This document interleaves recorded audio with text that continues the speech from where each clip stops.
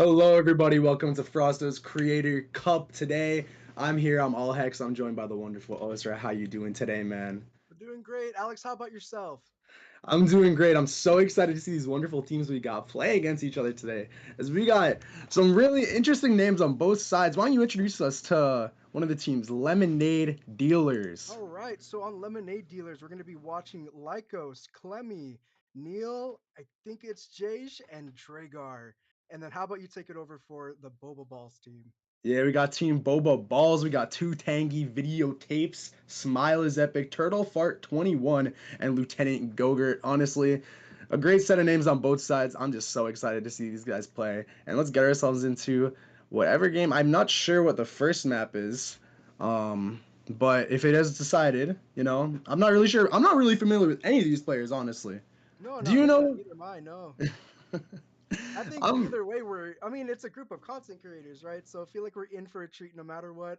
And from what yeah. I know, there are like teams have been balanced in ways so that we don't have like complete team of immortals playing against like silvers or anything. So I think we'll be in for a treat regardless on this like amazing Saturday afternoon, at least on the PST. Yeah, I mean, Yeah. here in Jersey, it's snowing outside, so I'm just excited to see some really fun games while I stay warm inside my own little apartment. Yeah. And yeah, we got some creators on both sides. I wish I was familiar with more of these players so I could talk about them for minutes and stalling until they're ready, but unfortunately, I don't know that much. But I'm sure they're all a great group of people, and I'm so excited to just see them run it down in game one and I'm pretty sure it's a best of one first off, so First off, right? yeah, round robin. We do love ourselves some round robins. I love them personally. I think they're hella nice. And then I believe I'm not sure how many teams move on towards the end, but I know that it will become best of three soon enough. And that'll be really nice to watch. I love myself best of three casting. It's honestly just such a treat to see the teams kind of adapt to each other, adapt to play styles, and also try new agents. I think that's one of the best things about best of threes is you get to like reach into certain teams like their map pools and you get to see kind of what maps they like you could really see what they do best on each map. And like you said, trying different agents and whatnot. Do you think we're gonna see any ISO today now that that agent's been out for a while? What do you think? I do think we will see at least one ISO today. I I think hope he's a so. really good character, genuinely, especially in a tournament like this. Everyone's playing for fun. How could you not Mhm. see ISO? Exactly. I mean, bringing out that new agent, you have to. If someone has to at least. Exactly. I'm excited because I want to see some Deadlock. Low key. I don't think Oh, with anybody those plays new Deadlock. changes, right?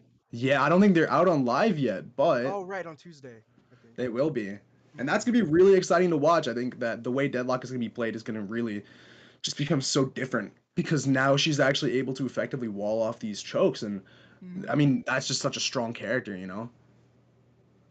I'm also really excited to see if you get any Gecko. What agents are we really looking forward to seeing the most? I guess other than the two that we've talked about already. Definitely Gecko, definitely some Neon, and Yeah. hopefully Arena. I love myself some Arena gameplay. It's always nice when you see a little highlight reel getting played right in front of you. And I love Gecko because his little wingman is adorable. I love his little tricks. I actually have a wingman plush right here. You got your cat, I got my Yeah, my plush. baby boy. He's so He's adorable. ready here. He's ready to watch some amazing Valorant entertaining at the league. Oh, Oh yeah, I'm ready to get entertained too. This cat is so adorable. I love cats. Oh my, but this game, I'm really excited. Again, like I know I keep saying it, but hmm. I haven't casted in a little bit. So for me, casting is always a fun little opportunity to just watch some more games, talk about it, and have fun. Right, right. And then from at least to my knowledge, we will be my dog. Give me 1 second. Yeah, no worries. I mean, dude, best of ones are always just such a treat to watch because these teams sometimes they can't really get their ball rolling in the game, but other times they just take the momentum and run with it. I mean, they know how to just counter strat on the fly. Some of these teams are actually just like having fun with each other. So like, hey, let's run it down here. Let's go Satchel in. Let's do this. Let's do that. So it's just really nice to see how all these teams have really unique play styles and how they kind of adapt in a best of one format because at the end of the day, there can be only like 13 rounds won. So you got to be really efficient with how you're playing these rounds out and how you're closing them out because every single round means a lot, you know? So welcome back, Ozra. I'm back. Hopefully, my dogs are getting sorted out. No They wanna worries. join the stream too because we're already having so much fun. Yeah, Yeah. Oh yeah, but to my knowledge, I think what I heard you were talking about, looking forward to the best of ones in our round robin coming up. What I'm really looking forward to is at least I think the map pool that we are going is going to be we're still staying with this current competitive season's map pool, so we aren't gonna Icebox isn't back yet. Are there any maps that would you want to see throughout this tournament at least played out? Do you want? I think I'd Lotus. want to Lotus. I really Lotus. want to see more of Sunset. I haven't seen a lot of gameplay on Sunset other than like games of my own, but like commentating over matches, I've never really commentated over Sunset, so I think that'd be a very fun Um, opportunity. I also think it'd be nice to see Haven. I feel like it will be played very common, but just before it gets rotated out, you know. yeah, Haven was always one of my favorite maps. So I'm actually pretty sad it's getting rotated out, but thank God Bind is out of the mix because I cannot play that for the life of me. But Sunset, I really do want to see a Sunset map. I think it's a really fun map. There's a lot of ways that both attackers and defenders can really contest the neutral space and gain advantages in the mid round. And to me, that is the most important thing because I'm an analytical person. I love playing the game. I play on my collegiate team. For me, I just love looking how the game unfolds. I love looking at the maps. So at the end of the day, it's all fun and games for me. But I think we're gonna switch over soon. Not really sure Hopefully, yet. I think should be they're getting going through started. map bans right now. Hmm.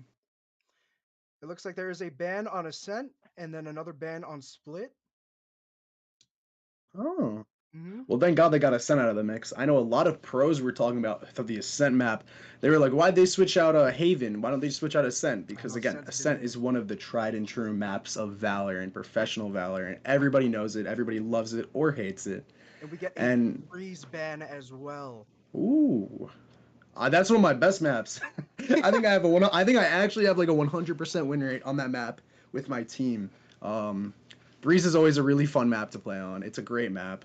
Um, I really like it the way it like kind of challenges you with its long range duels, especially if you're mid and Oh A. right, exactly. And there's that ban on Sunset.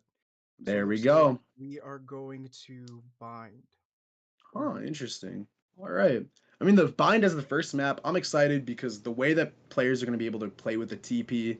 Oh my God, you could see Yoru, you could see Raze. I'm actually excited. I want to see if one of these teams pick Yoru. I think it'd be a really nice pick. oh, they're still banning because it's a best of one. I forgot. It's not a best of two. Hey, let's Right. So they're go. gonna keep banning. I was like, wait, bind isn't the only thing that's left because we still have Haven on the table as well. We have bind. And I think we have It's Lotus left. Lotus. We have Okay. Lotus. So we got Lotus, Bind, and Haven left. They're going to keep banning it through. We're going to see what we're going with. And at the end of the day, I mean, whatever map takes the cake, we're going to have to run it out, you know? And there goes bind. Bind is now off the table. So we're looking at a Haven or a Lotus game, which are maps that Ooh, we were talking about wanting to see. So it'll be very yeah. nice for us to cast either one of those matches, either one of I those feel like maps. Yeah, I feel like a lot of teams they kind of play, especially in a best of one, they play a little bit more like traditional. They don't Hmm. really like to experiment that much. So I wouldn't be surprised if we don't see the Lotus. The Haven seems like a safer pick to a lot of people. It's a lot been in rotation a lot longer, so people really Right. have the game plan completely like labbed out and understood. But again, this is a creator cup, so who knows what these guys have up their sleeves? Could And be I just I don't something think different. that starting off with Haven would be a bad thing either, considering that Haven's it's on its way out. A good way to open up this whole Creator Cup and everything that's following after it. So starting with Haven on its way out would be an amazing way to start. Let's see where they go because they're still deciding. And decide they must because we need to get in this game soon. Yeah. I'm excited though. I mean, like these two maps, I really like playing against them. They're both three site maps. So there's Hmm. going to be a lot of variation during the mid round with how people are going to be playing with their utility and information, especially if they pick like more info heavy comps or more like dry swing heavy comps, because at the Hmm. end of the day, Sova is not good on Lotus, but he's really good on Haven. And like Fade as well. There's a lot of info characters that do really well on one map, but do pretty poor on the other. You bring up some really interesting topics. We are going to Lotus. Haven has been banned, and it looks like I don't know. Oh, that is Boba Balls, I think, going on attacker side first. Yeah. with defenders being lemonade dealers. Oh, okay. I'm excited. I mean, these teams, excuse me, Boba Balls picking attack first is like not that surprising for me. I think if you have the advantage to pick a side, you're gonna want to pick attackers. You want to get a good start. You want to break the opponent's mental, especially in a best of one. Especially in a best of one. You want that momentum. You want to carry it over from one half to the net to the last. And you want that momentum as much as you can get within a best of one, because you just want to take him out completely. Yeah, exactly. I mean, best of Exactly. ones, you really, there's nothing else after. You got one map against this team and then it's over. So getting it over with in the most clean way possible and the best way possible for your team, it's probably going to be on the forefront of everyone's minds out here. And just to keep everyone updated, we are waiting on one more player to enter back through the lemonade dealer team, and we should be good to go. Yeah. Yeah. I mean, I'm excited because like these teams, I haven't seen anything from them. So I could either be completely surprised or completely let down. And I'm not going to get completely let down. Let's be No, honest. I I'm don't going to think be we're getting let surprised. down at all. Nope. I think we're in for some very fun. I don't think casual. I think very competitive, but still very fun Valorant, Oh, regardless. the number one goal for me every time I play this game is just have fun with it. Because And if you that's what can't it have fun should with be. Valorant, you're not gonna climb. You're not gonna be able to just play at all. So That's there's what no it point. should be. Exactly. And now we got the fifth man from Lemonade Dealers hopping right in. So we're gonna be getting ourselves into the game slowly, very shortly. Slowly but surely. Oh yeah. And it's also, while we have the time, give our hats off to Chippy, who is running our production right now. Thank you so much, Thank you Chippy. We so much, appreciate Chippy. you. This is very undoable without you. Exactly. All right, looks like our players are ready. We are going to head into the match very shortly. I am super excited to see what we have on the table with these two teams ready now and play. I'm ready for agent picks as well. Yeah. These agent picks on especially on Lotus, they're gonna be very fun. I'm Oh, here excited we to go. see just like what characters everyone's gonna be locking, how we're gonna be just how the comps are really gonna flesh themselves out. Because there's a lot of people that go for defense sided comps with like a sentinel, a smokes, and then like one initiator, Right. and or even like two sentinels. And there's other teams that'll go like, okay, we got two duelists, we got two initiator, and we got a smoke, so we're fine. Like it's a complete coin flip of something, and I think right now these teams actually do have pretty different comps Yeah, I mean compositionally. we have the lock in with the Rays almost immediately coming on lemonade dealers. We have a Sky getting locked in. This is very and then an Omen and a Cypher. I feel like it's very typical to see on Lotus. Not much experimentation going on. And Yeah, it then we have seems very cut and dry with this composition. I mean, you understand what they want to do. You got the Sky for flashes. You got one duelist, maybe two duelists just for taking space. You got a smoke for mid round, and you also got your Cypher to hold down the sights on defense. I'm And excited. I'm sorry, go ahead. no, you're good. I'm just excited to see how I this know, comp is I'm just played excited because too. I'm not really sure. I haven't seen a lot of Jet on this map. Usually I play Neon on Lotus, but I mean, hey, No, we see the other team on the attackers. What do they got over there? it looks like they're hovering. Nothing's locked in quite yet. We have Lieutenant Gogurt hovering over Sky, and now the announcer's yelling at them because they are still nothing's locked in yet. But two duelists it seems on Boba Balls. Oh, and that lock in we have Brimstones for smokes on the attacker's side, and then that Sky's locked in. We have Killjoy. We have Ray. We have double duelists on attackers. And then that Jet is also locked in on defender's side. So double duelists on both sides. All right, here we go. Loading into the match. I'm excited. I mean, I think the Rain is an interesting pick here. Also, something I was very much looking out for because I love watching Reina gameplay. I think it is Same. just some of the most fun games that you could ever have. Again, I think Brimstone on Lotus is also an interesting pick because I personally wouldn't Yeah, play him. that limited iPad. You know what I mean? Yeah. Like that Brimstone's either gonna have to be pressured to lock down a site completely or play on B so that they have control over both the sites. Especially since that Brim is the only form of smokes on that team. You see, on defender side, we have Omen who has range all over Lotus, and then you have Cypher at least to lock down certain sites. So we're gonna see some interesting things coming from our attacker side, which I do believe is lemonade dealers. Just want to make sure. Yeah, I think the attacking side is Boba Balls. I'm Okay. pretty sure. Or And Lieutenant Gogurt. Yeah, it is Boba Balls. You're right. You are yeah. correct.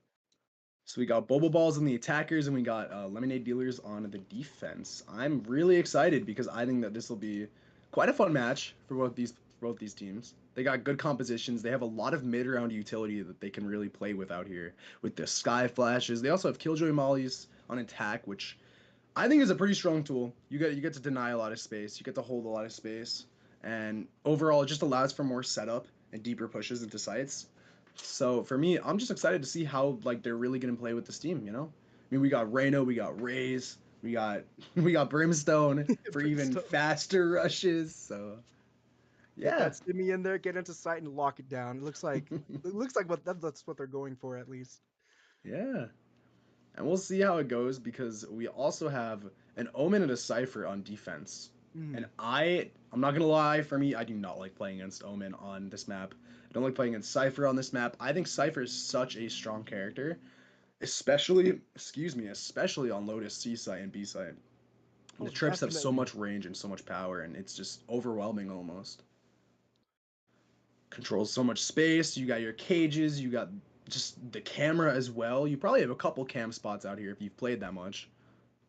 Oh, it But looks yeah, like the going in teams, for a pause. yeah, they're gonna go for a pause super fast. I think somebody may not have loaded in all the way, Hmm. but until then, we'll be a okay. You Everything's know? gonna be just great. Oh yeah, just peachy keen. I'm just waiting. I'm so happy. I think Lycos actually did DC'd, unfortunately, Oh, which that's happens. unfortunate. Yeah. Can't help it sometimes. But yeah, I'm excited to see what's gonna happen. I think the way that these teams are gonna have to default and play off rip is gonna be pretty interesting. They have to be on their toes about everything, especially with the pistol round. We could see a rush coming out from one team. We could see, the defenders just kind of take space quickly. Who knows? I mean, this game is all about just reacting to your opponents, what they're doing, creating your own set plays. And again, this is a creator cup, so everyone's going to be looking to have a little bit of fun out here. Hmm. I mean, just looking, I know things are paused at the moment, but just looking at where the defenders are waiting up on, where lemonade dealers are waiting up on, it looks like there might be a three stack on A. At least when I play Lotus, what I'm used to seeing often is Raze on A to take that space up of a main and kind of making sure that the defenders are kind of stuck there and not able to push as much. It looks like that's where they might be leaning. That Omen's also sitting on A. And then we got Cypher locking down C. Looks like it seems. There's a trip on B main as well. Got their Yeah, I bases pretty mean, much covered. yeah, I think I'm looking at chat right now. I think Austra's audio is a little low, so we might need to get that. I'm not sure if you could raise your Okay, okay. microphone. I could try and raise my gain. I do get very loud, so like that's kind of what I get really loud. So if I apologize, I'm raising the gain right now. Let me go into Discord and see if I could raise it It's there all too. good. Maybe you can, yeah, maybe Chippy could raise you or something. Check, check. Checking 1 2 1 2. Yes, hello. I'm just testing real quick. Hello, Whoa. everybody. I'm gonna have chat open on the side so that I can, just in case anything happens, I can see y'all's reaction. We could talk about it. But yeah, I mean, right now, I mean, this map, dude, honestly, they did such a good map or such a good like job with designing this map because Oh it's yeah. so pretty. Lotus is such a pretty map. Such a beautiful map. I remember when this I map love came it. out, the Astra cinematic that came along with it, everything was so beautiful. Things were being shown off in a very majestical way. It made me Yeah. super excited for it at the time. And then the Yeah. changes that we're getting coming up, I think this Tuesday. What do you think about those? From what I think, at least from what I've seen, the map looks to become a bit more spacious, especially on that seaside. Yes, definitely. I think it makes holding a site a lot easier. I Hmm. think, especially with B site, you have a little bit more space to hold on B. It makes it so that like even though there's just a little bit more expansion towards the left side, it still makes it a little bit better just to hold it. I think A site is going to be easier to hold back site, but you're not really Oh, going to definitely. have much, I guess, much pull in the front of the site because it's pretty easy to take if you're an attacker. It's just one simple lane that you have to run through, and I think the pocket, the cubby that they have in the back of A, is Right. really gonna just spell bad news especially Right. if you haven't cleared it. You're gonna have to flash that and swing it, and it gets pretty dangerous. It could be a very bad game. You could literally just lose so many players to that one guy sitting back back A with a shotgun. Um, but There's the so C many ways to changes, flush out that back of A with so much util. I think one of the biggest changes with that pocket being created is also the removal of that tunnel that you could see from like one side to the other, like from rope to the other side of where tree is. Um, yeah. no more like I guess it'll be harder to play Ring Around a Rosie and try and stall for time waiting around that time as well. But like you said, like you were saying on C though. The C changes are actually really interesting. I think Mhm. so. They changed the width the bomb site is. So now you Right. can't plant towards CT, Yeah. but you can plant in towards water. They actually like towards elbow. They actually cut water out so Hmm. that you can't the elbow part, there's no water. They added like wood Yeah. planks now, and then you can plant there, and it's actually a little bit more elevated, very slightly. So I think that it's a really interesting call to do that because it allows the attackers to play mound a little bit in like more of a strong position, so where you don't have to take CT if you're holding for C. But I just think that it's a very interesting change. They also made it so that it's a little bit. There's a cubby again on the left side of C, Yeah. so you could tuck someone there. You can have a shotgun. You can have a rifler. You can honestly do a lot with it. I think it's pretty crazy. Yeah, lots of fun changes coming to Lotus very soon. Yeah. All those Coveys, man, that you're mentioning, and I'm starting to realize Covey on A, Covey on C. All they did Yeah. was add cubbies. But yeah, we're just waiting on our jet real quick. Hmm. Shout out again to all the players, all the staff that are working this event. Thank you so much. I'm glad that I get to cast with you, Osram. Yeah, And I'm very, very honestly, like so, very likewise. Thank you so much, Frosto, for this opportunity and production that's keeping us going. Um, just I'm very excited. This is technically my first time casting outside of any of my own events. oh So my there's that. god, that's Yes, gonna awesome. play it by ear. Just make sure to have fun with it. Try not to get stressed about it too much. Yeah. It looks like players are all disconnecting, and we're gonna reconnect into the game pretty soon. Yes, I believe I saw somebody is getting subbed out, most Okay, likely because I of think I internet saw that too. problems. Yeah. Yeah, but still very interesting. I think it's gonna be a great time. I think regardless of who it is, I'm not really sure who's getting subbed in, but the end of the day, I think that, a sub could change the complete dynamic of the game, or it could change literally nothing. I Mhm. mean, we've seen subs do a lot of work. I mean, one thing that we saw a sub, I mean, I mean, didn't Demon CGRS, One start out as a sub, right? yeah, Demon Like, 1 or started as a sub. whatchamacallit, I don't think necessarily. Not Okay, like a because sub, but you're not a he was a sub, but he was he a was put in over BCJ, right? And yeah. then just look how far Demon One elevated the team. I'm not saying anything against BCJ, but it's like look how like far they got putting in Demon One though. It's like stuff Yeah. like this. It creates such huge changes. Of course, we haven't seen anything yet when it actually comes to these teams, but who knows? This change could be a very huge change for them. Yeah, I was gonna say CGRS did like probably one of the best jobs of like a substitute player that I've ever Hmm. seen. I mean, he came in during Masters Tokyo for Paper X, and they literally made it to third, which was Yep. such an important accomplishment for them. They beat NRG, they beat EDG. I'm pretty sure they also beat I forget one of the other teams that they beat. I'm pretty sure they beat DRX as well. But they had such a great run with somebody who literally had not played competitive Valorant like Right. for such a long time. So he was just a content creator coming in, thugging it out with his team as a sub, and he made it. He made it that far. And that's why subs are just as important as your core players. I mean, you never know what's gonna happen. Especially throughout bigger internet tournaments such as like this, bigger internet events. So you never know what's gonna happen. Having subs are just as important. That six man, make sure you appreciate them in your premier team, because who knows, maybe someone can't make it one time or make it a game, and then you can't play with four people. So having that sub, they come in clutch right when you need it. Yeah, exactly. A substitute player can make all of the difference when it comes in. And yeah, we're gonna see. I think Cheesy Wiz or somebody got in there. I'm not sure who it is, I think but we're good. I think we're good. I think we're good. I hope that we're good. Please, please, just don't change who you played, please, guys, please. Everything looks the same. That's what it looks. Yeah, it looks the same. Still got the same So I stuff. got Omen, Omen Rays, Sky. Yup. Oh, Neon? Not the Gecko. Please just lock Reyna. Oh, we got a Neon instead of Jet this time on defenders. Oh, okay. I think whoever took Lycos' place is now playing that Neon. And then we have different people hovering. There's that Reyna coming back on attacker's side. And then looks like that Brimstone, everything else seems to be staying. Yeah, I mean, at the end of the day, I mean, the only switch is just on that Neon, Right. which, you know, I don't really know. I don't know if it's gonna have that much of a difference. I mean, you switch Jet for Neon, which I'm not gonna lie, you probably have more entering power with Neon. But yeah, I'm excited to see how this goes. I mean, this is going to be a really fun match. We got Neon, which is a character I wanted to see. I told you I wanted to see a I know, Neon. Filipino Thank represent. Let's you. go. Thank you. Mabuhay. Let's go. And yeah, All right, now here I'm we just really go. let's see it. But yeah, I'm gonna be really excited to watch how this Neon plays the game because honestly, it is going to be such a fun time watching Neon run it down. Oh man. I love it. I want to see the slides. I want to see some of the movement tech.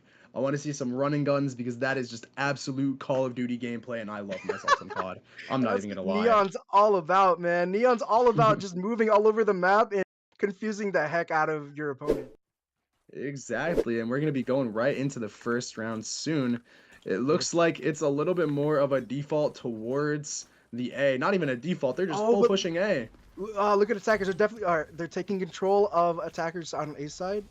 Defenders are taking control of A main. But look at attackers though. They're all pushing up of C, leaving Cypher on his own to hold control of the site. Brimstone smokes come down. That nade comes out. Not detected, but it's all Cypher versus the world. Going down from the hands of Smurfcat. You see Gardevoir looking straight into the smoke. Reyna's inside. That dog coming out. They see the Reyna in smoke. They're spamming through the smoke. Everyone, they got the plant down for looks like a slightly off for Mound. Defender side working their way into site. Cheesewiz takes down one. Lightwork takes down the Neon. Oh, Sunberry's getting one Lightwork. Still looking with the Reyna Lightwork and Smurfcat taking down Cheesewiz, and it's just Sunberries versus the world on Mound. The nade going a little bit wide, and no one grabbing that bomb, but Sunberry's actually going to look to swing and getting swung.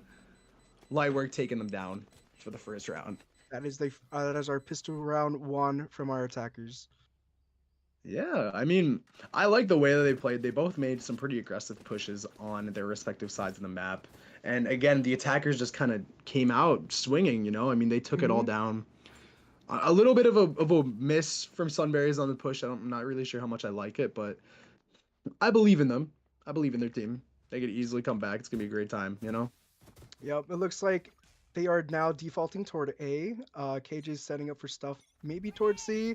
Here they are, that spam of Yuta to take over A main. This is exactly what I was talking about when we're waiting. That control over A main control coming from our defenders, forcing them to stay stuck inside of that little cubby. They're waiting for that one way to disappear. That Sky Dog going through the smoke to see what, and there's confirmation that there are people there. Up through them. Sky Flash going wide. Okay, 3 for 2. 3 for 3, maybe. No, it's 3 for 2. And Dragar's down, and unfortunately, Gardevoir taken down by Lightwork with the 4K. Second round, I really like the play there to take that A main space and just suffocate that. Like, you know, I mean, you spawned about 3 of them, and you got 2 of them, right? Exactly, yeah. And that's not bad of an eco round for them. Yeah, exactly. So technically, if I'm right, via the transitive property, they should have gotten a couple guns off, right? yeah. I mean, just look at what's happening to our defenders right now. We have some people on more light shield buys, which and then everything Probably comes from the util and the force pistols. But yeah, now we got videotapes looking straight onto the back of B with his teammates. Okay, Lightwork looking forward. Cypher solo holding C. Lightwork is paving the way forward into C site. While we have like 3 other players waiting outside of B. Lightwork takes out Cypher on C side, moving their way onto C is now open. There's the Neon waiting near Waterfall. And they're afraid it's a B hit, but Gallade with 2 clean shots. So Neon started rotating off, and then heard the footsteps coming from the Brim and the KJ. KJ setting things up, making sure no one's around that corner. That nade comes off. Spike is down on site. Neon rushes forward. That Skydog sees the KJ outside of C. It is Ooh, oh, a little it bit is of a a 1v2. mispeak. 1v2 with the Sky very low health. This is very doable for Tengi. All they got to do is just play time here. They have all the time in the world because it's just Tangy versus the world. You got two sight lines, they're doubled up, and peeking Oh, right into them is Tangy getting dropped by both. What a round. I like that. I really like the mid round adjustments from both teams. Pretty and nice. that neon really allowing for those really fast rotations. She pulled up to C site like in no time. Yeah, she was there in just an instant, you know? That That's presence the is power of the so important. neon, That is the that power of the rotation. neon. That's why she's such a strong character on this map, especially when you want to pug it out with her because she's able to just move and take that space, reclaim space. Such a strong character, but now we All got the right. attackers. Boba Ball is looking right down the barrel of Yep. B site. Four of them in main. Killjoy holding that C mount space. Looks like a slow walk to B, like they've been doing a lot of the time. And Cypher's just around the corner looking. At least, oh, the Reyna sees the trip. The Cypher seems to be Ooh. caught off guard, taken down by the Reyna. Reyna moves slowly into the smoke as the rest of the team pushes into B site. We have Omen, Gardevoir watching the Reyna push into. There it is. Ooh. That Omen catches that Reyna lurking into backside. The paranoia Free comes out. gun. Score. And now we got Omen just kind of trying to regroup with their team. Gallade's getting healed up after a quick battle with Smurf Cat taking them down. Bomb is down onto the site, but there is one in C main. Unfortunately, they're going to drop right out, maybe look for one, but Tangy just kind of peeking into Gardevoir, unfortunately. Gallade in smoke waiting, Gardevoir TPing in, getting one, and the Sky going to grab Gallade. The Molly is on the bomb very slightly. So that is up for defenders. Another point for, was it? Yeah, another point for Lemonade dealers. For lemonade dealers, yeah. Good Yeah. round from both of them. Wow. I like that the Reyna was able to just take so much space and just really try and contest these guys.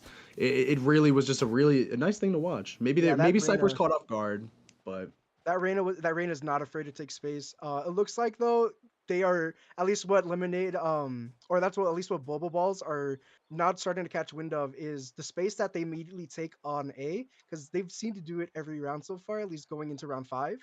mhm. And then looks like it is going to be another one of the same hits where Sky throws out her flash and then Ray throws out her nade to take over that A main space. So looks like the attacker's raise is there to confirm that, and then the rest of the team moves up elsewhere. We have Arena creeping up B. Might have the same interaction here again.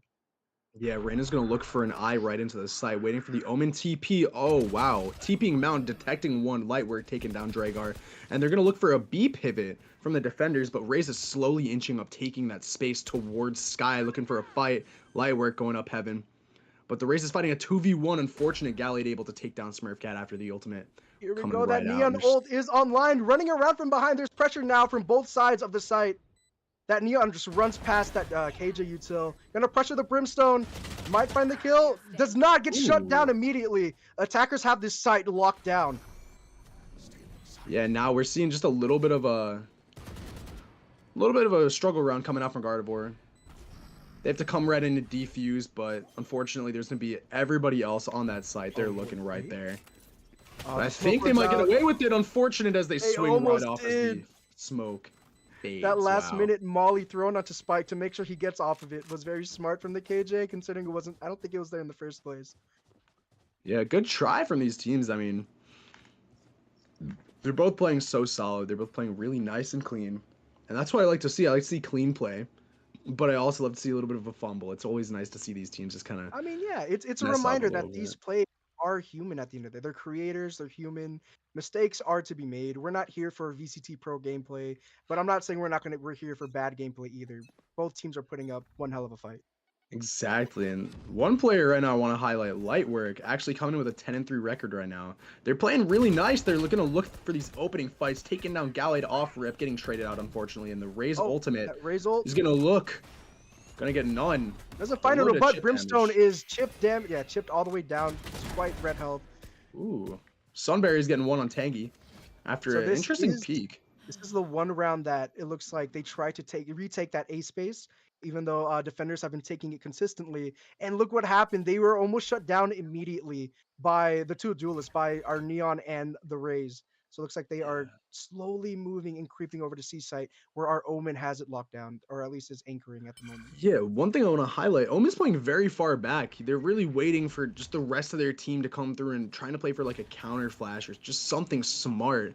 But they're Mm. actually going to smoke onto site, and now the attackers are a little afraid. One caught by the trip, unfortunate, no kill from Gardevoir. They're going to TP out backside as the Sky Ultimate is popped right out. And now they know that the Sunberries is running on the flank. Oh, Taking down Sunberries Videotapes. gets that kill on Brimstone, but it's traded out with Lieutenant Gogurt getting that kill on Cheese Whiz. That Blaine comes out, Spike is on the ground, but there are people on all directions for the Sky. Gotta be So very careful with how you approach. Lieutenant Gogurt gonna peek into one, but Gardevoir gonna secure that kill at the end of the day. given that opportunity, that Gardevoir will take it.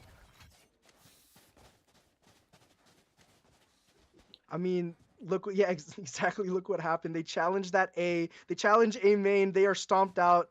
What do you think they're gonna go for it again? Because it looks like it's taking control of A main for defender's side has seemed to do nothing but work in terms of like in favor for the defenders. I feel like they will. I feel like there's a good shot that I mean Sky and Razor already posted up on that. It's their default. They know what they gotta do. And Yep. again, the attackers are on a decent buy here, but they're gonna look for the C and B split. And Reyna is here and they confirm that the A space was taken, so there's at least 2 toward A. So C has to be at least a weaker site, even if there's less util. But we do have Gallade sitting with the judge. Oh, the KJO comes out on A. Gardevoir takes out Smurfcat. Neon's trying to get out of sight, get out of the way of that attacking Killjoy ult. But Lightwork is finding picks on the outside of B. There is Ooh. So that is a That free was- site for attackers. That was very clean execute coming from attacker side. Yeah, I like the execute there. I like being able to pick up the Cypher kill on towards B, give a little bit of misinformation in the mid round, and now we have the attackers, Bobo Balls, holding onto the site. They're going to tuck the Reyna in deep while the retake begins, and Neon's working their way all the way up, Waterfall, but going to back out a little bit, try to regroup with the team. Maybe look for a Sky Heal. And Gardevoir inching their way towards site. Gallade going to push up with that Sky Dog, trying to detect one. Reyna's close, but Killjoy and Molly is close as well, and the util blasted out. Reyna looking for one. Lightwork getting TPs one. directly on his side and finds a headshot on the Sky, but gets taken out by the other Reyna, by Lightwork. That leaves Raze on the other side of Mound. Half health, no time. And Lightwork finds the ace! The ace out for Lightwork, looking just like their name. Does that just seem like just a flash in the pan for the other team? But Lightwork is on the run out here. Some nice kills, good aim, and I mean, hey, this is, you know, every team has this one player that's always going to pop off a little bit, kind of like the carry potential, and I think Lightwork is just doing their job as that player, you know? Oh, definitely. With that, what is that, a 4.0 KDA? Absolutely insane gameplay coming from Lightwork. Oh, yeah. And I mean, Boba Balls, they all seem like pretty solid players. They've been playing really great as a team, but I really want to see Lemonade Dealers like group up together and kind of like take more space, play more aggressive instead of just this slow defaulty gameplay off rip, and that's fine. You can play like that, but how much is it going to get you towards the mid round where like they already worked up, they already know where you are, you know? The first time that the defender side does not take a main and 8 attackers are all over it. Yeah, We I have a mean- small confrontation between Killjoy and Neon near C Mound. I think Killjoy was able to hear, maybe not, but definitely Neon heard that rotation. So there's communication possibly. Ooh, Cheese Whiz! Cheese Whiz! Cheese Whiz with 3! And Cheese Whiz get 4. They're actually going to play for time, looking for the flash onto the Reyna. The Reyna is Oh, peeking with the right in. flash. Lightwork getting the 1 and the bomb secured in time, buying enough just for the team to start rotating back in. There's going to be no one on site. So free site, but the retake is going to be a little bit tougher because they don't have full guns to retake with these guys. They have a Ghost, a Shorty, and a Classic. They have a And a but Sheriff. Neon just picked up a Vandal on the flank. Oh, that's a both good the one. duelists on the flank. Good So- gun for them. So now they have a 3v2. The numbers here are good, but Tangy dropping those numbers down to 2, evened out for the rest of the team. Gallade looking for 1. Tangy gonna jiggle as the util is out. Killjoy Gallade taking spots down both of them. Lightwork. Ooh, Oh, Gallade. with the slide into the kill. That was beautiful.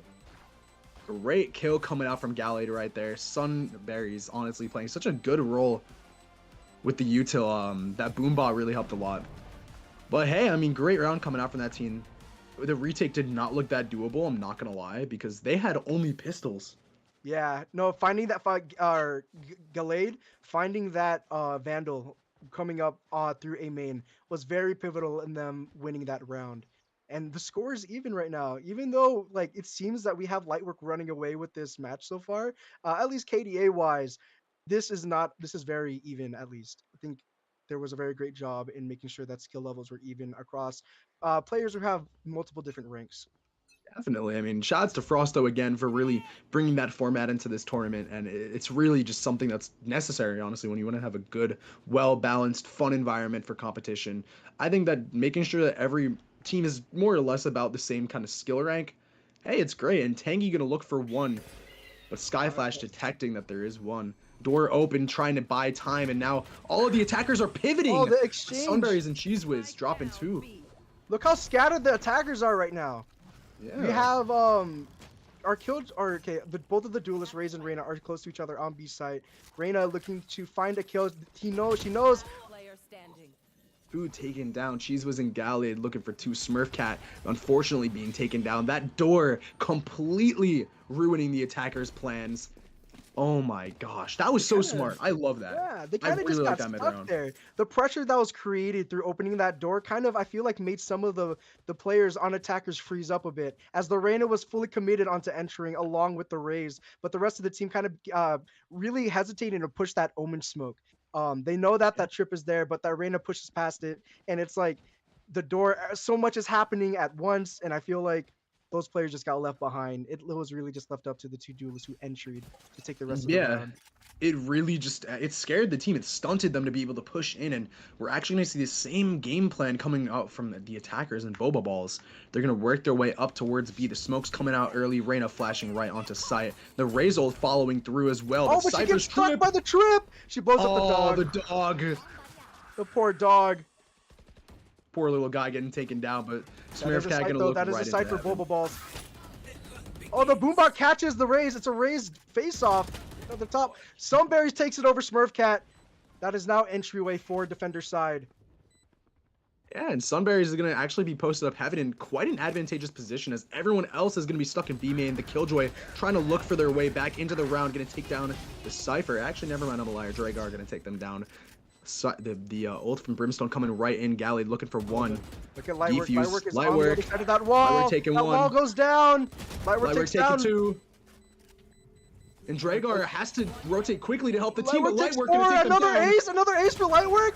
Another ace for Lightwork comes into play. Lightwork evening up the score once again. Two aces coming out from Lightwork out here just to even up that round. Lightwork has create 17. So much more chaos, and it's 5-5 for both these teams. What a round! Oh my god, I love the Killjoy. The Killjoy alert was so necessary there because I saw her fighting the Cypher. Even though she didn't get the kill, she created so much time that like the Cypher was known. So it's like, okay, he's not flanking us. He's like on C. Yeah, so, and then it also forces the Cypher to like deal with it because in the lack of time that the Cypher gets to be really late and too late to help the Sky. Looks like it creep toward A this time.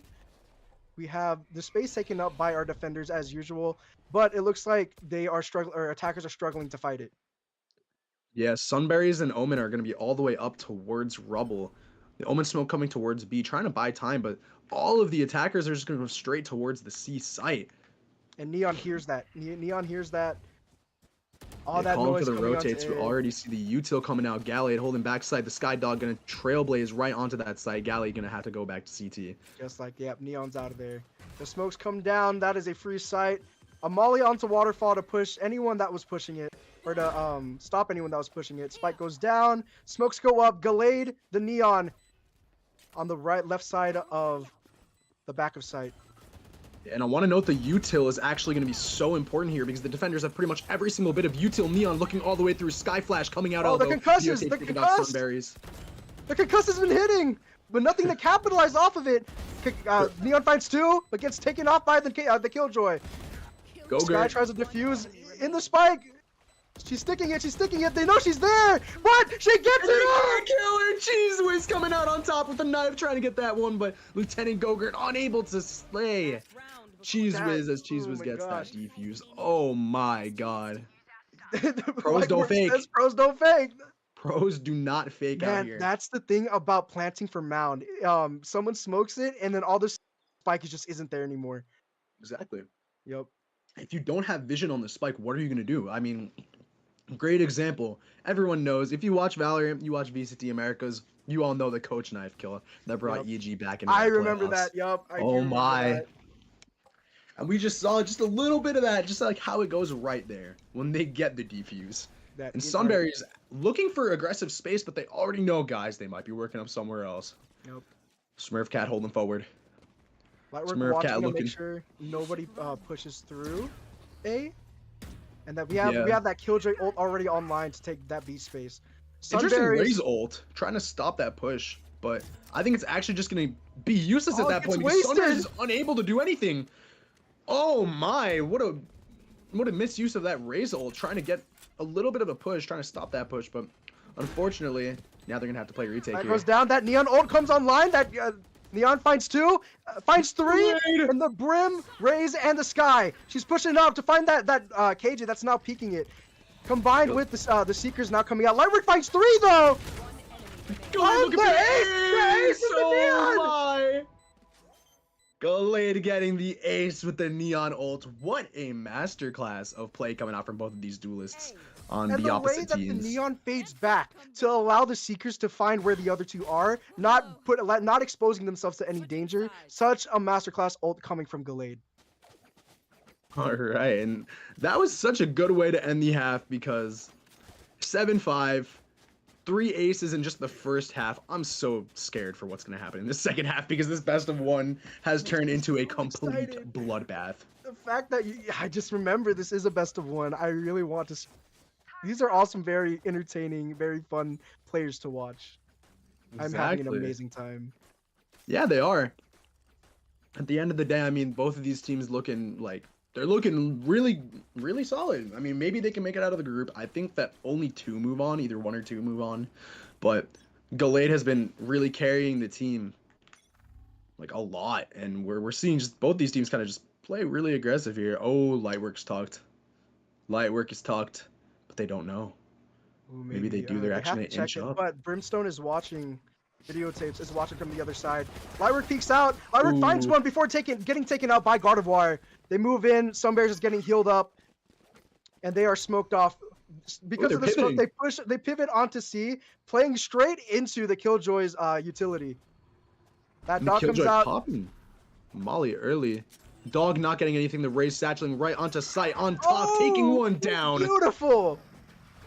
All right, the defender side dog comes out, spots the whole team. Videotapes creeping outside the smoke, finds the Raze creeping back in. They hear the plant, they're pushing onto site. Brimstone lurking, kind of dancing around while the Brimstone gets taken out by the Sky. Smurf Cat looking around for anyone lurking around the other side. It's a 2v2, now a 1v2. Smurf Cat showed their location. Smurf Cat. And the enemies are playing Mound, taking one down. Gardevoir playing the corner. But Smurf Cat gonna have to play a little bit more aggressive here, grabbing that spike. Gonna look for half. The Omen is close. Pros don't fake! Pros don't fake! Pros do not fake. Oh my, again! Right under their noses. Seaside is pretty cursed when it comes to those plants.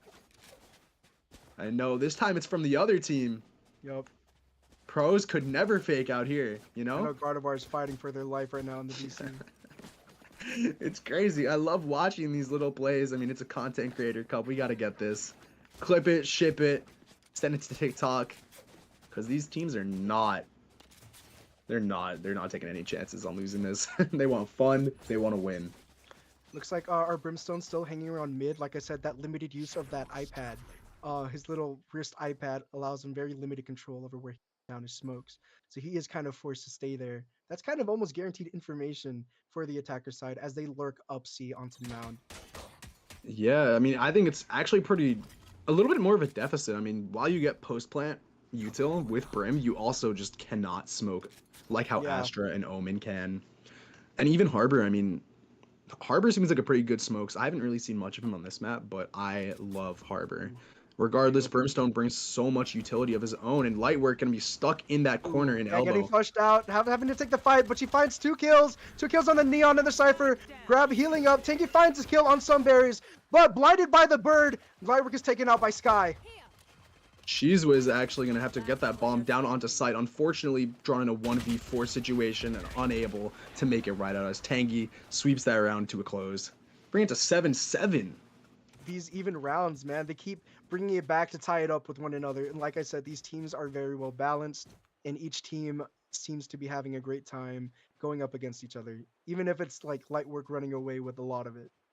Yeah, I mean, at the end of the day, it happens. Like, there's always going to be one player on the team that's going to be popping off a little bit. And Right. some players that are not going to be doing as much, but regardless, as a team, it's about how you work together to accomplish your goal.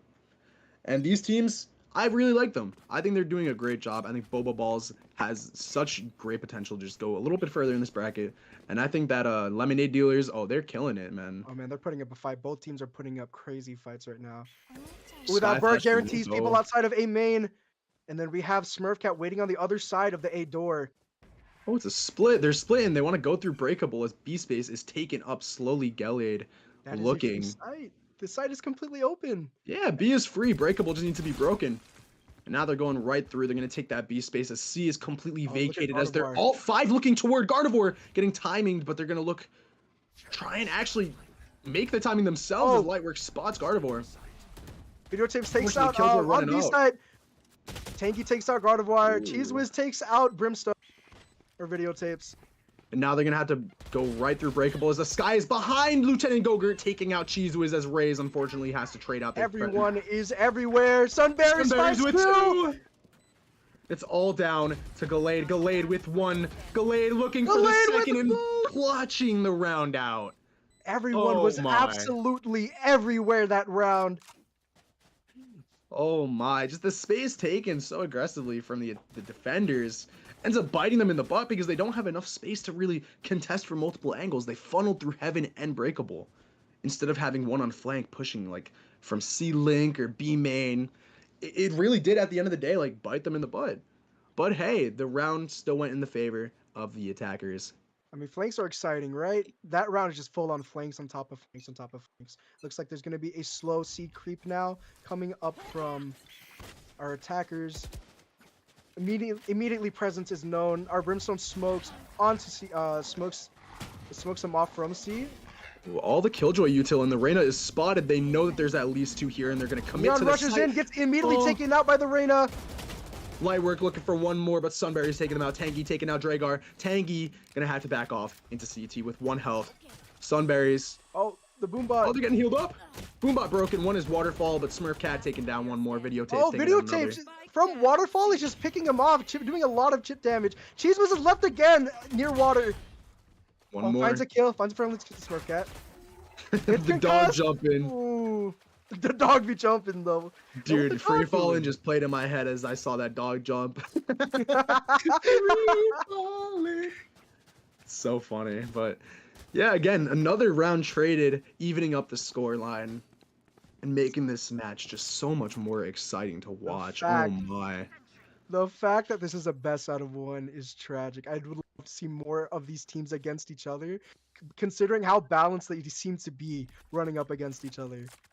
Yeah, I mean, I think that these teams really have potential to make the finals, either of them. Either of them, very, very true. And now Right. Videotape's gonna solo hold B once more. As an A, B, a little bit of a default towards A and B. They The want to look for this confidence- space. The confidence from Lightwork, hearing nothing outside of C creeping up for a flank. There looks to be a split between A and B, but Lightwork is already on that flank.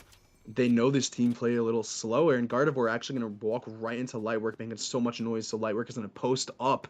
But Oh, the wait, entire team is sectioned what off. is happening? Wait, but look at Lightwork Sunberries. Sunberries. Sunberries, no! Does Lightwork Walking know right that the into Cypher's Lightwork. there though? What? Yeah. Everyone's everywhere again. Cypher's still there. The Cypher. So Lightwork did not know that the Cypher was there. Oh, but the KJ wraps back around and finds a kill on the lurking Cypher that was lurking on the Reyna. That round was so chaotic and just... Did Raze just bump the wall? I think Never so. mind. Smurfcat is actually going to get 1. Gardevoir taking down Lightwork. She's coming And out. they're gonna take Gardevoir it has right to make into the some fast loving moves. arms. TPs. Oh, So tries to kill close. Smurfcat, but all angles being held. That was one. That was a round. That was a Man, round of all this time. this match is so chaotic. I'm actually I afraid. love it though. This is so fun. So funny to watch. It is. It's really interesting to watch. I mean, these teams, they have their own game plans. They're like, yo, let's do this, and it's really funny to watch. I really do enjoy this gameplay. It felt like a Saturday morning cartoon, which for us is kind of a Saturday afternoon / Saturday noon dinner time cartoon where they're all chasing each other through doors. Very fun. Reina already creeping up. Lightwork already creeping up. See Gardevoir jump peeking to make sure that, and I think Gardevoir did see the Reina. Lightwork feels like I'm back on Cartoon Network again, watching these teams play. I love it though. It's I good love memories. it. Gallade looking Smurfcat finds a Smurfcat. kill on Cheese Whiz. Gallade gonna look for the trade though, but Smurfcat not gonna give it up as they're taking down Gallade one more time. Lightwork posted up C. No fear coming out from Lightwork, just like, hey, I can do this. I win this. They could peek me. I win it. I mean, just look at Lightwork's KDA. The confidence is oozing through. Look at that! Look at that! Finds both of them. Yeah. The third one And they is find there. three. Is there? Lightwork once again posted up, taking down 3 with just the flick of the wrist right there.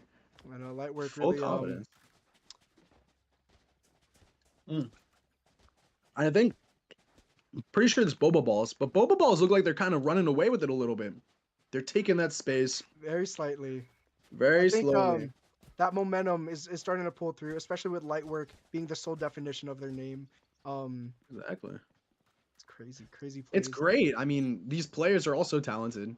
They're all just like having fun, and I think Alex, that's what matters. Alex, we got a Bucky Neon. We got a Bucky on Neon. Yes!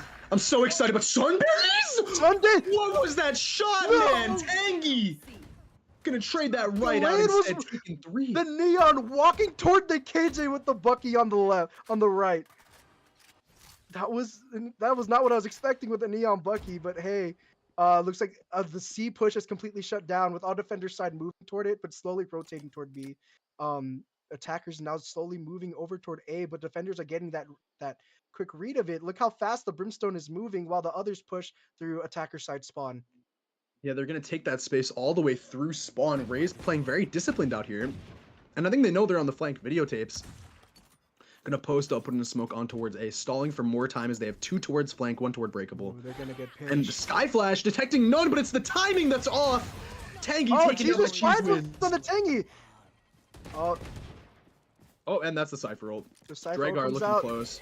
Sky Flash once again. Dragar gonna have Cheese to Whiz! fight. Look for 2 more. But Cheese Whiz. Cheese Whiz. Cheese Whiz versus the world. The Flash. Brim is at 1. Smurfcat low. Smurfcat Oh wait, taking Cheese Whiz down. takes this! Cheese Whiz takes this! No way! All the headshots she does Oh! with the 4K! Cheese Whiz, absolutely insane! What a clutch. They What a played it great slow comeback. and steady. They played it slow and steady in every fight, almost every fight. Dude, I and can Cheese knock Whiz- it over. Can knock it over that round. Sunberries sat Lightwork down, and then Cheese Whiz brought it all the way back Cheese with Whiz that just took 4K. over. Yeah. That was What an a amazing, round. amazing play from these two. Yeah. Great job from both of these teams. I mean, oh my god. Lemonade dealers are going to have to come through with a little bit more if they want to find themselves winning this, as Boba Balls take the lead with 10. I think Gallade going to lead the push towards C Mound. That's what it looks like. But then we also have Lightwork and Tangy, who are sitting pretty neatly on C. They hear the orb and Yeah. they might creep off now. That's what they might be doing. The bomb is in Um, spawn. But the right, Omen has right. the ult. I think.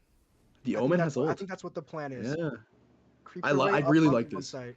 I love this idea. I'm not going to lie. It's such a huge, or not really a big change of pace, but at least a change of pace for the defenders. The defenders aren't really pushing up as much as they normally. Definitely, yeah. Information the found. They Omen. found where they know where Lightwork is. They know where Lightwork is, but there's also 2 towards C and 2 towards A. Ray's Smurfcat gonna be completely blinded. No idea what's going on, but Gallade looking for 1, taking 1. But in a but gets bad traded blitz off. right there. Oh my god. Lieutenant Goger gonna grab 1. The plant Gardevoir. faked, but it does not matter. Gardevoir taken down as Lieutenant Gogurt inches up towards site. And the last two were coming from C. They were late. They have no space towards site. Cheese Whiz. Cheese Whiz. Cheese Whiz is not making it easy for them, though. Yeah. And Lightwork gonna look for this too, but not gonna peek. They're just gonna play with their team, play for time, because this game can really go either way. The door opening, creating pressure on one side, while Cheesus walks through the other. Cheesus finds another kill on Lightwork, and another on Lieutenant Gogurt! Tangy, it's all up to Dragar. Dragar cannot find it. Tangy kills him off, and that's it. It's almost match point here. Yeah, once again, Boba Balls just coming in with the clutch. Great teamwork. Such to close. the team That was play. such a close round. Yeah. That round easily could have landed in Lemonade Dealer's side. That was such a crazy round. Exactly. They played so split up that they had no space to retake and play together. It was bad. It was tough. But at the end of the day, I mean, it's those rounds, those high pressure situations that really make or break your performance in your team, you know? Look at all, like, especially being in advantage when it comes to points. Defender side, Lemonade or Boba Balls still have their ultimates as well. Yeah, I mean, 5 ultimates coming out from Boba Balls. They're going to look to burn some of these so that they can secure these rounds. As Smurf Cat going to hold back, look away. Smurf Cat, we might have our first engagement here. The entry coming in from Gallade, slides in, finds the kill. Jesus finds the kill on Smurf Cat. He's all Lightwork. Lightwork versus the world, baby. Neon wrapping around. Looks like Again, everyone a lot will be of these coming from ults. CT this time. A lot of ults have come out. That Reyna ult is active as well as Neon deactivates. Runs out Reyna of has charge. to find a kill soon. She has to find a kill, and it's She might Dragar find it on close. Dragar here. She does. She dismisses. Right. Oh, almost into Gallade's hand, but she finds the kill onto Gallade. Wait, did Great pressure. But I'm not sure if that Brimstone ult is gonna help a lot because the Killjoy ult's still there. That diffuse is coming out. Like pros don't fake light work. Pros do not fake. Yeah. And the defenders taking themselves one more round towards Match the point. win. We are at match Yeah. point. This might be the final round for this first game, and it is definitely one way to start off Frostos Cup. Yeah, I mean, this game has really just looked so close with every single round. Even though the score may not fully say that, I still feel like every round could have gone either way because of how they were positioned, how the utility was placed, how the kills were even gained in the first place. I think these teams really do show a lot of potential in just their first game on. Both of them. Here we go. Looks like it's another A hit. But more Yuta coming up instead of a slow creep. We have that Omen Smoke toward the back of A, and then we also have that Skybird initiate. Neon is concussing in, dogging, and then the dog coming into from Tree. We have a much more explosive way on the side. Smurfcat is... Oh! Lightwork takes out Cheese Whiz first, but then Smurfcat's taken out by Gardevoir. Sunberry is the at the judge! Judge! We got Raze on Judge, switched out for Vandal, instantly gets taken out by Tangy. Dragar gets taken out by Lieutenant Gogurt. It is all left to a very low HP Gardevoir to make sure this bomb goes off and save their tournament run, at least in the best of one. Oh, the util spam! Not much! Guys, to the molly! There's not much room. And that is GG's. Boba Balls takes the first game of the event. Wow, what a great best of one that I just got to cast there. Oh my god, great work from both sides. Oh my god, I don't know. I mean, like, Lightwork just really held that game in such a firm grasp that it made it so difficult for like at least the Lemonade dealers to make it back in. Really tough, but it's such a great time watching these teams play. They both had their moments, and it was just so fun to watch and cast. That was an amazing game to watch. Definitely one heck of a way to kick off this event. Yeah, congratulations to Bobo Balls for at least winning the first game of the event. There's some crazy players we have here. Oh, yeah, I mean, no, it Wait, said a cheater. no, I got something. I think Yeah. fine. Yeah, I think, are we going to a break soon? I think we are. Yeah, we're gonna go to a break, so we will catch you guys soon. And then I think it is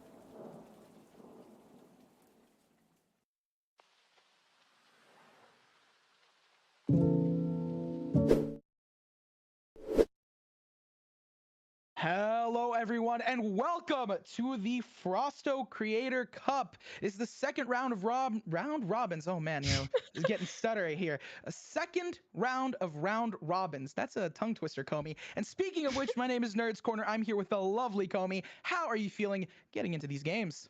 I'm feeling pretty good. It's nice to finally meet you and finally be live here.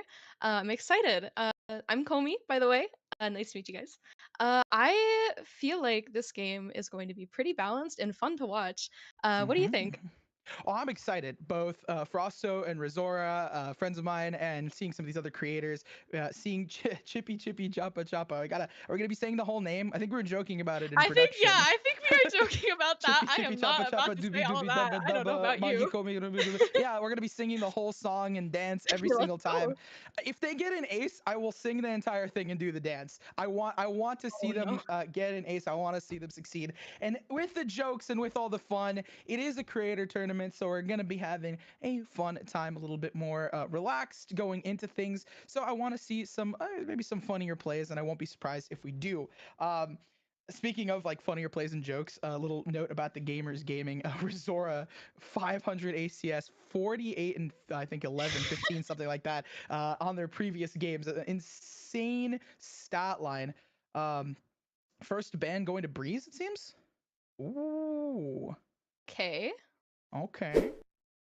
Personally, I like Breeze. I personally really enjoy Breeze. It's a very fun map.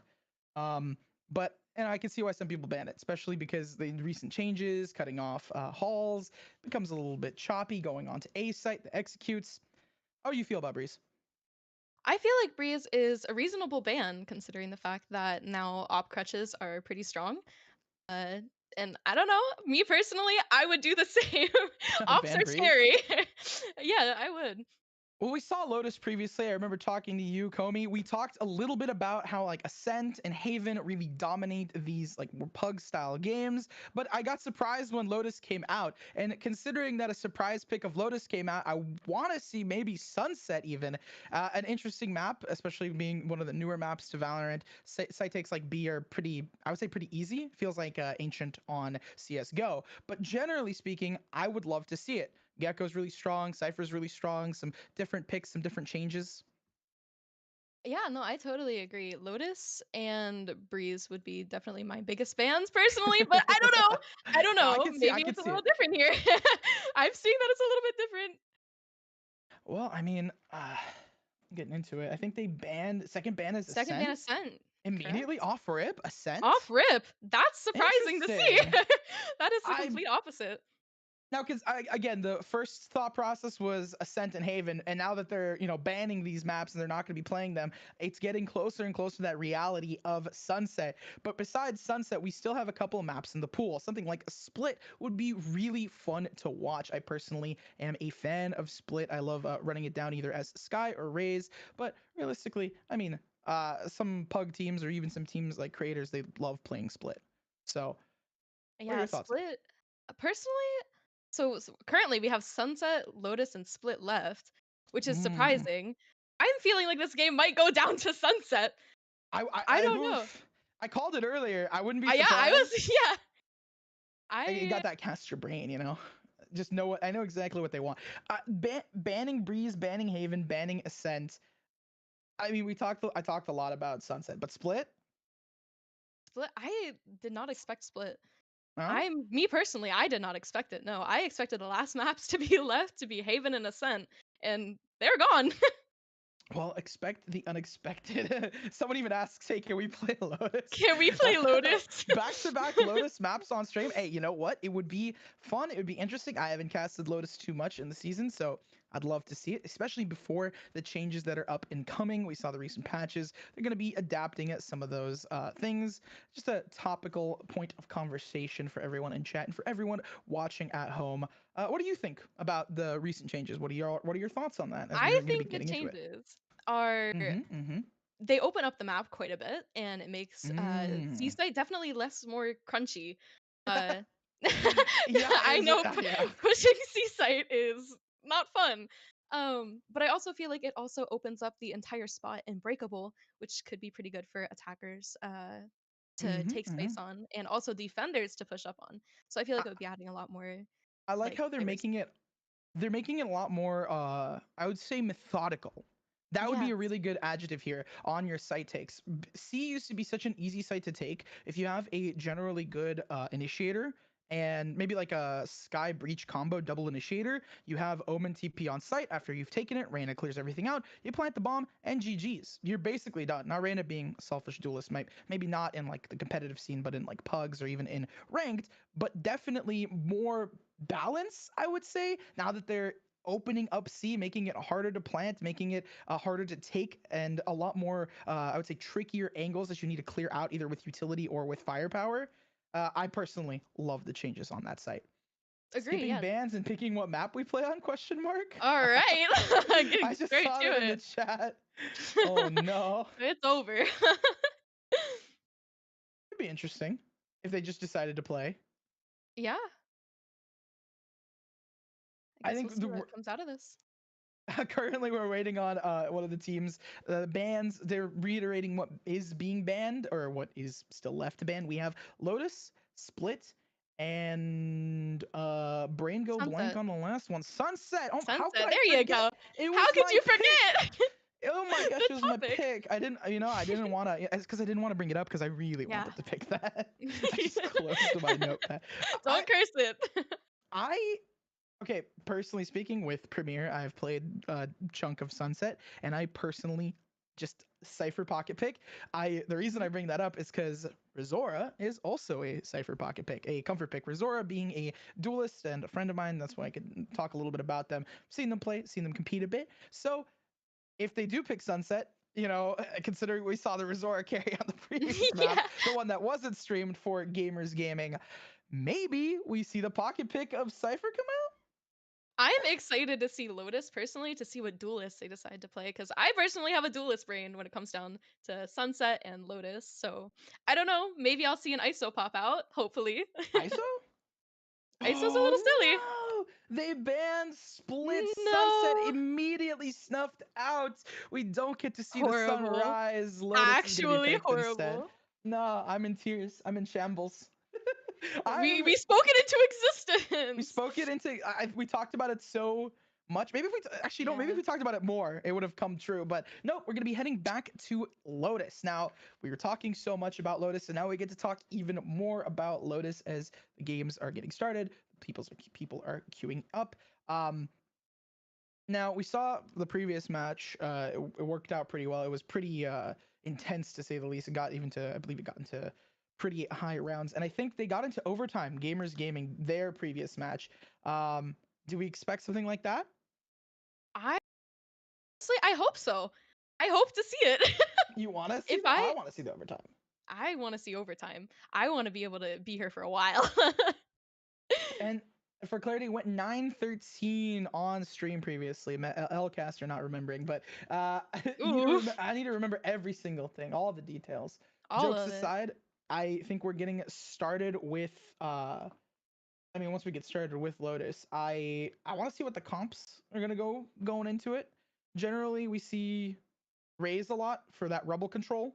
Hmm. Uh, I'm I haven't excited to maybe seen see an Omen pick. an Omen pick would be pretty good. Hmm. Now, I think Omen and Viper Omen, Viper, and Harbor are the top 3 controllers I would say on this map. I agree. Harbor is really, really, really good for very specifically isolating space.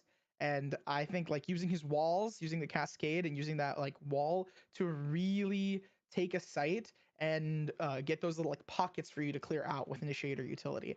And once you create those pockets to clear out, you can start like isolating those 1v1s. I also think that the harbor wall is pretty good for the slow. As we can see on like True. close maps like Bind, it puts that slow on them and makes it kind of like they're pushing out of like a hole.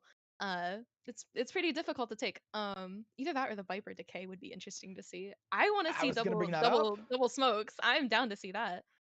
I feel like if you're going to be going double smokes on any map, 3-site map is a good map to actually execute that on, specifically because you can have one smoke on A, another smoke on C to stall, whether it's the slowing from the Harbor utility or whether it's the decay from the Viper utility. The reason I was going to say Viper is there's a lot of lineups that are coming out from Vipers, especially when you're on attack, and the snake bite is really, really powerful. That molly is really useful for denying and slowing entry, as well as isolating areas for defense retake. So if the defense is starting to retake, for example, they're retaking A site, it becomes really difficult if you molly off heaven for them to take heaven control, isolating their path. Either they have to slow down and the bomb ticks away, or they have to go a different route.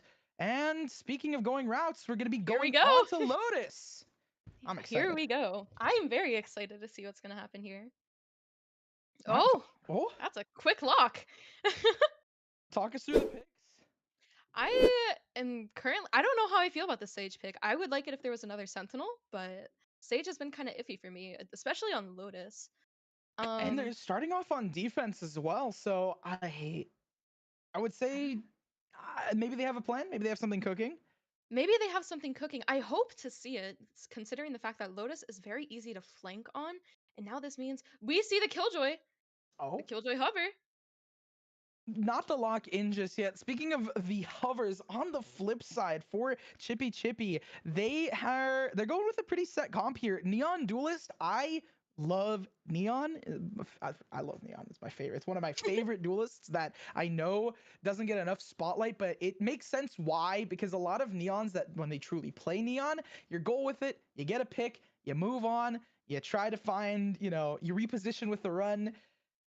There's just sometimes there's just better utility from other duelists, especially Raze on this map. Just sometimes, consistently nading rubble, even as boring as it can be sometimes, is just effective. It just works. And I feel as if Neon will make this game a lot more interesting, considering the fact that this now opens up a bunch of high-speed plays. Should be super fun to watch. I mean, rotates. I wouldn't be surprised if we saw some, we have Omen as well for TPs. So maybe you send a deep flash in with Sky, Neon pops through, and then you rotate off. They are starting on attack, so we will see them, attacking first. We'll see if they rotate or not. But I have to find out as we're getting into the games. Now, what are your thoughts on the Gamers gaming team? They have a double Sentinel composition. We talked about it a little bit. My thought is that you could split it up. Have, like I said, one side on A, one side on B, and then one Sentinel on A and one Sentinel on C. And then you can retake B really easily. I hope to see them splitting up completely. I personally would put Killjoy on C. I'm seeing Killjoy setting up. I don't know. This is double Senti normally means that they have a harder impact on defense, which I like seeing because now they are on defense. So hopefully this makes it a little bit harder for a push for this team. But with the attacker team, looks like they're going to be a little bit more aggressive. Neon. Sage wall B, or just Sage B just in general. I don't know if they have the wall or not, but Sage B for the B rush that is commonly done at the start of the round. Looks like the attackers are trying to push up. Picking off the Sage. Good pick comes in. No T-board taking space. Razora trying to delay their push. Waiting outside the smoke, not finding too much. Putting some sprays to the smoke on 7. Oh no! Kaleido falls to Jean. That's 3 players. Having the stun on the dog. So it's hitting the players too. No. no, they got their own player. Emily's gonna be blinded. 2 players left up in heaven. That's a nano swarm to come out. Sia finds 1. The trade is there. Vengeful, last player standing. Flashes out of the smoke, picking up an upgrade, or at least trying to, not managing. Just hiding in the smoke. I mean, for the last player standing here, it's a rough position for you. Peeks out, finds 1, but immediately traded as Waya takes them. I personally think that round was not a bad round from the defenders. I mean, the flood onto site, the retake didn't really. They might not have as much util or know how the enemy team plays, so it's a little bit choppy there. And with double senti, I feel like one of the key points is getting that wall immediately up on a B, and I feel like it just wasn't ready. They might have not had a wall round 1. That's also kind of like a situation where we have to figure that out. Like, are they going to be buying round 1? Are they not going to be buying round out? Speaking of buying, my real name is Cuck, buying a Spectre, a hero buy here. Oh, and they immediately fall to the slide in by Neon. I mean, so aggressive. Oh, it's Emily. Oh, the stun coming off on the Omen. The double stun, mauling off their own team, unfortunately, to delay Kaleido. 2 players left. Chippy's planting B, planting C. Spike planted. Last player standing. Ooh. Milk Tea boards. Kaleido. Vengeful. Kaleido's just hiding through the slide back. Milk Tea. Classic. Beautiful. I love this aggressiveness. It's crazy. And this really is calling for these high impact moments that I was talking about. I think that's where Neon shines, just getting a pick and then immediately taking more space, and not really allowing for the defenders to take any control back from the attack. I personally love seeing pistol round Neon. You can just buy a frenzy or a stinger and just run it down, and it works. It's great. I love the in-game comms. Mouse almost fell off my desk. The slide really stretching. That's why we always say crosshair breakers. They're breaking the line of sight. As we are talking a lot about Neon, they're gonna get their ultimate farming up that orb. Honestly, I wouldn't be surprised if we see it, because theoretically there's better weaponry right now for gamers gaming. They have the Vandals and Phantoms in hand. Looks like a subtle default here. But with most players heading towards A site, especially the one with the bomb. Slow. Execute not starting just yet. They are holding off their ult. There is that stun. It comes through. Cuck falls. Fortunately, 4 players. Razora make it peeking out. What do they find? Wea. 1 HP. Oh, Milk Tea board finding Kaleido. That's 2 players left on the flip side. They do pop that ultimate. They have a gun in hand available to them. Ooh, but Frosto's gonna find them up in heaven. Spike still not down. 40 seconds left. Very winnable here for Gamers Gaming, but Jeed makes it harder. The trade off rip, putting down the turret. Frosto now putting a 1v2. Yes. Fade at 3 HP. This is winnable. So Fade util coming out. he catches the fade. Putting a 1v1. I'm gonna try to get diffuse off. Try to get it to but half. no, I think Sia smells and pros. No, fake! Oh, Sia finding him. The KJ battle, an easy 3-0. No, I mean, I would say an easy one, but that is in full irony here, as they made it a challenge. Gamers Gaming made it hard for Chippy to even enter onto the site. And I was rooting there for Frost. I was like, oh my god, the namesake of the tournament. It would be so on brand. It would. He was feeling it. He was feeling it. The story, bro. I mean, it is the Frosto Cup, right? I mean, it is the Creator Cup. Yeah, it's the namesake. Honestly, if they won that round, I feel like this game would be considered as rigged. Rigged. No, they were destined to lose, because then if they did win, it would be rigged. Clearly, of course. Oh. Looks like we have a B execute here, and not fully pushed out yet. They have better weaponry here right now, so I'm Neon already surprised. out. Ooh. Running into Rushing breakable. forward. The site is already taken. Only thing they're able to do now is play retake. I like how they are positioning themselves for retake, trying to do the group shot, seeing if they can get aggressive here. Omen pushes forward, immediately falls. Spike goes down as well. Both a Spike and a player down. Razora pops off, picks up a weapon. No, they don't pick up a weapon. Unfortunately, out of Trace Truth. is there, though. trades are there. 3v3 flash. Ready, vengeful pops it, tries to go onto site, not finding much, does find a gun, needs to reload. On the flip side, we have people fighting. Dog is there, finding one. Are they going to be able to win it out? Also There's swinging the out. volley. Sia actually is the one to take him. Oh, we get to see the wall. Oh, but there's 2 players there. They're just going to be breaking it. I don't think they have the time here. Heal comes through, but they don't have the time. And with the Fade Haunt, it almost seals it in. Oh, unfortunate.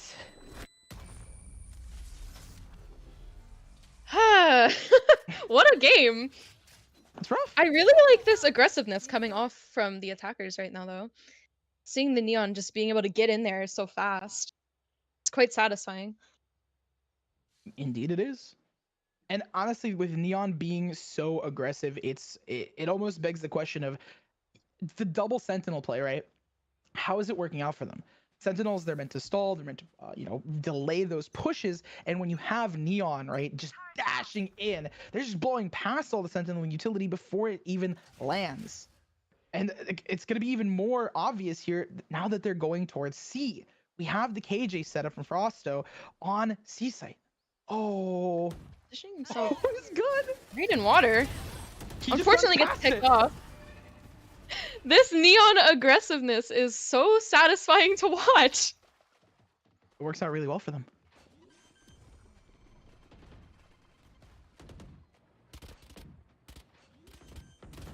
Trying to get bombed down, planting mid-site? Planted.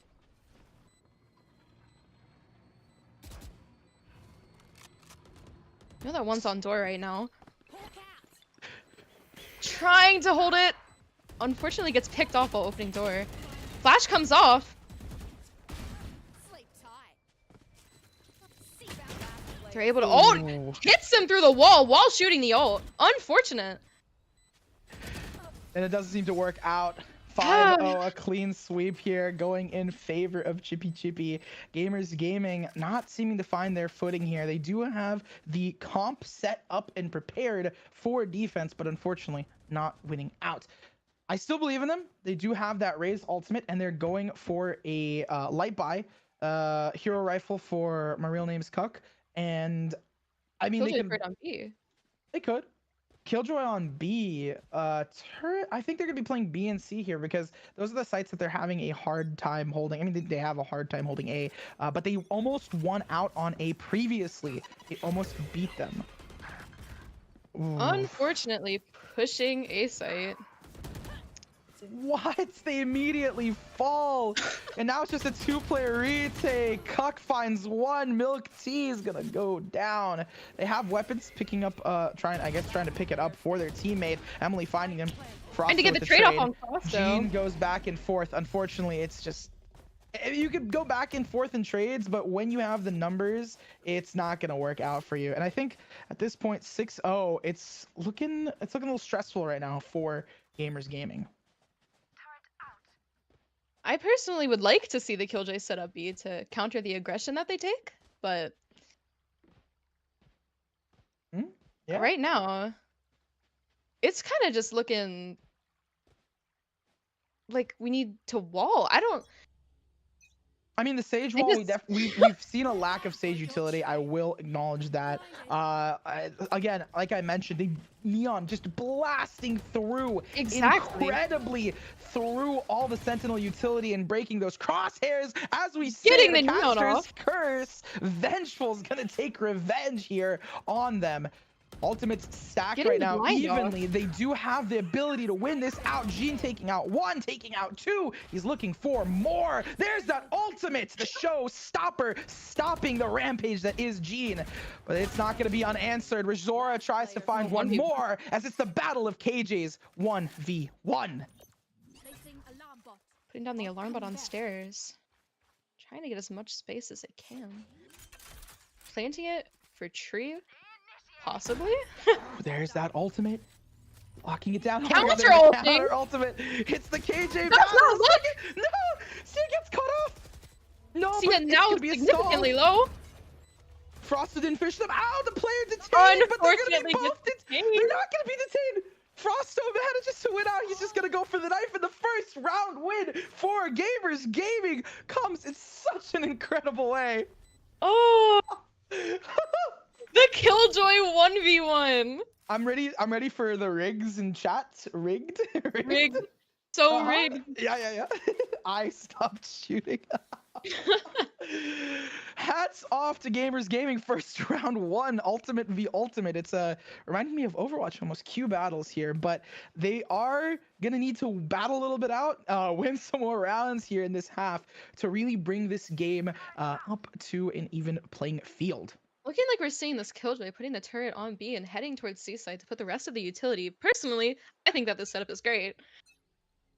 I'm so surprised that the lockdown, like Frosto just managed to get it in time. Oh, Kaleido not managing to get out in time. Trade's there, really good for attack here. B. Cuck able to get Oh. one. Numbers Backs advantage back up. falling in defense is really good here. Just numbers advantage in general. They do have a res. Out here spots them. Your duty is not Oh, they do have a res. It's a little bit of a bait, it seems. Gene finding 2 players. Rizora trying to clean up the mess, but not managing to win out. Vengeful from the back, though, finds a 2-piece. Breaks the turret for good measure, call it a 3. And now he's hunting for Sia. Ooh. Sia needs to hide away. Tux. Double flash. Looks like my it's God, another 40 Killjoy 1v1. Here we go I've again. been here in this place before. Hi, on the street. So you know they're about to pop lockdowns on A site with a bomb, and then Frosto's gonna win, something like that, right? That's my call. Something like that. Yeah, that's my call. I have professional caster opinion here. You know, I beat. I'm starting to see it. You know, I'm getting visions. It's like Yeah. I'm getting flashbacks right now. Yeah, it's almost like I've been in this place before. You know. Looks like they're running A again. Gonna Oh my make this God. another situation. Sia already low. Can Frosto get the pick? Frosto getting the pick off and ending the round, Nah, giving this another is- round to Gamers Gaming. Nah, rigged. This is No rigged. way, It's always the Ghost. Killjoy versus Killjoy curse. KJ v KJ. Okay, jokes aside, that was funny, but it worked out really interestingly. It did. The res coming out for Frosto was a little bit on Frosto's team, sorry, on Gamers Gaming. Mixing up my words here. Res coming out, a little bit interesting. Kaleido, unfortunately getting res at a really interesting time. Gene finding 2 after that. You know, they're just messing around a bit. But I think the C take is going to work out a little bit better for them, right? They have the space to take. They only have a KJ to contest with, and the Frosto retake needs to walking come back out. towards B. Yeah. Put a falling smoke there to bait out the rotate. C now completely open. Ooh, maybe they face your fear. Maybe they want the retake here on C site. See them playing out. They need to pick Zora up not on finding much. No, they do find Milk. Heels come forward. Sia does find a trade in numbers. Flash as well. There's the blind. Rizora, return fire, making sure, hey, you guys can't come through the smoke. Trying to keep that space. Plant coming through. They're gonna try and deny it. They are planting it safe. They're not trying to take anything out from it. Vengeful flashing deep. Rizora finding 2. The trade for Vengeful comes through as well as the satchels. Rizora popping off with a 3-piece. There's that dynamic duelist I was talking about. There's the carry from the duelist that we love Let's to see if this see. is another 40 kill game. Another 40 kill game. The Sisyphus rock go up and up and up. I mean, jokes aside, I will say it was immaculate from Vengeful on the trade, being able to flash out of that smoke and push forward, allowing Frosto, I mean, fortunately Frosto falls, but allowing to take that space effectively. The setup being used again. Turret on B site and then rest of the util on C site. I'm not against it. I just looked into the Twitch chat. I see rigged. Hey, we're all joking aside, but we have maintained a lot of competitive integrity in these games, as it's a 3-6 start here, and they're gonna try to win out. Vengeful caught off guard. Unfortunately, Milk T-boards is gonna find them. Oh, Kaleido falls as well. Oh. There's the dynamic duelist, the trades and duelist, and the showstopper. Getting the ult off. Finding Fade. another. Takes back over. Oh, she's heating up here. Rizora just getting started. Unfortunately, they lose their numbers advantage that they just had to Gene. Frosto giving up stairs. Giving up stairs control in favor of Heaven, knowing Razora is in tree, trying to set up a sort of a crossfire where they can try and play off of each other, but getting smoked off instead. They're looking away from Heaven. One enemy remaining. Finds one! He needs to reload. Frosto Oh, he's backing hiding up. away. Gets caught up by Baiting Razora it from for the back. Razora. That's what I Well was saying. played. They're trying to play off of each other, create that, not really a crossfire, but creating a situation where if Frosto peeks out, their attention's immediately going to shift, and Razora can take that space and take advantage of that misdirection. It works out so well. God, I just love it when teammates teammate like that. Oh my god, imagine if teammates teammated. Oh my. My ranked Six games, is that would be on. Radiant by now. Oh my gosh, that's crazy. Honestly, I think everyone would be radiant if teammates teammated. 4, 6. I mean, 6 might be all each side gets. It might be a 6-6 half, but they need to keep playing. I mean, they need to get this to the level that they are. Ooh, Kaleido immediately falls back. Trying to shoot out the Killjoy utility. Sends a dog in to find it. You should run. Immediately gets shot down. Seeing the Killjoy ult being popped. Trying to take C. Turns around to check flank. There's that Haunt coming forward. Just running again. Milk Tea running past Tea all the just in. utility. It runs past all. They run past all the utility, push forward, and take all that space. Fighting from CT, not finding much. There is a decent amount of utility flooding in on site, while from the backside, my real name is Cuck is coming through. They might get a late pinch, but it works out for them. The trade is able to going get a in couple picks. favor of Gamers Gaming. No, Milk Tea. A 3K for Frosto. I thought Milk Tea had that there. He would have gotten Frosto as well. It would have been a 1v1 against Razora. I don't know about you, It but went out. I never would have expected Neon to be a counter to Killjoy. Normally, I would use it to shut it down. Last Either that or round in the Sage. half. But it looks like this Neon's just works running out in. so well. It genuinely works so well. Ignoring all the Sentinel utility, you can just get past it. I think the thing that they need is the Sage. The Sage slows are the thing to stop the Neon, because no matter how you can. Oh, hiccup there. You know, I'm getting so excited. My body's like, slow down, slow down. The acid reflex go crazy. Go Bert. The Sage orbs, you cannot run past them. You can run past a Molly and take a little bit of damage and still like go and attack and have a fun time and do all the stuff that Milk Tea loves to do, but you can't really do that if you have a slow. You have to run through the slow. You have to suffer through it. It is what it is. It's like we're trying to put more pressure on A. Cuck getting the pick on Killjoy, holding flank. Now focus has been switched to flank. Unfortunately, gets a little bit of tag off on the Omen.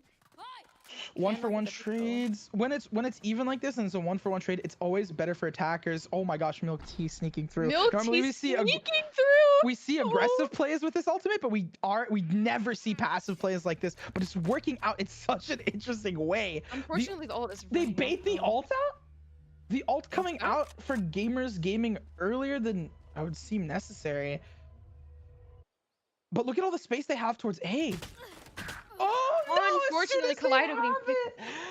As soon as they have it, they lose it. Razora taking out Milk Tea. The space on A is lost, and now they have to retake it. 30 seconds on the clock. They do have From the Shadows to do a quick what's over, as they're going to immediately use it as I say it. The plant comes through. Dog needing to clear out most of it. Find them. They're planting in tube, something we're not going to see in the future anymore. Unfortunately, as the site changes are coming out, these guys need to have a site. Gets picked off Take from Heaven. Razora, finding one in Heaven. Last player standing.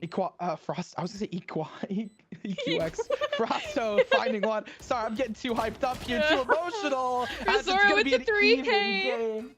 Getting emotional. It's an even game here. 6-6-6 is all they get, is what I'm they loving said. to see this. I am As loving to see this aggressiveness from Razora. Like, finally, she's been brewing. as we get to the half, 15-8, they're doing numbers here.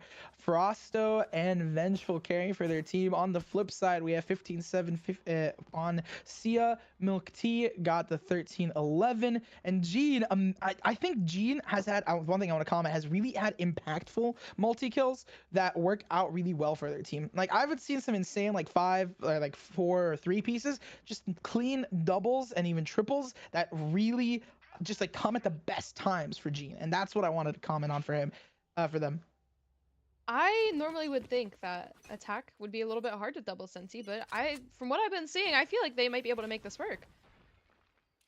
I have a little bit of a passive angle here to watch for the Yuto. Grouped up towards A, they're getting walked up on. Yeah, grouped up towards A. They don't have that raise nade. Like I was talking about, the raise nade Rubble consistently works out. Instead, deciding to leave A, 3 players walk up behind them. Oh no. Oh. Ooh, gets spotted out, but unfortunately losing out. Healed and immediately running on the rotate. Oh, A's clear. We got to run to everywhere else. With Razora down, their entry's gone. Need to rely on other utility. There's that concussive stun. Slows them down. The name Relay Bolt honestly works out because it relays the information that Milk Tea's there, and they are there to fight. They're ready to get those kills. Ooh, by the skin of his teeth.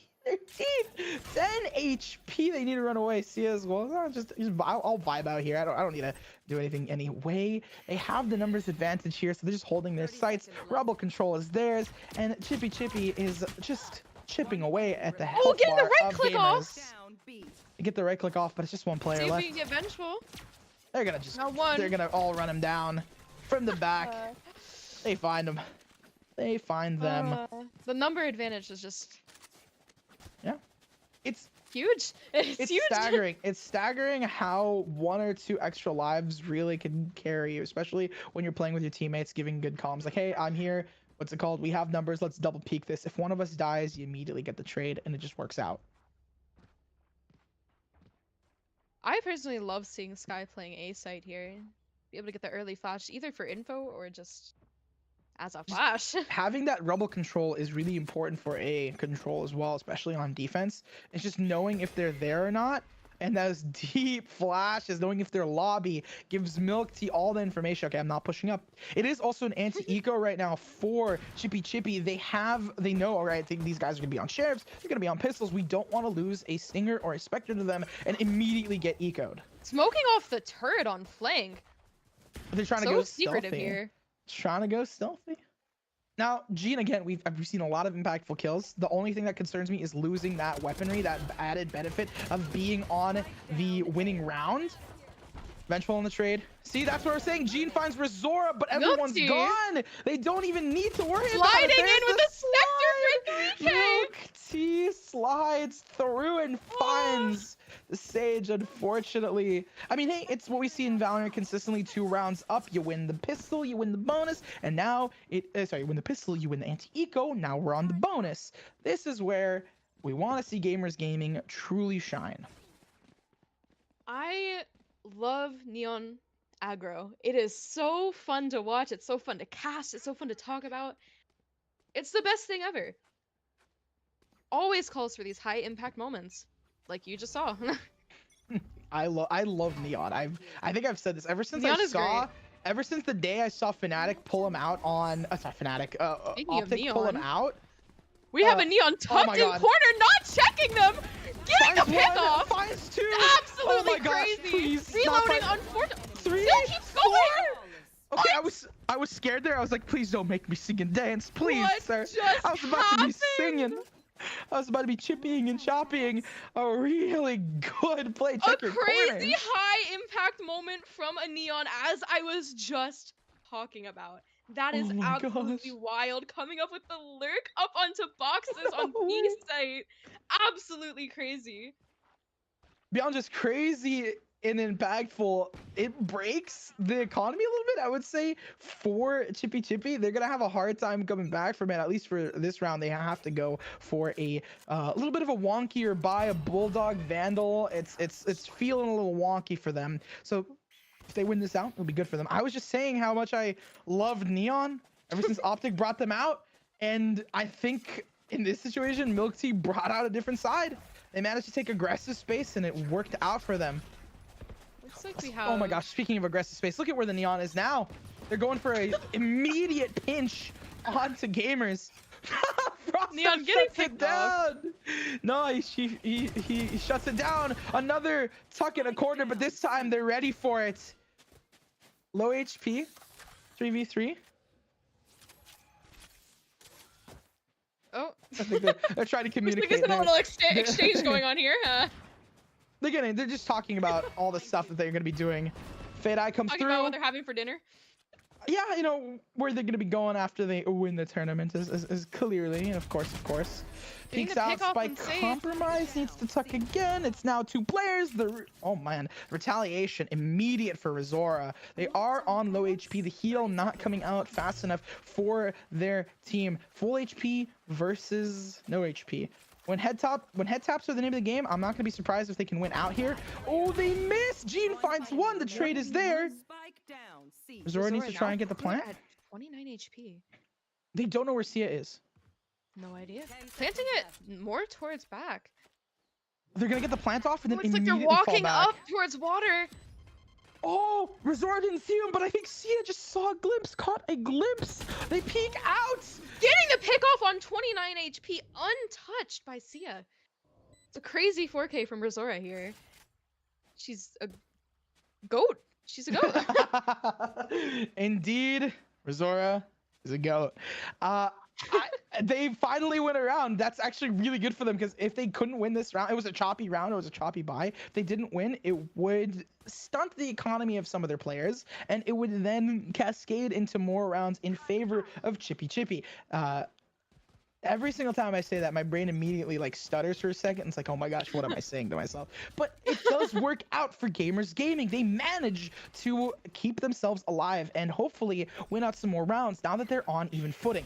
But as I say it, we see an op being postured for Milk Tea. We have Ermily tucked behind these boxes here. Getting tapped off. The Raze out going through tree. Does not clear it. Okay, but the trade is there. Frosto finds it. And now, 4v4. Misses the off shot on tree. Pops the ult. Always in favor of attack here. Ultimate as well. They're going to be just stunned off. The nades not allowing for any room. Milk Tea holding that op. Doesn't find much. Trying to use their utility to get out, but not finding anything. On-site spike goes down. They need to push out. Fortunately, Neon ult goes to waste. It runs out, and there's a wall. We finally get to see some impact. Oh my gosh, we finally get to see some impact from Sage. This is really exciting for me because it's 2 players left right now for Chippy Chippy, and now it's a 1 player left. 1 player standing makes 5 it HP. 1v1. Vengeful knows the positioning of Waya, and now they know exactly where they are. Through the box, Vengeful finds them, and that's gonna very narrowly even out the playing field. 1 round off in the difference. Ooh, we're catching up. Why there? That was I'm interesting. looking at the scoreboard and it's just they go on streaks. Rizora and Milk Tea boards. Yeah. Oh, you're talking about Absolutely the rounds dominating. 1. I'm talking about the rounds 1. Talking about the rounds 1. They're going on streaks. Are we gonna see 3-3 back to back? It's gonna be 6-6 on the one half and 3-3 on this half. Maybe. I mean, if it's 3-3, it evens out 9-9, and then because the momentum is currently falling in favor of Gamers Gaming, they might consistently win out. This is a round for Gamers Gaming to win. Looking at just the stats, they have full weaponry, full vandals in comparison to Stingers and Sheriffs for the Chippy Chippy Choppa, Chippy Chippy Choppa, Chippy Chippy team. What? Chippy Chippy. I'm starting to lose my mind. Maybe a little bit. We see another tuck. They peek out. Unfortunately, Kaleido finds them. Nades back. Pushes Sia away. Sia now running back towards water. Gets stunned by the dog. Oh, there is that lockdown. Gets the pick up onto Kaleido. They need to run away. There is no lockdown available for Sia here. The spike is going to go down. The res for Kaleido as well comes through. Gamers are truly gaming unfortunately here. getting blinded. They get blinded, but that's not going to stop them. Last player standing. Ooh, Pick off on Awea. that's 9-9. Look, this scoreboard is satisfying my brain. I don't know about It you. really is. It's nice to look at.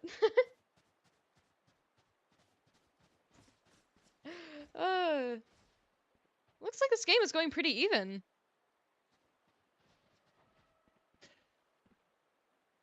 Even Currently scoreboard. having the Killjoy just perma set up on.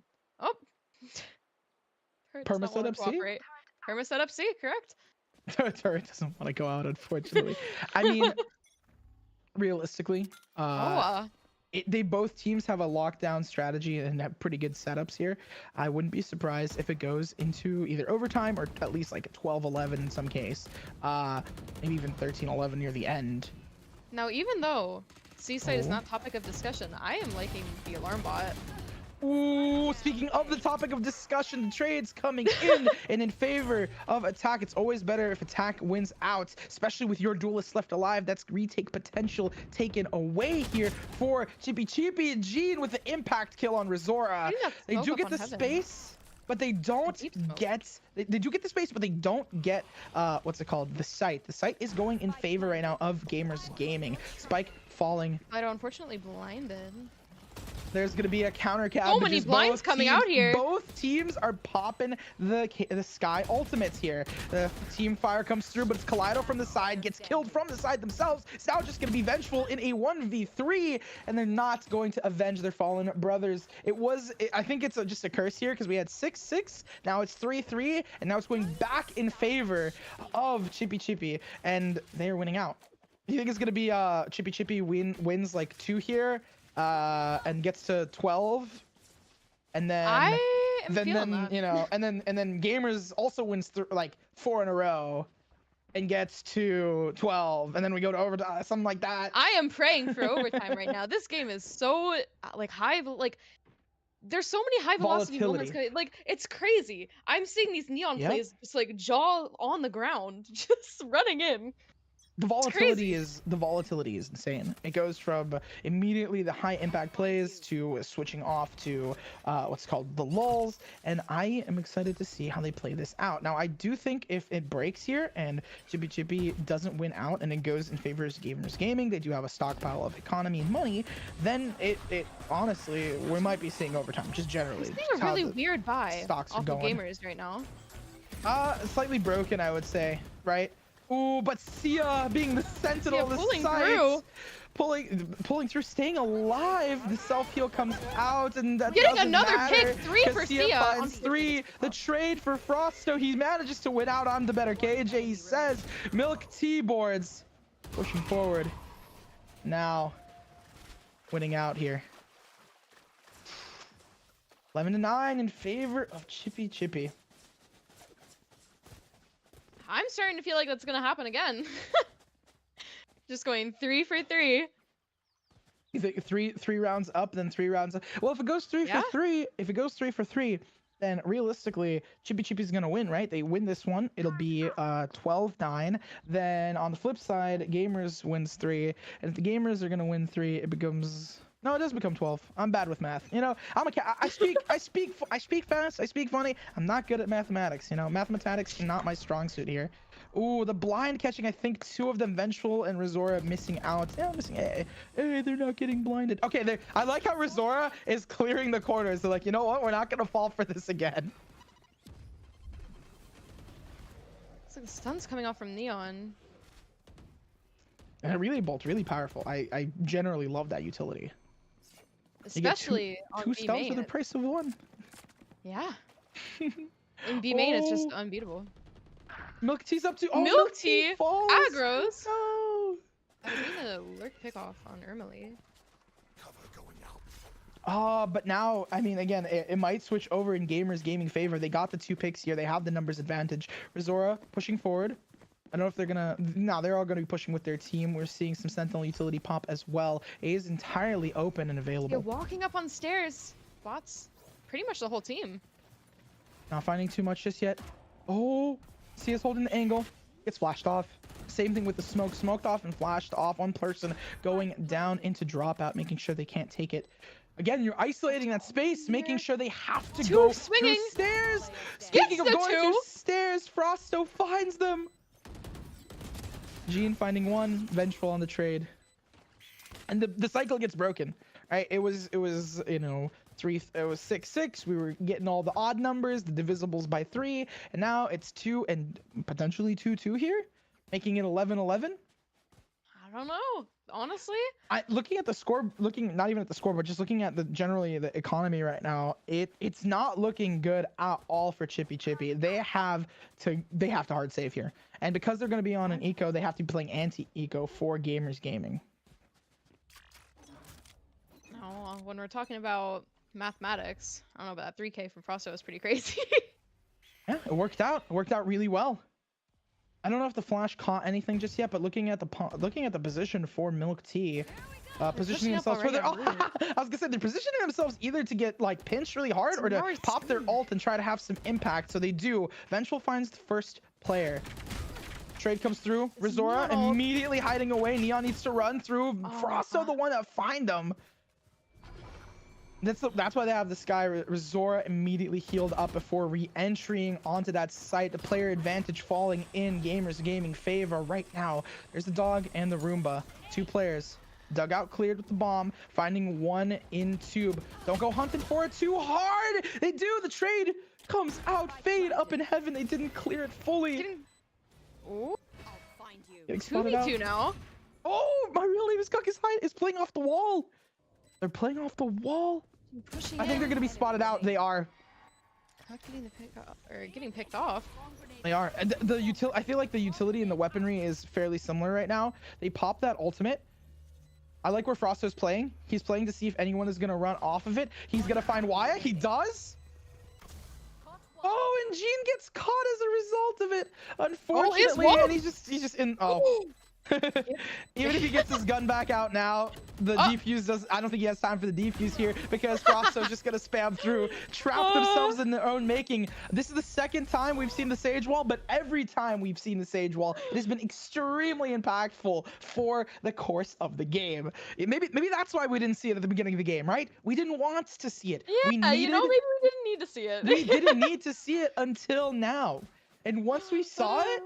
It was so impactful. It literally became it became a coffin for, unfortunately, for Kaleido.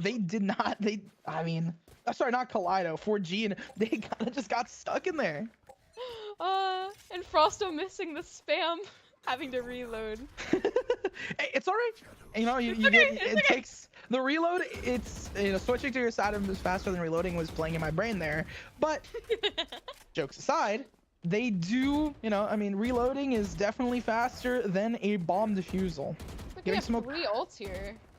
Rizora picking off Milk Tea. With that pick, hopefully they don't push out too Sage Wall aggressively. again. Hopefully we'll see some more impact. Gets flashed off. So, oh my god, gets flashed twice. Feel bad for Cuck. They are in a tough spot here. A sentence I never thought I would say out loud, but one that needs to be said. Lockdown comes through. We're going to be seeing some explosions on site. Vengeful finding Sia. And Cuck finding a little corner to sit in. No, Vengeful was trying to find that ultimate, but they don't get it. Instead, it's going to be Emily pushing forward. There's a blind coming out from Kaleido. The Kaleido's gonna find him. It's just Gene. If you're gonna have impact, you're gonna have it now. Oh, the Omen v Omen duel, but Rizora from the top. Rizora taking out that bait. Good molly from Frosto here. And at the beginning, it was 6-0. We were all dooming and glooming against Gamers Game, and they seem to be coming back stronger than ever, breaking the curse. And if you look at the scoreboard, it's been 6-6, 3-3, but now it's 2-3, and it's match point here for Gamers Gaming, as it's a I would say fairly even, but still, we have Gamers Gaming has full shields. No, Gamers Gaming has full shields, whereas Chippy, they have guns, but they don't have full shields. They don't have shields, yeah. It's fine. They hit head taps. They hit the head taps. It's okay. Don't worry. It's the NRG meta, right? You go for the light shields and you go for the head taps. You get 100% headshot, 100% headshot ratio right there. They never miss. Yeah. Looks like we have bomb a little bit delayed. Watching on the flank. Now meeting up with the turret. Take over that job. trying to play a lot calmer. This might be the end of it. This might be the end of it. Unless we're going to be going into overtime regardless, it's going to be hype nonetheless. Fake TP coming out. There's a I mean, the showstopper. Raze ulti coming off. Ooh, Fortunately, gets blinded. works not only as a deterrent, but also as a hit. The ult misses. I do a little Hits bit of the fallback. teammate. Nah, I do a little bit of fallback damage. Avoids the flash, finds the one. Emily unknown still. Razor getting the opening pick after so much action. The plan comes through. Razor finds a 2. Finds a 3. Zora with Ooh, 3. Cock finds 1. Frosto finds a 2. And that It's is the immediately a end. sweep. It wins out in Gamers Gaming favor. Chippy Cheapy. Choppa Choppa. Y'all did an amazing job. 11-13 on the scoreboard working out. I want to see those stats, honestly, just a little bit. How hard did all these players play? 29-15 here for Razora, and Milk Tea not far ahead. 27-19 on the flip side. What a game. That was a game indeed. It was an looking intense one, pretty down honestly. in the beginning, but they brought it back. They were able to bring it back so fast and so well. Super, like, round of applause to them. Like, that was crazy. Like, It was I don't intense. even. The one stat I want to mention, the one stat that I mean, it might be a result of the fact that Chippy, they started off on attack. There are 9 first bloods alone on Milk Tea. Ooh. Just alone, 9 first bloods is an insane stat line here. Resort That's beating them huge. out in ACS, but in first bloods, 9 of them?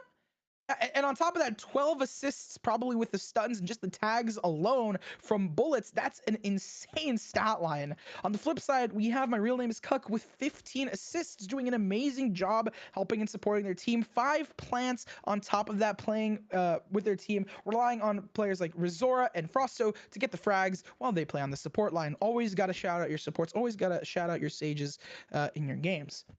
Agree, totally. A lot of people like to mess around with people with lower KDs, but then they never really look at the assists. So remember, if you have a high Always. cast in game, you're doing your job, and I love you Hey, for it. You're doing what you need to do. Now, before we head on out, do you have anything else to say, Comey, about the match? Honestly, well played to both teams. That was insane to watch. Especially the aggressiveness coming off from both of them on attack. It was fun. It was great. Honestly, hats off for the comeback for Gamers Gaming at the start. You had me sweating, had me worried. Good job to both teams. GG's. This is a round robin, so they're not out of it just yet. And we'll see you guys in just a little bit when we come back from a short break.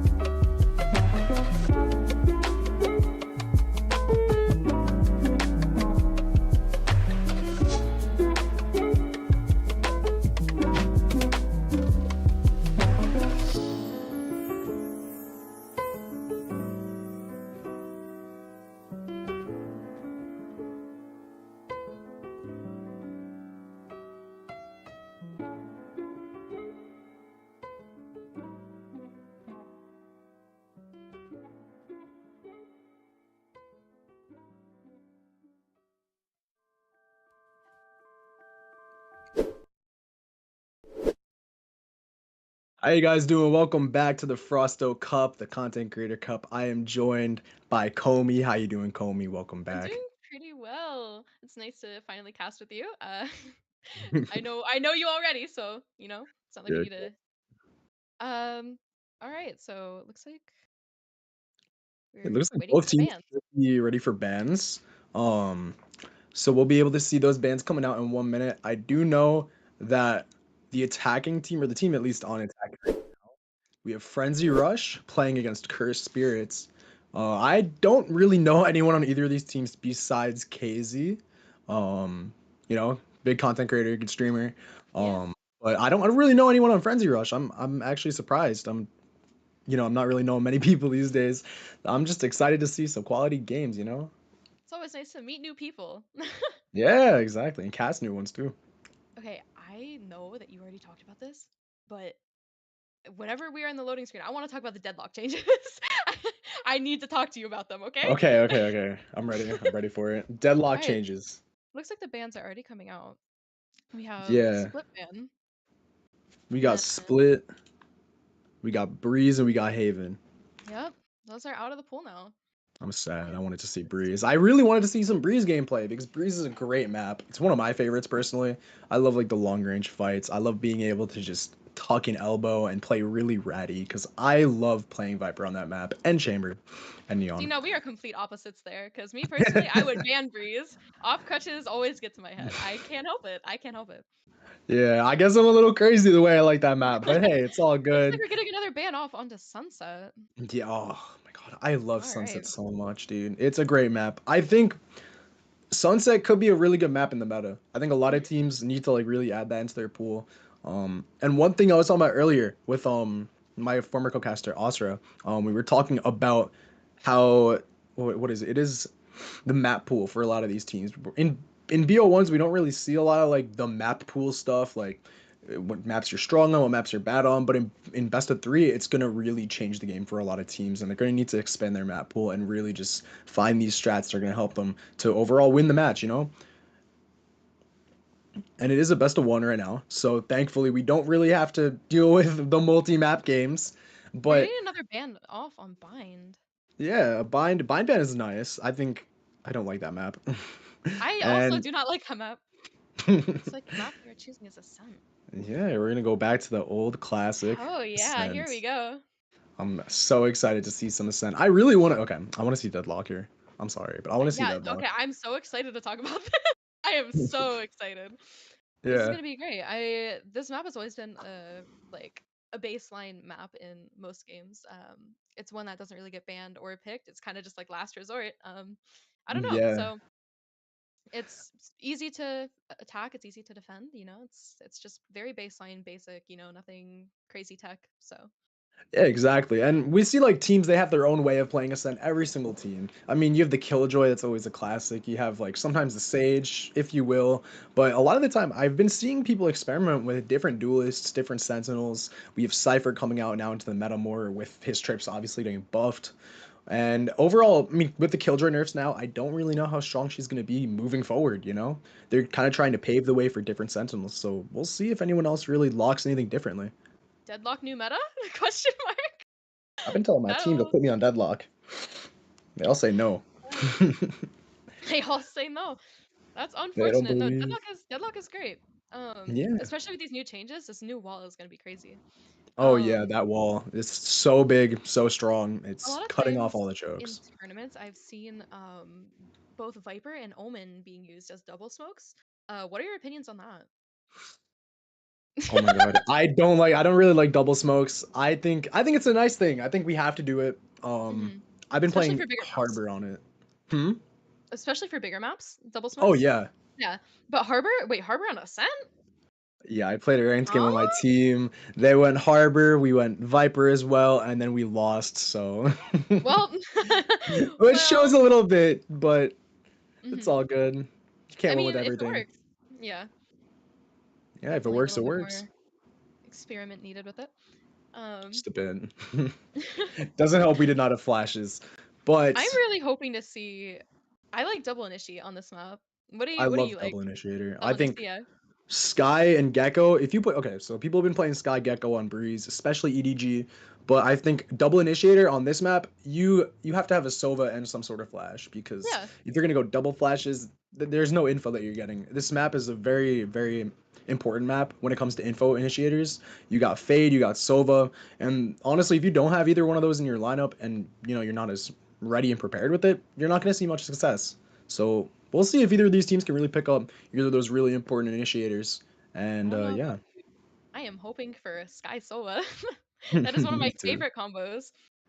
Sky Sova is a great combo. It's so fun. I love watching Sky flashes. I love the creativity with how people are flashing, or like how they're playing with the bird. They're like, "Hey, you see him? Ooh, he's behind you now!" Because Like, even and then they it's just like swing. it's can you can either play it on separate sites, which is normally preferred, Sova on like B site, and then like um the Sky playing on A. But also I saw one time, I think it was in like a ranked game, I saw one being played together, and they just were able to play off their util really well. But that's besides the Yeah. point. We're gonna load right into Agent Select now. We're seeing the defenders in I believe that's Curse Spirits. They're gonna lock in the Killjoy off rip. Both sides seem to go with the Killjoy. It's all just a variation in the duelists and I guess the smokes that We we're are gonna be seeing using, the but Sky Gecko. Oh no, we are not. oh, but yeah, we're seeing a couple of different picks out here.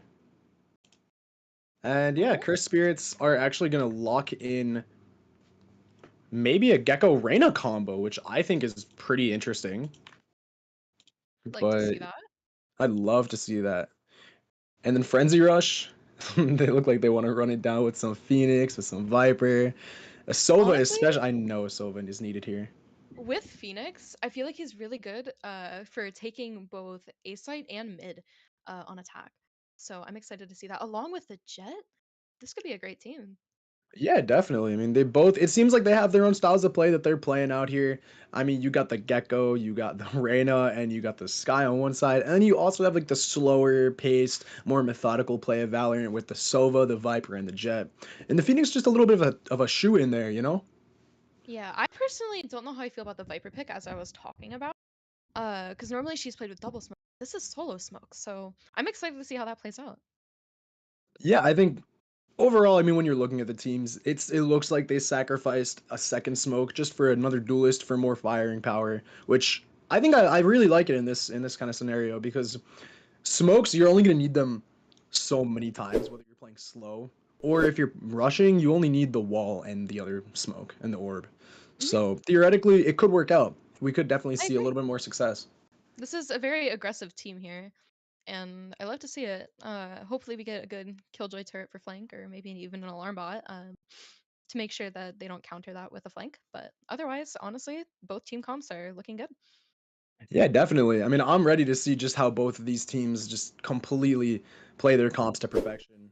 I think I really like this Gecko pick. I think it is important to play with the Gecko here. You want to be having him in places where, he can regain his util because they buffed his util now. It's really good. Yeah, 1 second callback, reloads pretty quickly for the most part, especially on the flash. It's just really good information that is actually relatively accurate for the most part. Oh, this is surely a tactical play by the Gecko right here. Getting off the little dancey dance, you know? Oh yeah. Oh yeah. He's doing his little dancey dance, you know? You can't blame Hell him. yeah. All We got a right. full stack toward mid now. Shock Dart off early.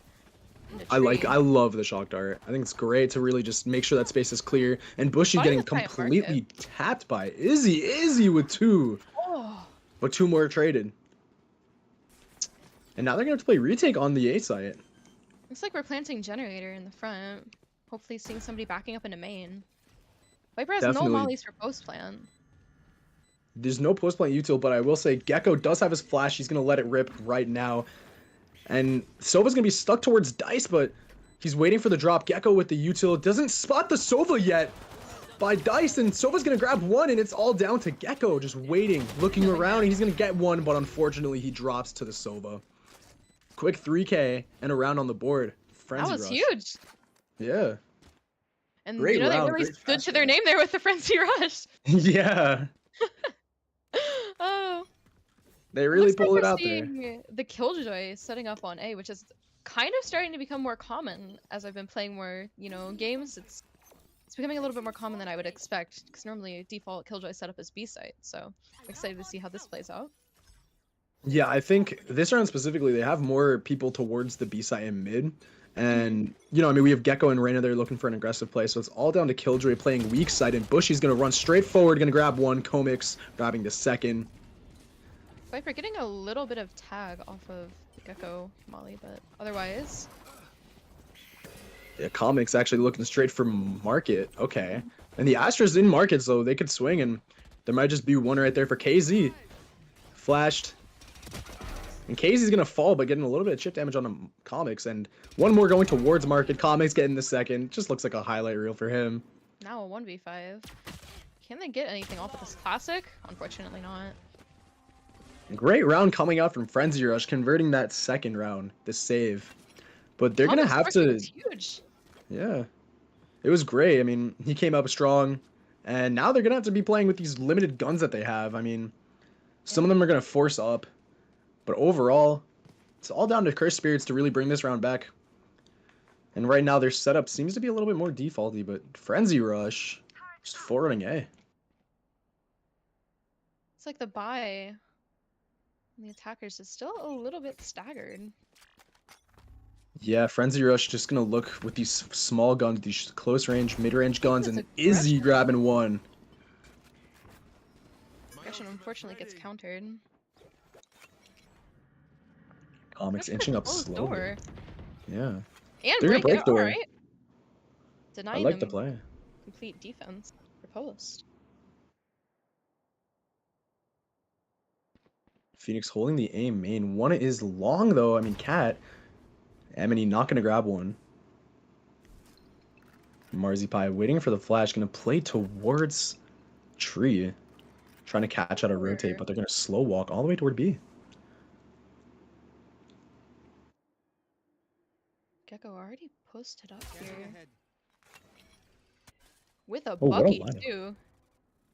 Yeah, they're playing close. They want that kill. Marzipai going to Unfortunately, grab gets 1. hit. This location now revealed.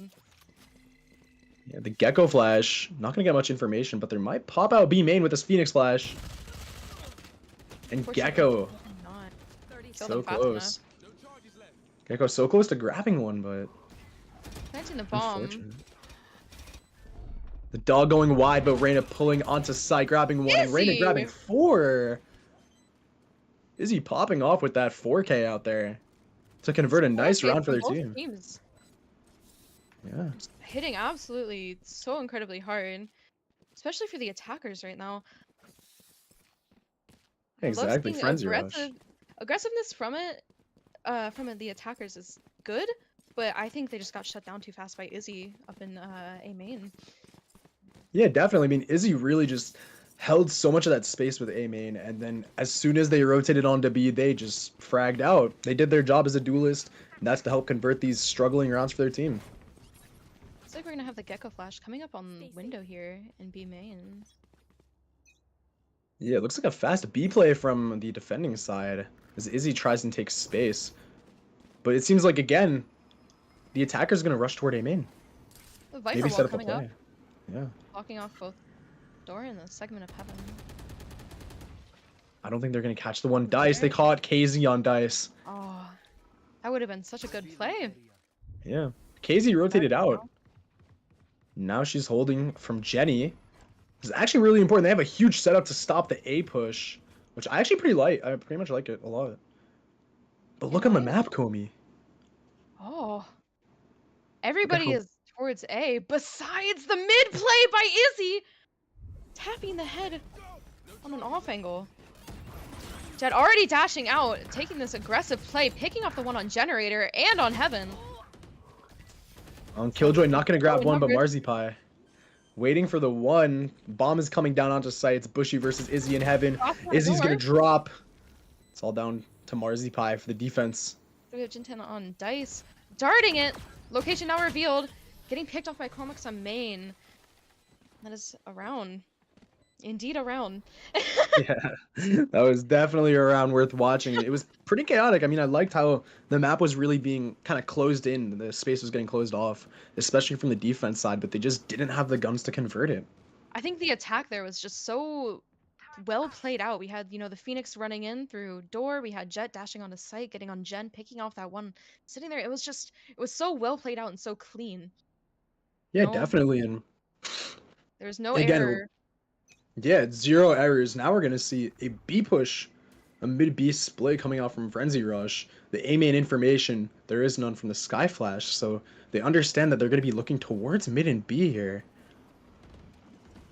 Looks like they're gonna be throwing the Viper orb up the tree. Be able to cancel the vision there. Yeah. And Frenzy Rush is just gonna aggressively take all the space that they can. Alarm bot forced out onto Comics, but shot by a teammate. The Viper wall coming from mid to block Listen, off countering information. it. from CT. Gets one, dismisses out. Huge. KZ able to follow up with a dismiss. Peeks off into, unfortunately gets one tap by the Sova while trying to pick off the Viper. Through the Doesn't touch that side. smoke. Stun That's a little close. weird. Killjoy working their way up. They might have a timing. They have one Oh, looking for the second. Getting the second off a rip. Amini. And now A is a free site. They know where they are. that was such Frenzy a Rush is just able to good walk onto play. A. Yeah. What a Space great was play. 30 seconds left. Closing Great door, work. planting mid-site out in the open. Pretty much planted for everything. Exactly. Could totally just take a bunch of space. Popping the Viper ult too. They really do not want to lose this round. That's the beauty of the Viper play here. That ult is going to hold you so much space on site and basically make that round completely closed out unless there's a massive blunder. And right now it's Killjoy and Gecko. We've seen miracles, but we got to see another one here if we want to see a win. Gecko still having Wingman up, which could be useful for getting on bomb. Yeah. Spike starting to Defense. tick a little bit faster. Wingman thrown out, catching one towards Jenny. They know one is Jenny. Dropping down. Last player standing. There's no time. There's nothing. You just have to play for kills here. And Unfortunately unfortunately, gets picked Gecko off. gets none. That Viper ult really just secured that round. They were not about to lose that. Looks like we now have Killjoy setting up more towards B, as we've seen for the last few rounds, which is a more common setup, so hopefully they are able to get something done with that. Definitely. I mean, I just think, like, overall, the Killjoy util is going to be so strong here on defense. You got to make sure that if they're not running into your setup, they're at least running to the other side. And you know that for a fact, which is why the Sky information is so, so important. And that's actually a full stack towards B and mid from the defenders. And the attack taking the complete opposite side in Frenzy Rush. Oh, That's a slow walk, right foot creep all the way up B main. 4 of them with Killjoy holding down mid. looks like they're pushing in towards tree. Ooh. Izzy unable to get any of the shots there. Unfortunately, Comics trading KZ out. Comics getting 2, looking to get a 3rd. But Spike's coming down. And they know that they got to play numbers out here. Still so greedy out here, though. Bringing off. Yeah, and as that's happening, the Killjoy on the defense is lurking all the way up. Comics getting another. Comics Marzipai getting dropping. 4. Can Comics ace here? I don't know if they know the Killjoy's in this position. it's playing out pretty well right now, considering the Yeah. fact that Comics is so close. Comics are Now running Comics back. is gonna look, waiting try and get for that it. ace. And the ace is taken away. He shuts that down. How disrespectful. I know. And now that's 5-1 with Frenzy Rush up against the Cursed Spirits. Wow, it's a great one. I mean, Comics is really pulling their weight out here. They are 11-3. They're kind of pushing it, really keeping their team on the board.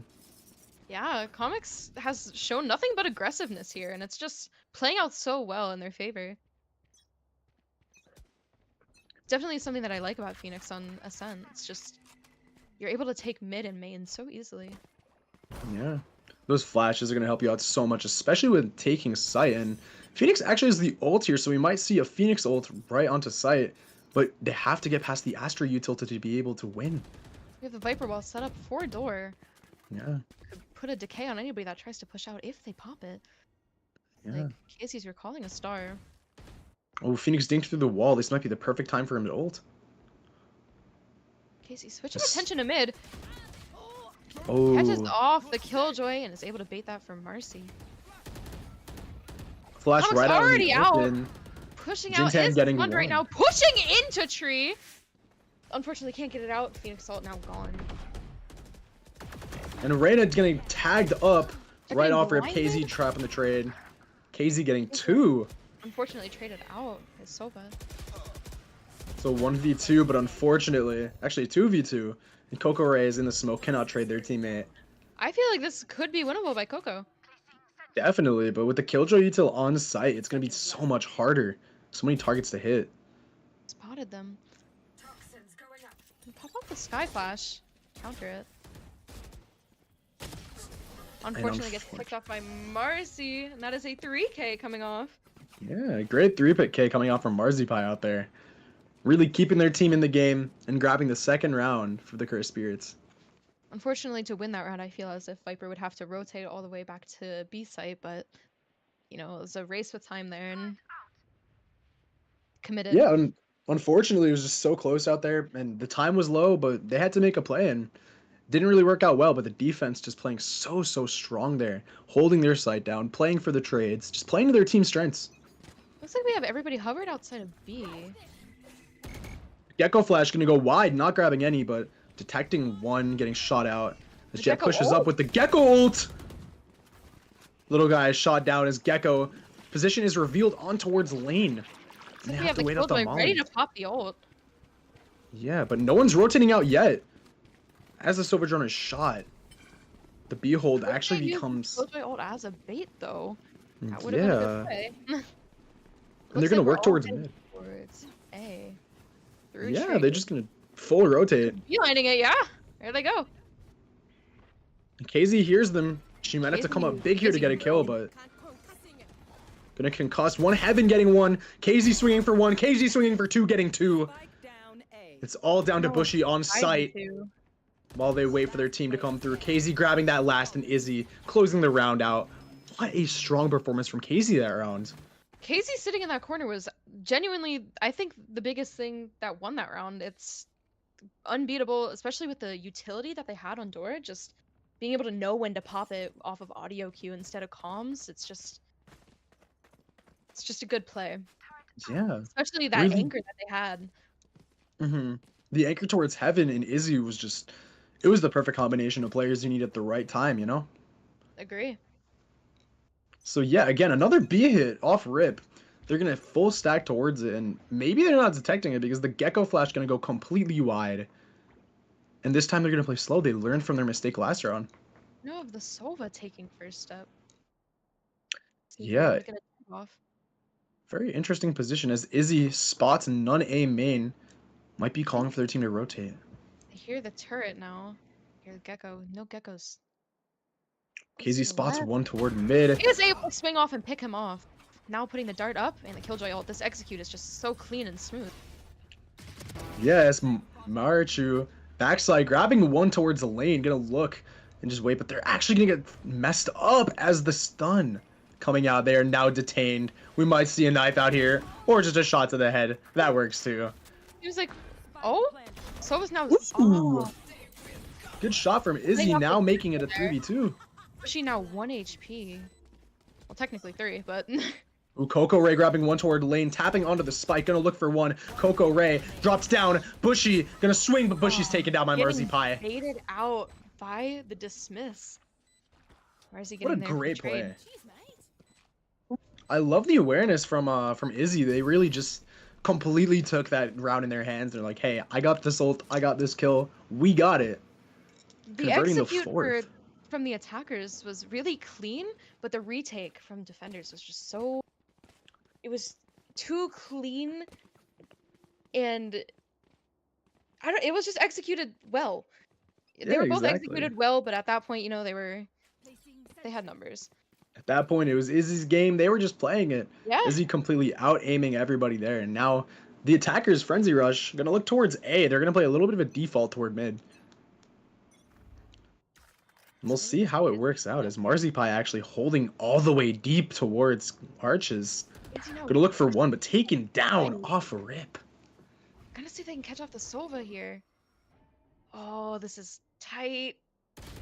Picks them off. Was not expecting that. What a great wine talk, but KZ again, right player, right time, 2 kills, dropping 2, dropping 3, and the last grab by Izzy. Again, Izzy and this KZ. duo.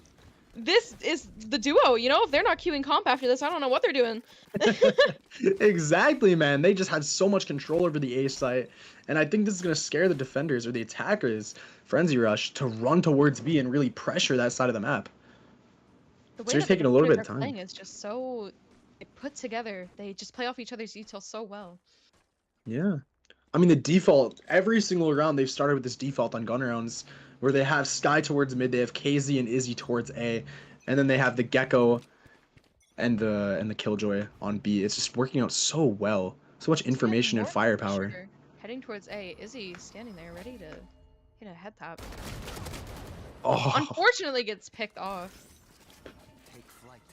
And now that gives the attackers so much space to play with as Astra is tucked towards Tree. And Bushy. Bushy flash out. Comics. KZ looking. KZ's gonna break that door. No one's gonna push it though. As Gecko looks heaven, defending Killjoy, drops it out. The Sova ult actually gonna try and break the Killjoy ult. It does not break it. Sova ult is now wasted. Yeah, missing the Killjoy ult, and actually Killjoy's all the way up. Oh, defense. Wait, KZ timings them. Oh, the Sova's 1 HP coming up behind. The Sova needs to swing out. Oh, this play! Hucking in that corner, completely making Casey unsuspecting of anything. Staring What a great at the generator. Timing. Yeah. That's just unfortunate timing to look away. Yeah, what a great timing from KZ though to even start that round. Yeah. Just going right through the wall as someone was leaving and taking that round and running with it to get as much eco damage as possible. Because again, that was the attacker's save. So how are you feeling about the defense setup right now? We have Gecko constantly playing B along with Killjoy, and the Sky mid, and the Astra, Reyna A. How do you feel about that? I really like it. I think it's a pretty strong setup, but this last round is really going to show like what happens because the Viper has her ultimate. And the attackers are probably going to maybe look with their Phoenix ult, but Gecko opping? Wait, Gecko opping, huh? Gecko opting got 1 kill. Now it's Marzipai sitting in market, trying to wait, see if anyone goes through mid. But they're all bundled towards B main with the lone lurk and Killjoy towards A. And I think Izzy expects it. Izzy's just always ready. But are they ready now? Main. I don't think so. Oh, Killjoy's turning this corner. This Reyna needs to turn around. Yeah, the timing. The Reyna gets themselves. And I don't think they know. Unfortunately, pushes up. Such a timing moment. And the Phoenix is ulting all the way up mid, gonna try and catch a rotate or two. Casey dropping him. Killjoy. Phoenix did his job, got 1, and now they're out. But Marzipai gonna grab Coco Ray on the lurk. And I think they're gonna reposition toward B because Phoenix is all the way up mid. Gecko flash shot. Seems like no, defenders are at a number advantage. Yeah, they have a number advantage. They have an ult advantage. Now it's all down to Comics here to try and grab one. Flash going wide, not going to get anything. And the Gecko Molly actually going to take space here. It's Comics looking for one. So we're coming out, heading towards CT. Yeah, Gecko grabbing their orb again. Gets shot from CT. Comics waiting in market and try and get them as they pop out. And the one, Marzipai, going to grab it. With Jintan waiting. They have to pull off a great clutch. Oh, Marzipai And running out of whiffing. bullets. Oh no. Oh. AZ grabbing that last kill towards lane in a little bit of a scramble, but gonna overall even up at half at 6-6 for the defenders. All right, you guys were here for last game. You guys know how this went. You know, here we go. So many close games today, honestly. Yeah, I Every agree. single team. I'm like on the edge of my seat, like unironically. Me too, man. I'm so locked in. I'm ready to see these guys play. I'm really excited to see how this plays out with this double initiator play. Yeah, I think Here. with Frenzy Rush on the defense, I think that they're really gonna try and take a lot of space, especially open space, the neutral space in the map, and because they have like pretty decent agents to fight that. But with Cursed Spirits, they really need to just get themselves in the game with their double flashes and aggressively take space as well. So it's literally just whoever Yeah. fights and whoever wins it. I'm excited to also see maybe an off crutch coming out from Gel. Yeah, but Izzy just taking down Bushy off rip, one spamming through cat smoke. Trading out some guns, Reyna with a sheriff, Gecko with a ghost now. Breaking door and the flashing. Catch anything flash they coming can. right Viper's tucked in CT. Yeah, Viper actually gonna spot all of them running onto site, dropping down to Izzy. Izzy. Izzy in a little bit of an overheat, Izzy's grabbing just down Comics. unbeatable. Yeah. It's all down to Towards Killjoy. market. Oh, and I spoke too soon. Caster's curse. And one down, but another round given. Straight Really, onto the with- backs of Cursed With Spirits. its aggressiveness, it's plays out so well in her favor. Yeah, I mean, I think that they picked a really good comp here. The double flashes are so needed to just be able to take the space, and Normally- the utility that it has is so overpowering. On a sen, Reyna is kind of an iffy pick in my opinion, just because of the fact that your entry is now slowed. You know, it makes it harder to get onto switch, makes it harder to get onto generator, with as it is like a jet dash, like Yori TP. So, but Definitely, Reyna's and working. the late smoke actually coming out right off a rip. Or the late Doesn't dart. catch the Sova on dice. Oh, but catching the Viper, making the utility Oh. so useless. And here we go. Keeps These are the coming out on flashes. B-site. And Sova in this ratty spot up here. Sova's a rat. They're ratted, but the rat is spotted, and the rat is taken. Spike down for the Cursed Two Spirits, market and here. Izzy grabbing one. Can Izzy get a second? Izzy's gonna grab that. Izzy on an fourth. ace? Izzy's gonna look for this ace as Amity is gonna walk What the all heck the way was up mid? mid. Knows you're there. Will they spot him? Gets the Izzy. ace. Izzy. Another ace. There's been a lot of aces today. Yeah, there've been a lot. It's actually really fun to see. I love seeing these players just make their own highlight reels. It's great. It's really nice. Yeah. You know, I have always said, if you have an aggressive duelist, and the game is it's kind of in your favor, which is how it's looking Yeah. right now. Exactly. These duelists, these aggressive duelists, oh my. Please. I give love them watching to it. Me in my ranked games. You can become the duelist. Silver Dart off rip. Not taking that. Spotting the- Oh! in the dog too. Goodbye, The sweet Odin prince. play. Odin The play always Odin works play. out. Especially with the Echo Flash Sova. going high. And the Sova Another? unable to die there, unfortunately. I'll talk to Amity the now Bova. on this bonus round. Get some spam through. Looks like nothing's hitting though. KZ getting one, KZ getting two! Casey now on a 3K. Now it's Even in evened all numbers. the way up. Except for HP. Which will be huge in this situation, considering the fact that we have both at half HP compared to full HP. Definitely. It's all down to KZ to really just play this post plant so solidly. And Gecko's gonna tuck with them all the way late. Maybe we'll see like a swing for swing action here. Yeah. Now we have a Gecko swing and then the Astra swing. Just Gecko does have wingman. I think they know that they're playing long, but hell needs to be cleared. The clearing drop well. down. The stars just tell all about the game plan. Sucks them off a bomb. Nobody First one peeking taking quite them. yet. Yeah. And the stun off. Are they able to shoot it out? Unfortunately, I don't think time is in their favor. Oh, the Odin dropped.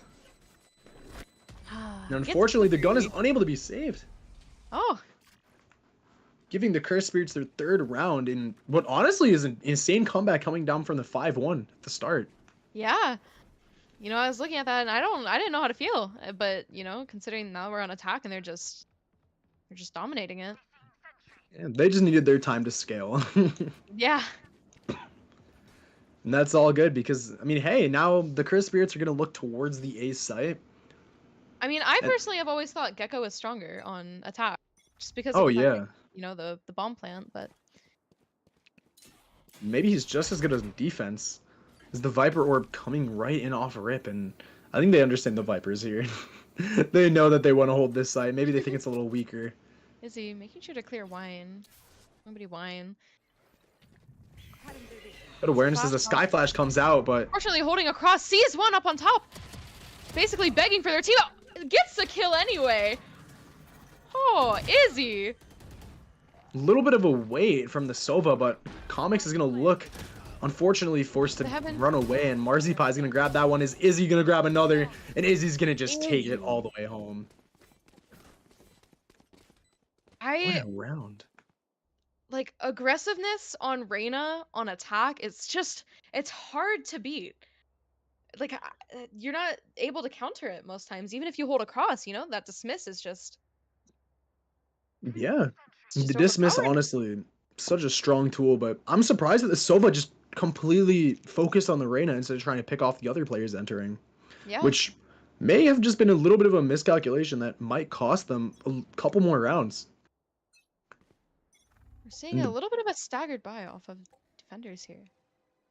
Yeah, the buy is looking really, really weak here, but the Gecko Flash mid is going to just take all the space that we know we need. Jintan is Viper going to find trying to two. Peek up A, walking towards mid. Maybe they can catch KZ. KZ walking Yeah, back to Viper. Ooh, takes out the knife and unfortunately looks away at the worst timing ever.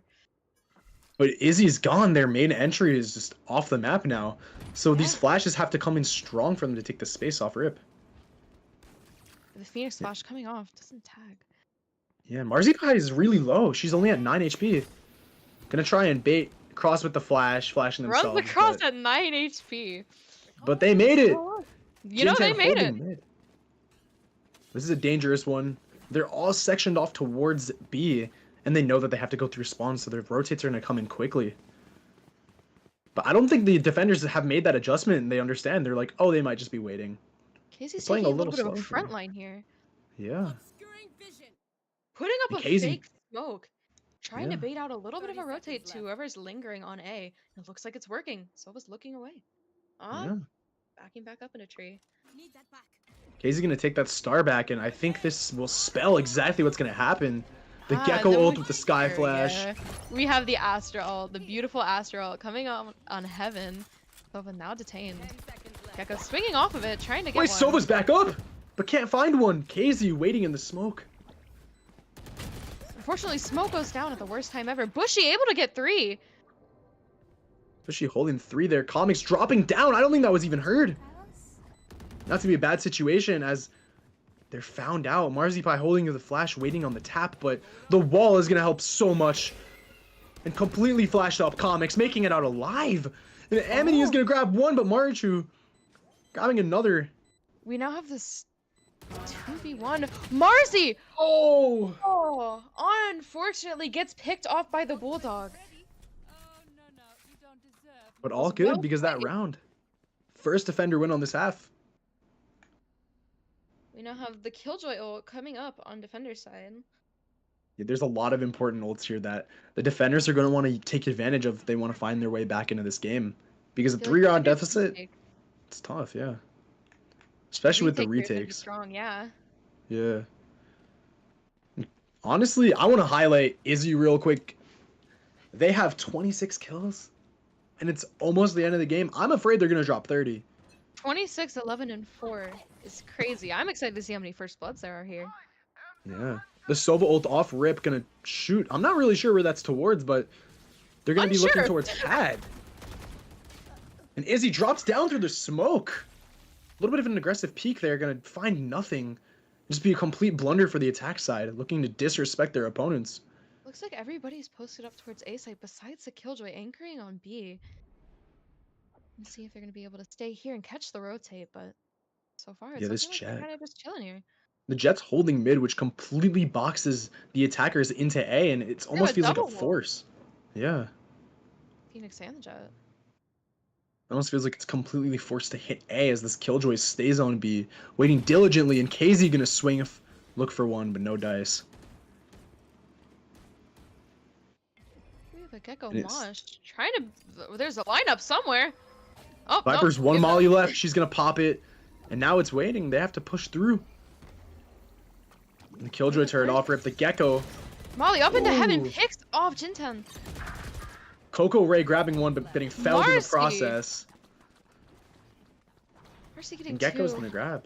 Picking back up the wingman and planting bomb on dice. It's now gonna be another main play. Killjoy popping the ult. This retake is gonna be strong, especially because now they have to back all the way up into main. But it is planted for it, so know that the Phoenix is on the flank, so now they're all just holding for it. Turns Yeah. away. Well, Comics is in the flank! Comics in the Comics flank with on the one. flank! It's all down the bushy with the knives as Amity is defusing. The Gecko flash popping out and gonna grab one Flash through the would have does not flash. matter. One more. They're getting held. And the defender stuck it. Unfortunately, defender's stuck. You know, pros don't fake. Pros don't fake, baby. You know, that's what That's I all saw it a lot. is. I saw that a lot in the first game. Here we are Yeah, again. pros never fake, baby. That's it. And now we see just they're slowly inching their way back in. But one important thing I want to share. Izzy died first both rounds that they lost this half. So maybe I it's feel a like little bit of over-aggression. Easy is their win condition. Yeah. And we got to see how they really counter this win condition if they continue to play like that. It's like protect the president. I think I played that game. Nice. Now it's Look at the again a Sky little Dog. slow. Yeah, the utility coming out first for the first time in Izzy a couple following rounds. up. Izzy's gonna flash out. They're actually gonna play relatively safe here, but the Phoenix is waiting on counter flash. Sky ult out. The How Phoenix much in the ulted ult? out. Getting picked off. But it's alright. He comes back But up. Doesn't Closing matter split. because yeah, they're gonna be taking a side, but the defenders have a full retake. Defenders no here guns have lost. no ults to retake with, though. Yeah. Some Muto. Casey's playing towards main. Amity getting one on Izzy, but Casey catching one on the flank. So important to hold this site down. Can they get the trade off in boat? Yes, they do. The Gecko ult comes out again. Gonna try Oh, and grab now Coco Amy- Ray, oh. but shot down. Wish you really held their teammate there. Jintan grabbing Casey in Marcy. main, but one grab. Gecko looking for another, but Pie Marcy saving with that the round for the team. Trade. I love the way Marcy's playing. They really just have this synergy on this team. Yeah, this team, they have so many things locked down. They understand how they want to play. And it just feels like a lot more of a coherent team. They understand the goals, and they really just have the util at the right situations to pressure. And I I think it know works we've been out great. gassing up with Reyna the whole game, but let's look directly below that. KZ, 20, 12, and 10 on Astra is Yeah. crazy. Yeah, Casey's a little crazy today. She's just been running it, having some fun, and Oh, they a are full full rush from the aggroing. defenders. What? Wah! And that The just round looks is like instantly over. that is such a fast round, and it just looks like light work for that team.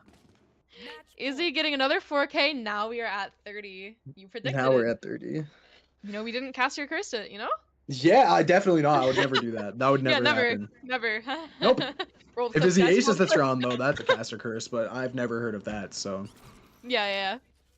Yeah, again, there's no fast B play this round, but the Killjoy is actually going to set up their utility to just really hold B main, try and stave them off a little bit with the Sova grabbing the Odin once again. Jintan has to make sure that this counts, as this could be their last round.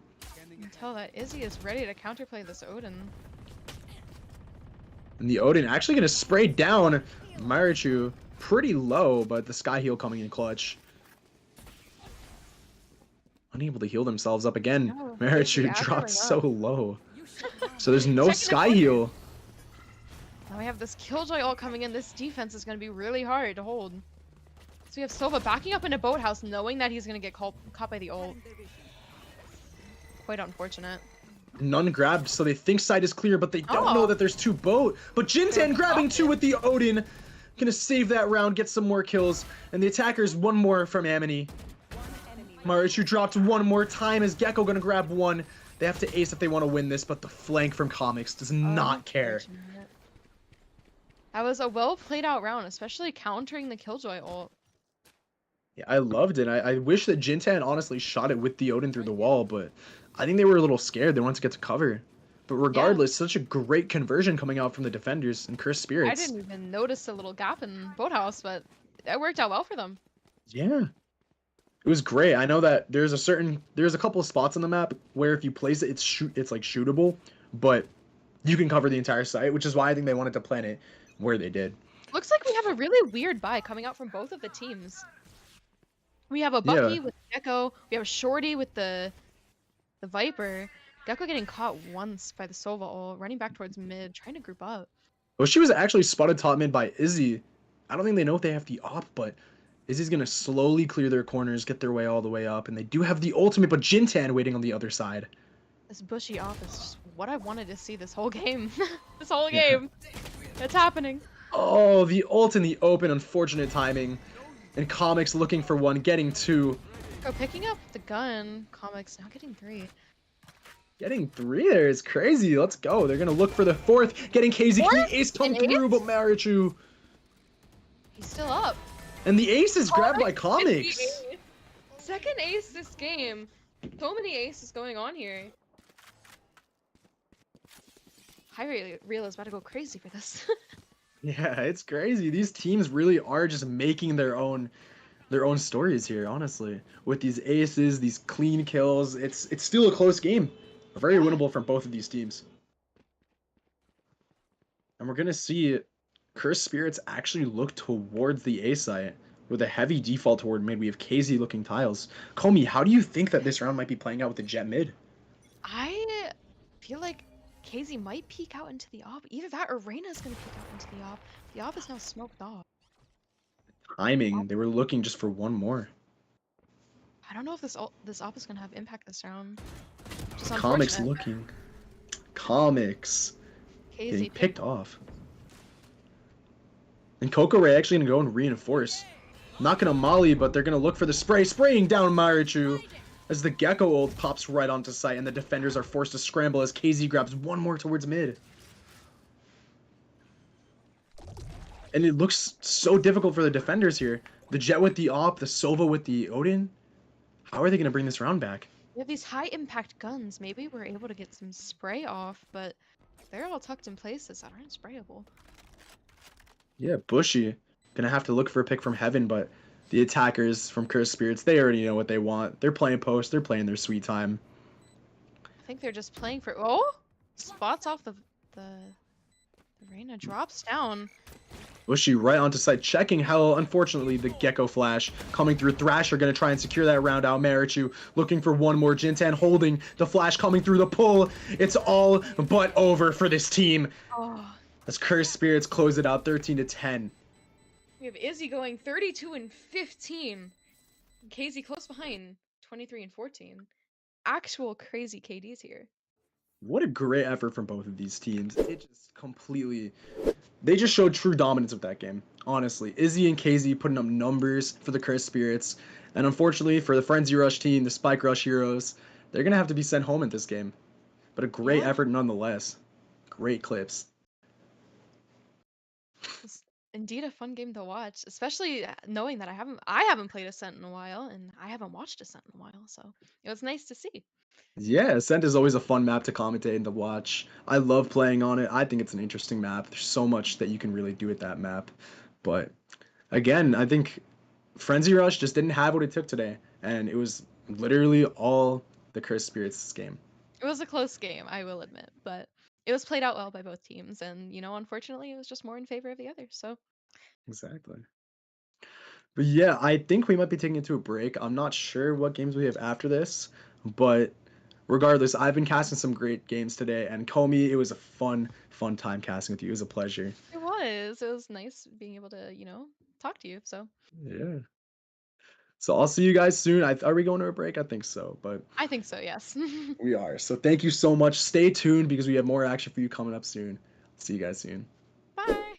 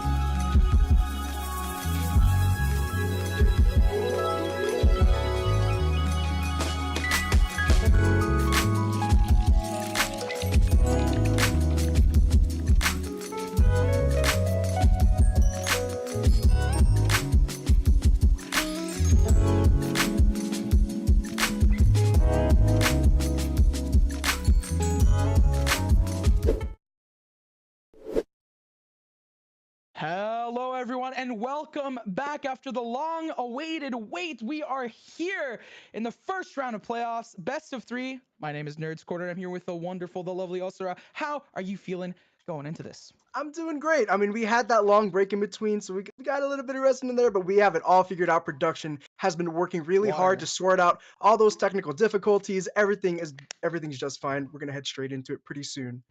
And I'm excited. We're going to be heading in straight into Ascent. We have Ascent, Haven, and Lotus as our picks, but Ascent at the start, we are starting off with that. There's a couple of picks and bans.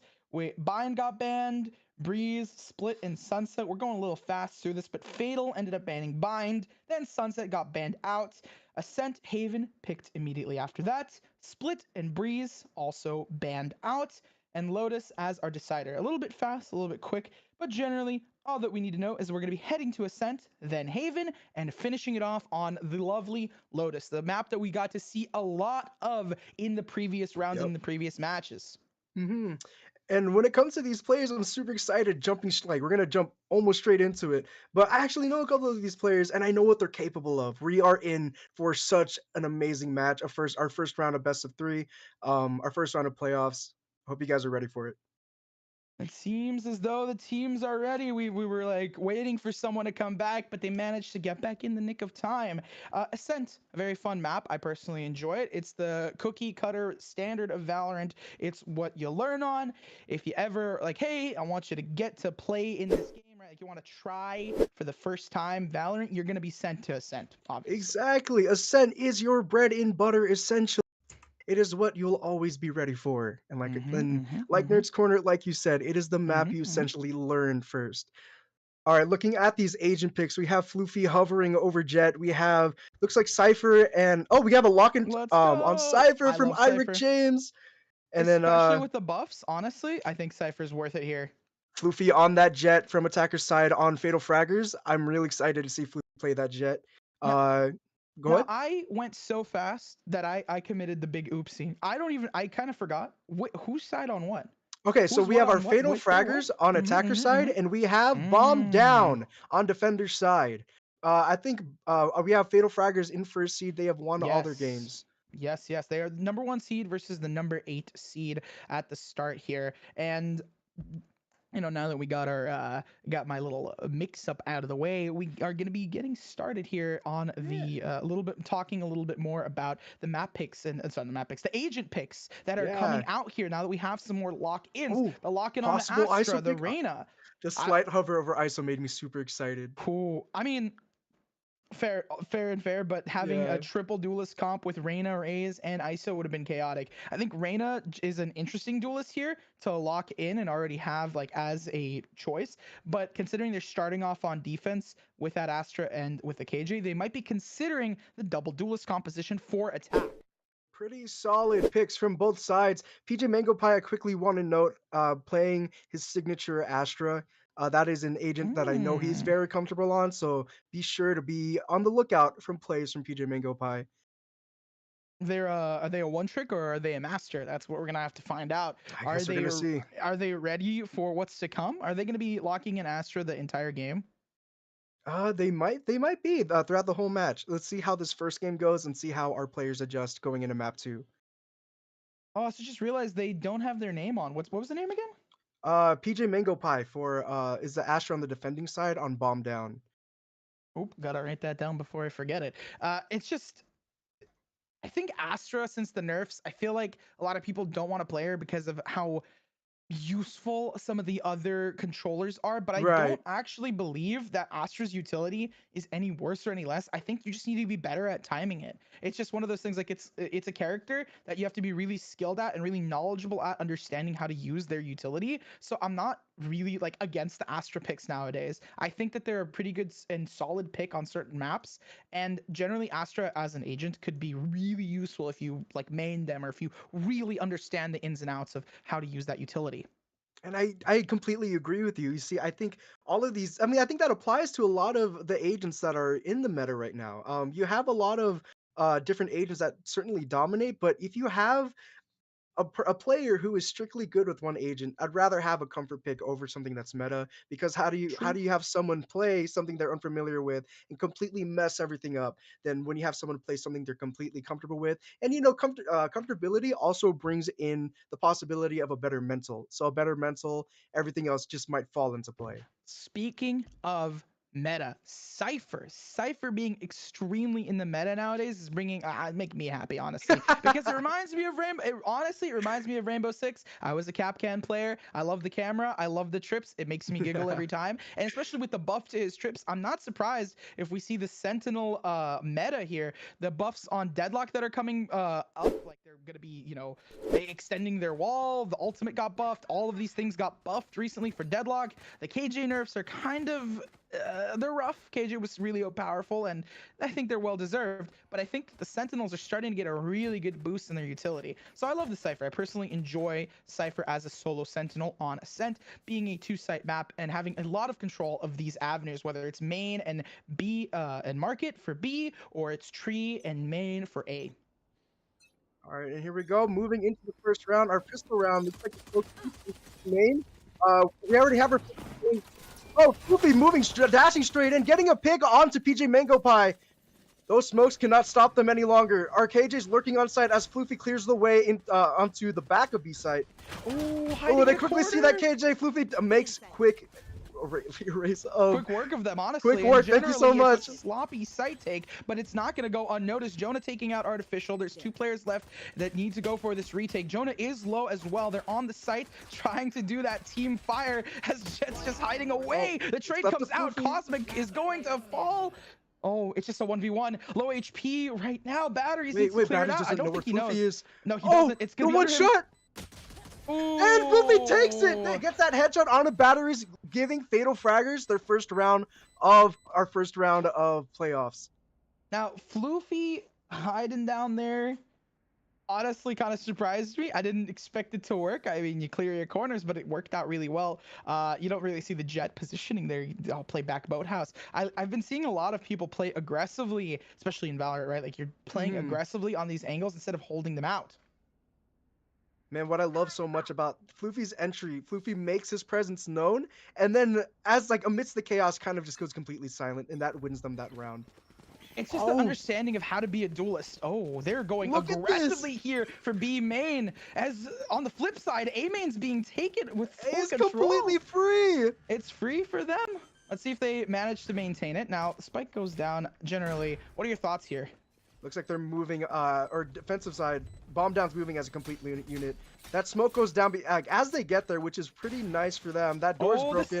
That trip. The trip is crazy. They have to take that out. Steph finds 1. Steph finds 2. They're looking for some more. They have the better weaponry here from the backside. Floofy judges them a little too harshly, maybe, as they fall apart. I mean, it's expected on the bonus, but how fast they dismantled bombs down is a little bit crazy. I think what was happening there is I think we had Jonah T, who was watching the flank, hear people running through mid on a cat. That allowed the communication to kind of have, I think whoever was holding tree push into tree after defender's side did. That pinch ultimately caused their whole team to collapse. Amazing play from both sides. I think just rather unfortunate for the defenders. They did travel as a group. There's nothing more you could do there. Good pinches are some of the most important things in Valorant, but on attack, when you have the better buy, it's really interesting to see that they're going to pinch. They don't want to lose that weaponry, that advantage that they have. So it's surprising that they do it. Makes sense that they're on attack, right? You want to be aggressive, and they do have double duelists. So they do, yeah, both sides have double duelists, so it makes sense to a degree. Floofy getting ready, both duelists, they enter, they're in. Floofy's already on site, looking around for anyone. Doesn't clear it completely, actually wraps around the front of it. KJ's still on site. With a judge back in the same corner, harass April, finds 1, Rick James falls, Spike compromised on site. That was just a solo KJ, harass April. Floofy, the one doing the harassing battery, is gonna fall. Doesn't have enough energy left inside of him to play. April on a second, but Jake on a stomp, picking up the Vandal. Now, 2v2, they need to get the site retake. Floofy is holding at an off angle. He's got trigger discipline, finds 1 on a 3-piece, but doesn't have the ability to transfer, unfortunately, leaving his teammate in a 1v1. On site. Jake should Slowly know where waiting. Klom is coming from. He does know. I think he knows because of the sky flash, right? It gives Exactly, away yeah. the positioning. It does, it And does. now we're just slowly calming things down. So Jake, He's checking in the same spot where here's the Floofy drop, here's the was. drop. Nosey's in boathouse. Now it's a game of ring around to Rosie. Who's gonna find who first? Oh, taps the spike. The tap Nothing on the just spike. yet. Watches from Oh, behind. but Jake takes finds it away. from behind. There goes his life. And they make that conversion from the bonus round, further putting our attackers in advantage.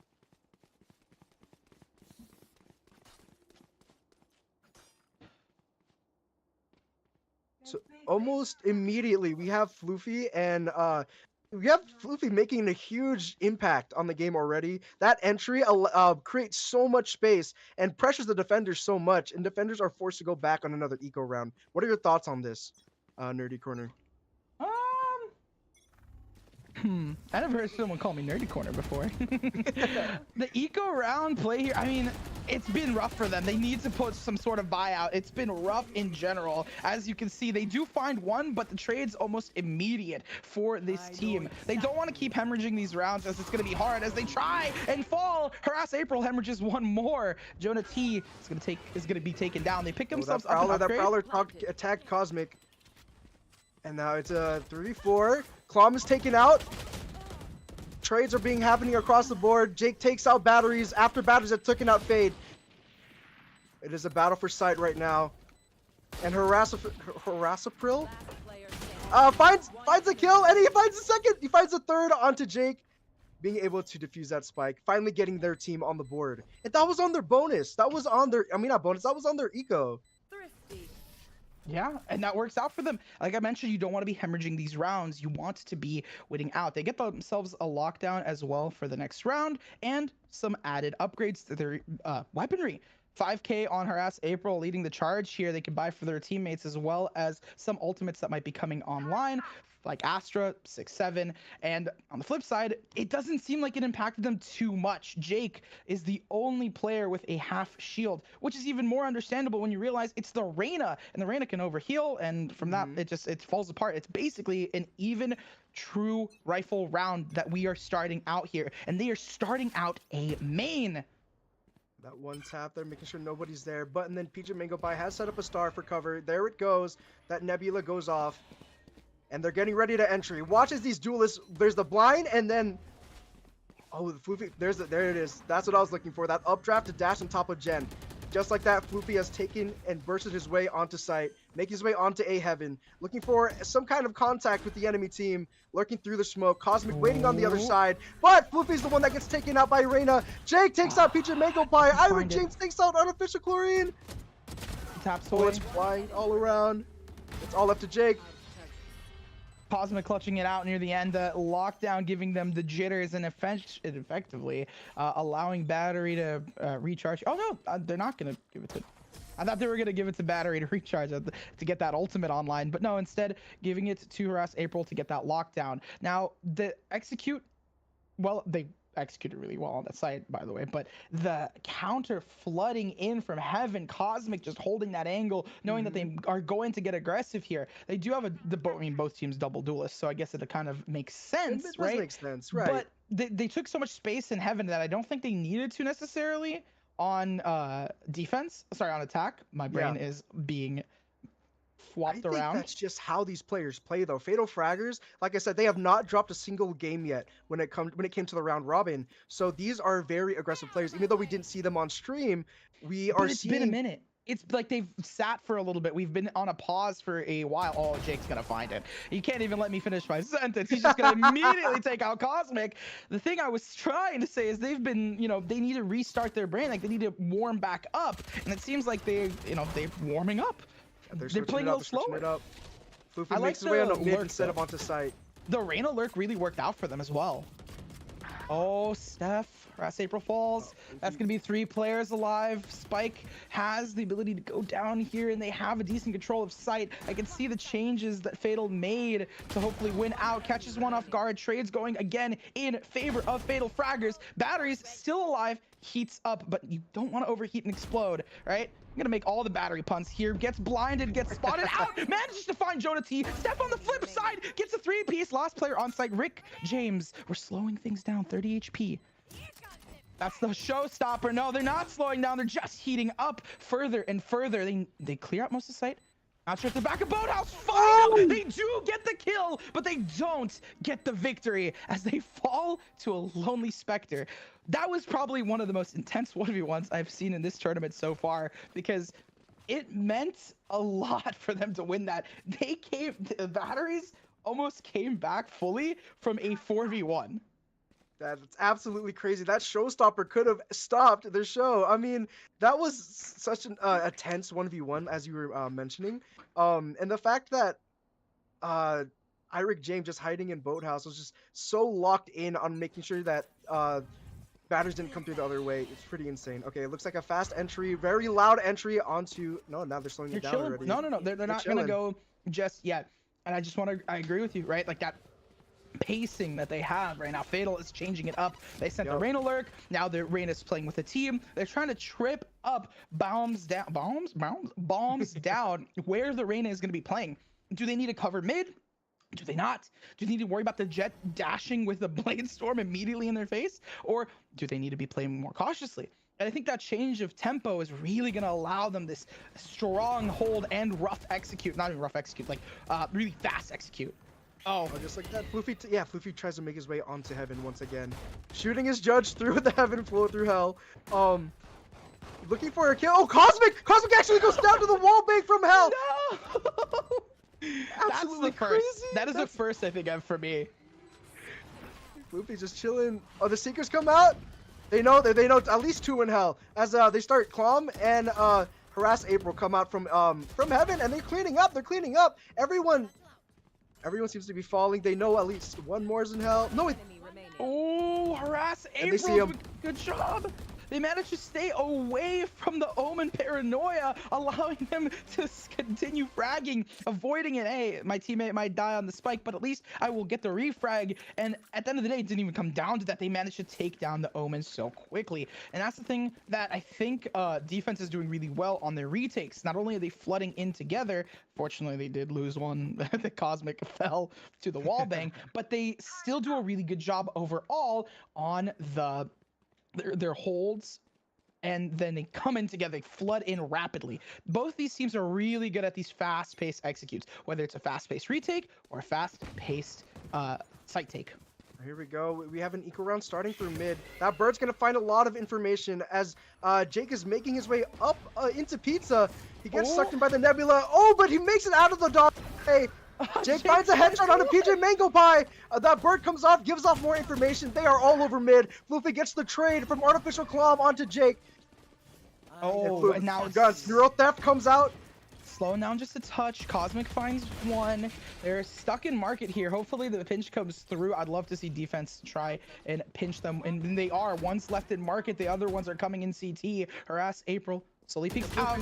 Oh, finds Floofy. Floofy's able to kick in and out. James does not kill Floofy. Ends up killing James instead. And now slows down. Low HP for a couple of these players. There's the leer that comes out. Empress is still available, but not dedicated. Jonah but Vanish doesn't check Floofy! No! Cosmic finds 1! No, Floofy gets found! No way! Because Vanish doesn't check that, Floofy got 3. 30 seconds left. Attackers have to play carefully around this bomb. Harass April at really low health, circling into market. Oh, it might have been the right play. Floofy is keeping a tight watch. There you go on defender side spawn. Oh, the timing! Oh, Floofy! I found a great timing on him, honestly. As soon as Harass April looks away, I mean, what else is there to expect? You find one on the site, you don't expect the other in CT. That is Floofy for you. Hats off. I honestly, Floofy going huge there. I honestly thought Floofy was about to get found out, but the fact that he saved Omen basically, because Omen TP'd into the main. I was like, Omen's dead, Omen's gone, GG's. But no, it didn't work out that way. It actually functioned really, really well, and Floofy played out really. Honestly, sometimes the solo carry duelist works. Right now, though, we're moving into this 8th round, and or we're moving into this 9th round, and the sides are completely flipped again. As defender's side, that is a wasted fatal. There is no one on site, and of course they don't know that, but this is exactly what happened before, because now defender's side is moving through mid again as a unit. Oh, now they're branching off as Harass April moves off toward the flank, but we have Omen watching it, and so Jonah T finds that pick onto KJ. Oh my lord. And now the lull in the round. The spike is out. They need to go for the retake. I was complimenting their retakes earlier, but they're on worse weaponry. Fade utility comes out. Prowler slowly finding them. I like the setup here for the Caterpillar so they can get onto that bomb. Immediately the Frenzy wins out. They're winning out with pistol. Artificial finding 2. 3 players left to the 2, but Jonah T having better weaponry and having better utility wins out. Cosmic still managing to find 1. They need to take out Floopy, and they do just that. Thankfully the half already gotten. They pick themselves up some weaponry and they get themselves a beautiful crispy thrifty. Did you see that Artificial Chlorine was paranoia, was blinded, and managed to find 2 headshots with the Sheriff onto 2 members of the Fatal Fraggers? That was absolutely insane. And that, I think that cleared up everyone that was chilling in A, or yeah, that came out from A main. That was something coordinated from the Omen, but it ended up backfiring as Artificial Chlorine was just ready for them. And it was one of those situations where just the pistols won out. Right, they took generator, they managed to clear out heaven, and they just won out with pistols. It worked out so surprisingly well for them on the retake. The Caterpillar to get them on site, and the misdirection coming out from all their utility. Again, some of these teams, like this team just really knows how to execute. They got no sentinels as well, besides KJ, right? So it's basically just if site's taken and KJ is like not able to hold and take site, they are defusing the bomb while the rest of the team is huddled and carrying and keeping them alive and safe. That Blade Storm is out and active. Bomb is now down on the field. Floofy is watching heaven instead of pushing it this time. That dog comes out, finds information. Floofy drops off from the platform, walks past the dog, and then gets concussed. That KJ ult comes out. Floofy is in a rough spot here, and they know that he's there. But he finds the headshot onto the Reyna, gets picked up by Artificial Chlorine. Oh, but the Astro ult comes out here from PJ Mango Pie to further isolate the tripwire. Oh, here we go. There's a lot of stuff going on right now. That wall's going down anytime soon. But PJ Mango Pro's no fake. He sticks it. He stuck it. It's gone. And even though they get the frags now at the end of the day, great use of that Astra ultimate I was talking about, one tricks. Also Artificial Chlorine, great job on the 4-piece. That ultimate coming out in clutch, allowing them space. I can see him spaz. He's spazzing. He's having a he's having a freak out. Honestly, I would too. That was a great play near the end there. And holding for your teammate like that as Sky, it's got to be stressful. It's got to be one of those things, like mentally it's 5-5. You're going up against one of the top seeds in this tournament. They are the #1 seed, Fatal Fraggers, and you have to like worry about a lot of this stuff, right? They're on attack. They're pushing you so intensely. That Astra ultimate had such huge impact last round. Looks like a very slow push this time onto A, making almost no noise at all. Not to trigger that Nebula, but Cosmic is there watching and finds the headshot onto Jake. They know he's in hell. That's a rough start as they push out. The Reyna ult comes out. Holding it. Reyna as the counter works out. There's the flash as well, but they get immediately taken down. The Queen can't live long. Unfortunately here, there are 2 ultimates. I want to note the neural theft that could come out here on the retake. Flash. Bird finds 1, or at least someone on site, as well as James slowly pushing in. Plant goes down. Oh no, they decided to not plant. Instead, they're going to be going for a cage to give themselves a little bit of cover. Oh, if you notice, the calm is on heaven. Artificial Chlorine finding 1, batteries on another. There's 2 players left on site. The retake is slowly falling apart as they're picking people up. But if you leave Floofy alive, you never know what's going to happen. Artificial Chlorine, though, cleans them up. Is that why he's chlorine? Is that why he's there? He's like bleaching things out. Oh my lord, he cleaned up that site in a flash. The patience from Artificial Chlorine is also something to be noted. He sits on the heaven, and then Floofy, I think, takes a shot at him, but instead of pushing Floofy, Artificial Chlorine seems to be aware, at least with his other teammates, and that is a sign that communication is there. He waits until Floofy's completely isolated. He gets the Omen gets the kill on whoever it was that was sitting on Jen. I think it was Iric James. But then after all fights have been isolated to where it's a 1v3, they all peek at once, and that is what takes down the monster that is Floofy. I mean, Floofy is really, really good at what they do, right? They're Exactly. amazing duelists. The entry potential that we've seen from them is high level, if not one of the. I mean, honestly, it was pretty dang good, better than what I've seen so far in my ranked games. But it's one of those things of like, how are you really posturing yourself for success? Right. Batteries It's all taking about out playing Jake. smart. It is, and batteries taking out Jake is going to be rough for attack right now. If you're going to get in 1v1 trade, it works better for attack, but unfortunately, the situation, they couldn't get the 1v1s Oh, and their man secret down. reveals Floofy immediately. Floofy's taken out in market by batteries, and looks like the rest of the team is struggling to make it onto B side. Omen throws out the paranoia to get himself across, but it looks like he's gonna look at all those crossfire lines. Batteries takes another. The showstopper comes out, satcheling onto site. Shoots it in a boathouse, finds the fourth on Steph. Batteries is getting shut down by the Cypher. They know he's there. They all storm in and they get that defuse. He was like, the batteries too much. They're overheating. It's over consumption. You're close to an ace. But honestly, even if the ace didn't come through, the impact that showstopper had in tandem with the gravitational suck, I don't remember what it's called. We just colloquially call it the suck. It absolutely destroyed them. I mean, there's another word that rhymed there, but we can't say it here. We're a good Christian cast here. Jokes and everything else aside, the half is swapped at 7-2 in an amazing retake that came out for I think it was the bombs down, right? Yeah. Bomb Got down, my sides yeah. set up correctly. And bombs down, being the lower seed, are now at the top. And that's the thing I was talking about earlier, where we've been waiting for a little bit. Maybe fatal flaws, fatal fraggers, fatal flaws. I mean, they might have some fatal flaws if they're not going to win out here. But fatal fraggers, they might be a little bit rusty with some of their strategies here. That's the one thing I want to see, right? They're on defense now. What's their strategy here? Are they going to be hyper aggressive in taking space? We do have both of the duelists on that A site. All right, it looks like we have a dog pushing to find information. He sees the trap. That trap is taken out. Everyone else moving on to B site. As they know, Eric James is there.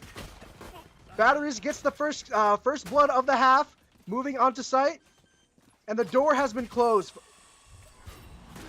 That Nebula is blocking off a lot of site. Door has been broken through market. We're going to see Fatal Fraggers move slowly onto site. They're slowly getting picks with their pistols. And it looks like Bomb Down is just all chilling on the bomb site. Now we have PJ Mango Pie walking through their Nebula, waiting and lurking in the smoke. Finds Floofy and gets the kill. Stays in the smoke too. Slowly starts to back off. Fatal Fraggers. The smoke's going down. They're waiting on the smokes. Batteries finds 2 more.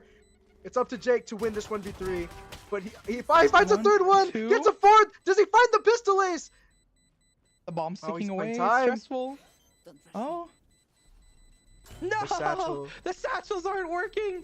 The defuse is going to come out. Batteries on a 4-piece.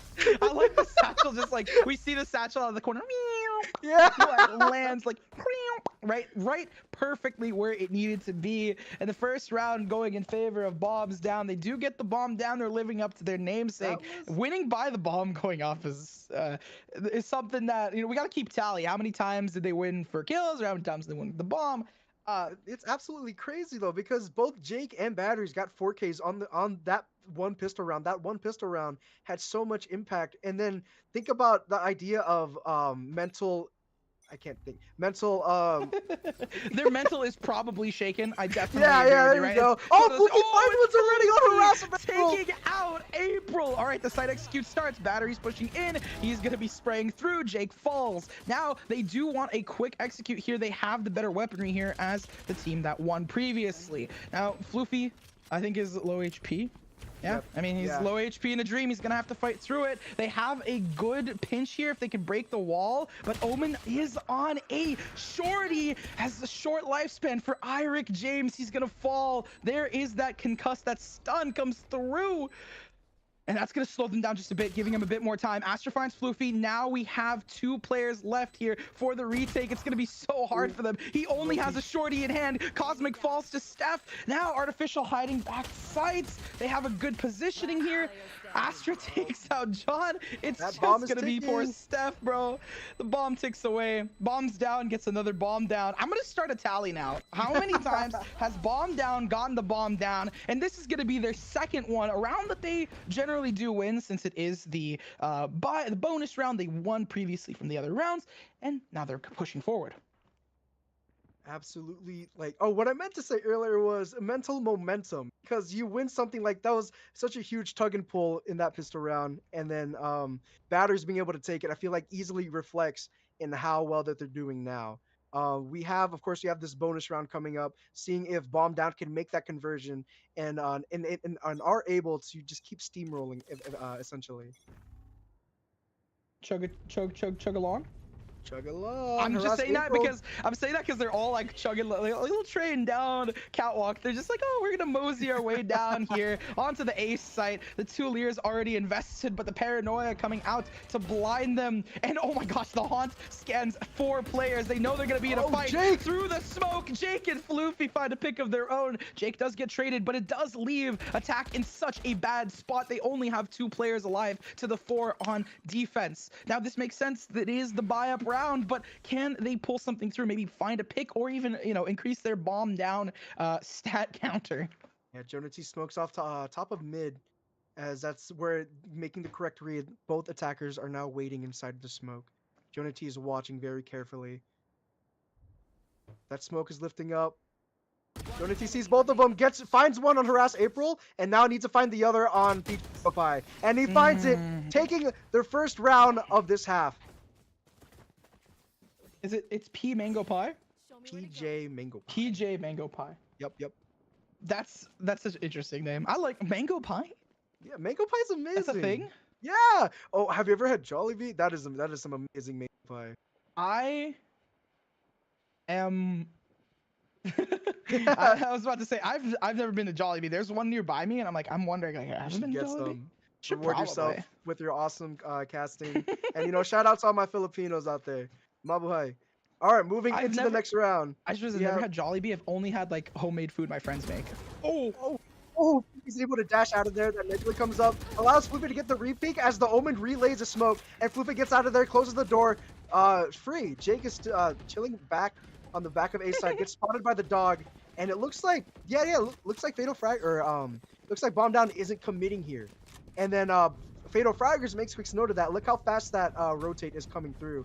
Floofy is watching mid, pinging for danger. I love how Fatal Fraggers, like you mentioned, they're not like spreading out. They're noticing it, and their adaptation is like, we're gonna hold. We keep our side holds. They're really aggressive. They do have the double duelist, but they're not going to let that play into them. And look how pivotal that Astro Wall comes out. It cuts off CT and mid. No, but Rick James. Oh, he's in Boathouse. Cosmic finds him. Nothing. Floofy finds Harass April. Cosmic finds it on Steph. Gosh, bro. What a round. That Astro Wall with such high impact, just as last time in the last half. Rick James, I've been there before, where your setup works, but your aim just doesn't. When your aim don't work like it used to before. But these guys are gonna need to aim their way through to get back onto site. We now have 3 players on the take here, 4 players up. John T on the trade, 2 players left alive. The Empress pops, finds 1, needs to get some more. Good isolation on the fight. Jake is slowly working his way back in. Jake finds another tap. No, but he gets immediately shut down by Astra. The trade for Floopy coming out. The Astra doing a monumentous amount of work, but Floopy near the end, just, good trades, right? You're playing Valorant, you get your trades, you get your ones. Right. Oh man, Jake seemed to be like gaining a lot of momentum there, but he unfortunately ends his dismiss right in front of PJ Mango Pie, which is what eventually gets him killed. But yeah, quickly noting that, we have a timeout. Oh, now when I talk about timeouts to help both sides. It makes sense. They did just lose 1. This is their what is it? Is it their pick? Caster notes. This is gonna be Fatal's pick. So Fatal is currently losing out, but it's actually going to be Bombs Down who goes for the timeout. I was just double checking before I confirmed that, but yeah. Fatal Fraggers have won the last 2 rounds, so it might be trying to stop their momentum to make sure that maybe they clearly win the next 4 rounds. Maybe. Hello. Can I speak to your manager? Hello. Can I speak to your manager? Hello. Can I speak to your manager, please? We love the forehead, memes. I do think that I mean, it's good that they're taking the time to pause and talk. It's going to help both sides. Right. Fatal hopefully can stunt some of the growth and the momentum that we are seeing from Fatal Fraggers, as well as their mental, right? They're starting to build up that like passion and their fire and their takes, right? We just had two of the star duelists, both Jake and Floopy, pop off immensely. Now, this is going to be a rough buy. They're buying Stingers and Spectres and whatnot. They're going to try and win this eco. They've So done this it's before, interesting. though. It's interesting. They're forcing up. They did win a force Yeah. previously, so I'm not gonna be They've surprised done if they this do. before, though, and that This I is- wouldn't put it past them to do it again. And that's the thing. One thing to mention: if they can win this force, it's going to kind of mess up the economy for Fatal Fraggers, where they're all hovering about 1K with full rifles and shield. So that's where I'm like, oh my gosh, they can win this. It might work out. Oh, here we go. Look, that KJ ult's just about done. They're waiting, but then they're able to see, because of the nebula, the tripwire, nothing's able to get capitalized off of, but look how low the enemy team is. Oh no, Iric That James party kills stopper one comes with out. the trip. Are you kidding me? There's the showstopper we were talking about previously. Unfortunately, Mango Pie is really low. Oh! He dies Oh my! to Battery's the killed for Mango Pie! Unfortunately, Jonah T taking out one. Floopy on the take. He's gonna get a two-piece as they take the site. Unfortunately, in their scramble and all the chaos, they were not able to win out. So that timeout, right? That was timeout. Yeah. that timeout was from Bomb Down. Yeah. They might, I don't know, maybe they might want another one, but we'll see. The score is now at 9-8. We are moving into the next round. 3 rounds in a row for our fraggers here, and they seem to be shuffling toward a main. The fraggers have been doing a great job at least sticking together and not defaulting or spreading out or spreading themselves way too thin. I think one of their main goals is to kind of allow Floofy to get that information and reposition to the point where Floofy can find those frags. It looks like Floofy, the two duelists are doing the most impact. It is working. They are. And if it works, why stop it, right? Feed information to your duelist. You're playing your role. It works out really well. Speaking of information, they spot out a little old Jakey who is hiding on Ego, falling back into Gar. He's like, I don't want to be fighting this. I'm gonna fall back into tree, a little bit further back into glass. He's like, I don't want to be here. They have to deal with both duelists here. Jakey on Floofy one side, dashes Floofy on the out. other, Oh my gosh. reconvening. Floofy backs into sight as he comes into contact. No picks have been taken yet, but it looks like Bomb Down is slowly moving on to site. They find the first pick. Batteries finds the first pick onto Floofy as Cosmic closes the door. They're now watching Heaven. The dog comes out. There is now information. The flash comes out. Artificial Clown finds one on Jake. People are going down. Batteries finds another kill on Steph. They have now completely taken the site. Slow and steady. 2 players left. 2 players left on the take here, right? They need to hold it down. I just realized something that, like, overall, the bomb going down here, this is like the first time in a while that they've gotten the bomb down successfully, and they might actually win. Just explode. Because defense doesn't have a lot to work with here. They don't have their star duelists for their retake. They don't have a lot of potential here. They do not even have that much utility. If we look, Cypher as a cage, Omen already uses Paranoia. There's no reason for them to fight this. They're just going to be holding back. And it works out in favor for bombs down. And then that save also allows Iric James to buy someone in the next round. So it was ultimately a good play. And this is also the 5th time that the bomb's gone down officially. I've been keeping count. So we have the first 2 rounds, the bomb got down.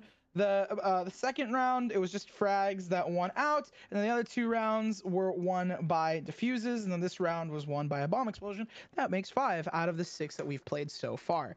We always got to keep tallies, right? We got to understand. I mean, tallies are important. We get cool statistics like that. I was like looking at those like funky statistics. Complete split this time. Looks like they want to go maybe from B mid onto Cat. Oh, and then there Jonah T spots him. Floofy's closing in. Floofy's not hesitating at all. Taking up that space. There's a possible pinch maneuver here as Jonah T smokes off of Cat. Floofy's making his way into Tile. They're chilling in that smoke, both the Raze and the Reyna. All right, Batteries isn't able to see. Gets picked up by Jonah T, but Cosmic gets a trade.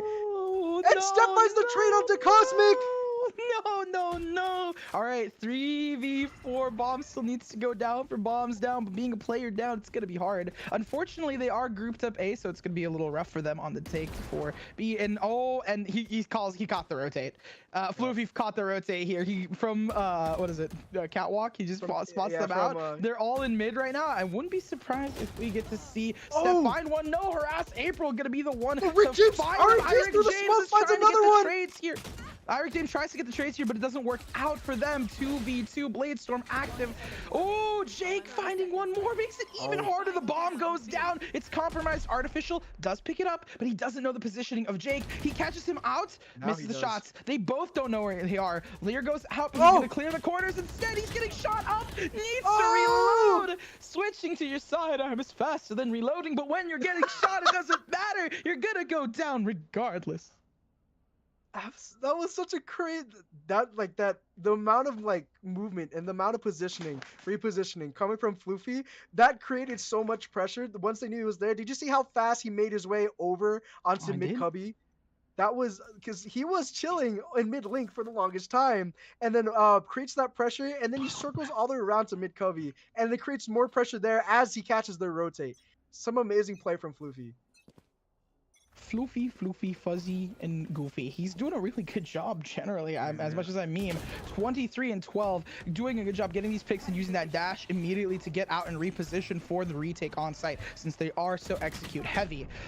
Oh, speaking of which, Cosmic finds one through the Lear. He needs to heal up. He's like, I'm gonna spray it. I need to find it. There's the Cosmic divide we talked about previously, and they need to start pushing in. It's going to cut off sight and give them those isolations, batteries, and artificial finding ones of their own. The Seekers coming out, 2 players heaven. They know they're hiding behind the wall, and we've seen this before where the solo Sentinel Cypher gets taken down. It seems like they're favoring A right now, especially because of the Cypher setup on B. It's really hard to contest with. Slowly, they're just going to be winning it out. And I think this is a very, they're going to be trying to find some picks here. They might execute slowly, but no, they're just going to go for it. I think they were going to just try and find some picks and potentially get out of there. And it makes sense, right? You have your winning strategy. You have your duelists go in, Omen smokes, paranoias, we have the Fade Initiator utility. It all kind of works together as this little machine. If you lose a cog, you can kind of come back from it, but once you've lost 3 or 4, it just falls apart. Just look at that round history, though. Even though Fatal Fraggers seem to kind of pull away with those 3 rounds in a row, now it's going back and forth. The thing is Fatal Fraggers can't really afford this exchange right now at that 2-round deficit. And this is the first time. This is we see bomb going down, no bomb going down. We got the bomb statistics report here. We do. It makes a little face. Look how happy that face is. That's kind of funny, actually. I didn't even think about it that way. All right. Oh man, I love the coordination that we get from PJ Mango Pie. Both of the trips catch that dog. They find him. The Fade utility works out for them. They've rotated the Fade and the Cypher setup towards A this time and adapted it instead of going towards B, like I was talking about previously. This is going to allow them to stunt the potential that they were, of a potential map point with 12-9 for bombs down. Instead. Also, it slows things down, right? It changes things up.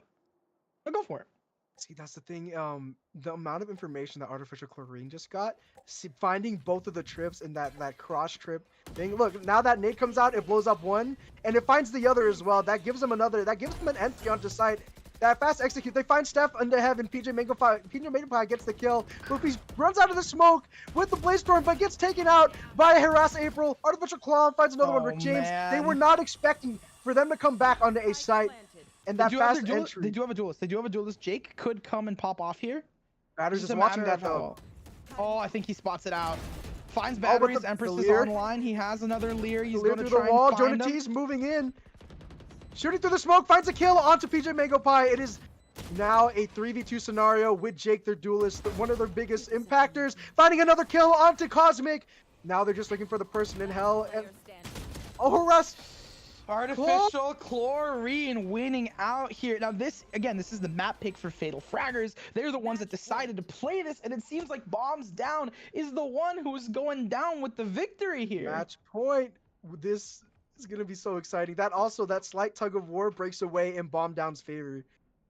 So we're gonna see. It looks like we have a half loadout from sort of a half look at this kind of like a, I guess you would say, an 80% loadout coming out from Fatal Fraggers. Uh, Floofy with that full shields. I just think once those two duelists fall, the rest of the team kind of crumbles. Ooh, Floofy, great discipline getting out of there, not wanting to take the fight. There's no point. I'm scared. I don't want to be here anymore. Speaking of which, there is the lockdown. They're gonna wait for it to tick fully before the take comes out. So a little bit to talk about what utility they're investing to clear things out. I think they spot out that everyone has left, right? They know the Cloudburst. They saw the Reyna, so they know that there's potentially one in Boathouse. But other than that, they don't find anyone there. That's a clean sight take. The bomb goes down potentially for the final time here in this game. Again, it is a best of 3, so they're not out of it just yet. They have one more round after this, one more game after this minimum. Jake slowly comes forward. Oh, yeah, but like, they don't know Cosmic. Away. They see Cosmic last minute. James getting another. Jake finding another as well. Astro's on the trade. It's just gonna be BJ Mango Pie. BJ Mango Pie falls, unfortunately, and the defuse comes out. They live to see another round as it goes 12-10. 2 away from evening things out. Now let's look at the economy here, because this is gonna matter. This could have been the final round, but it's not.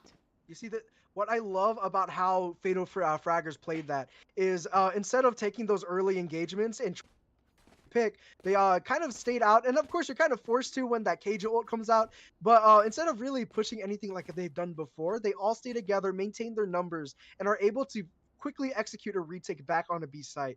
And also renoting Floofy, that Cloudburst allowed him to get out. I do think that they saw the Reyna, but there was still pressure created from that Cloudburst as they did not know where Floofy was. So moving into the 23rd round, it looks like a slow push from bomb down into A main, playing super quiet.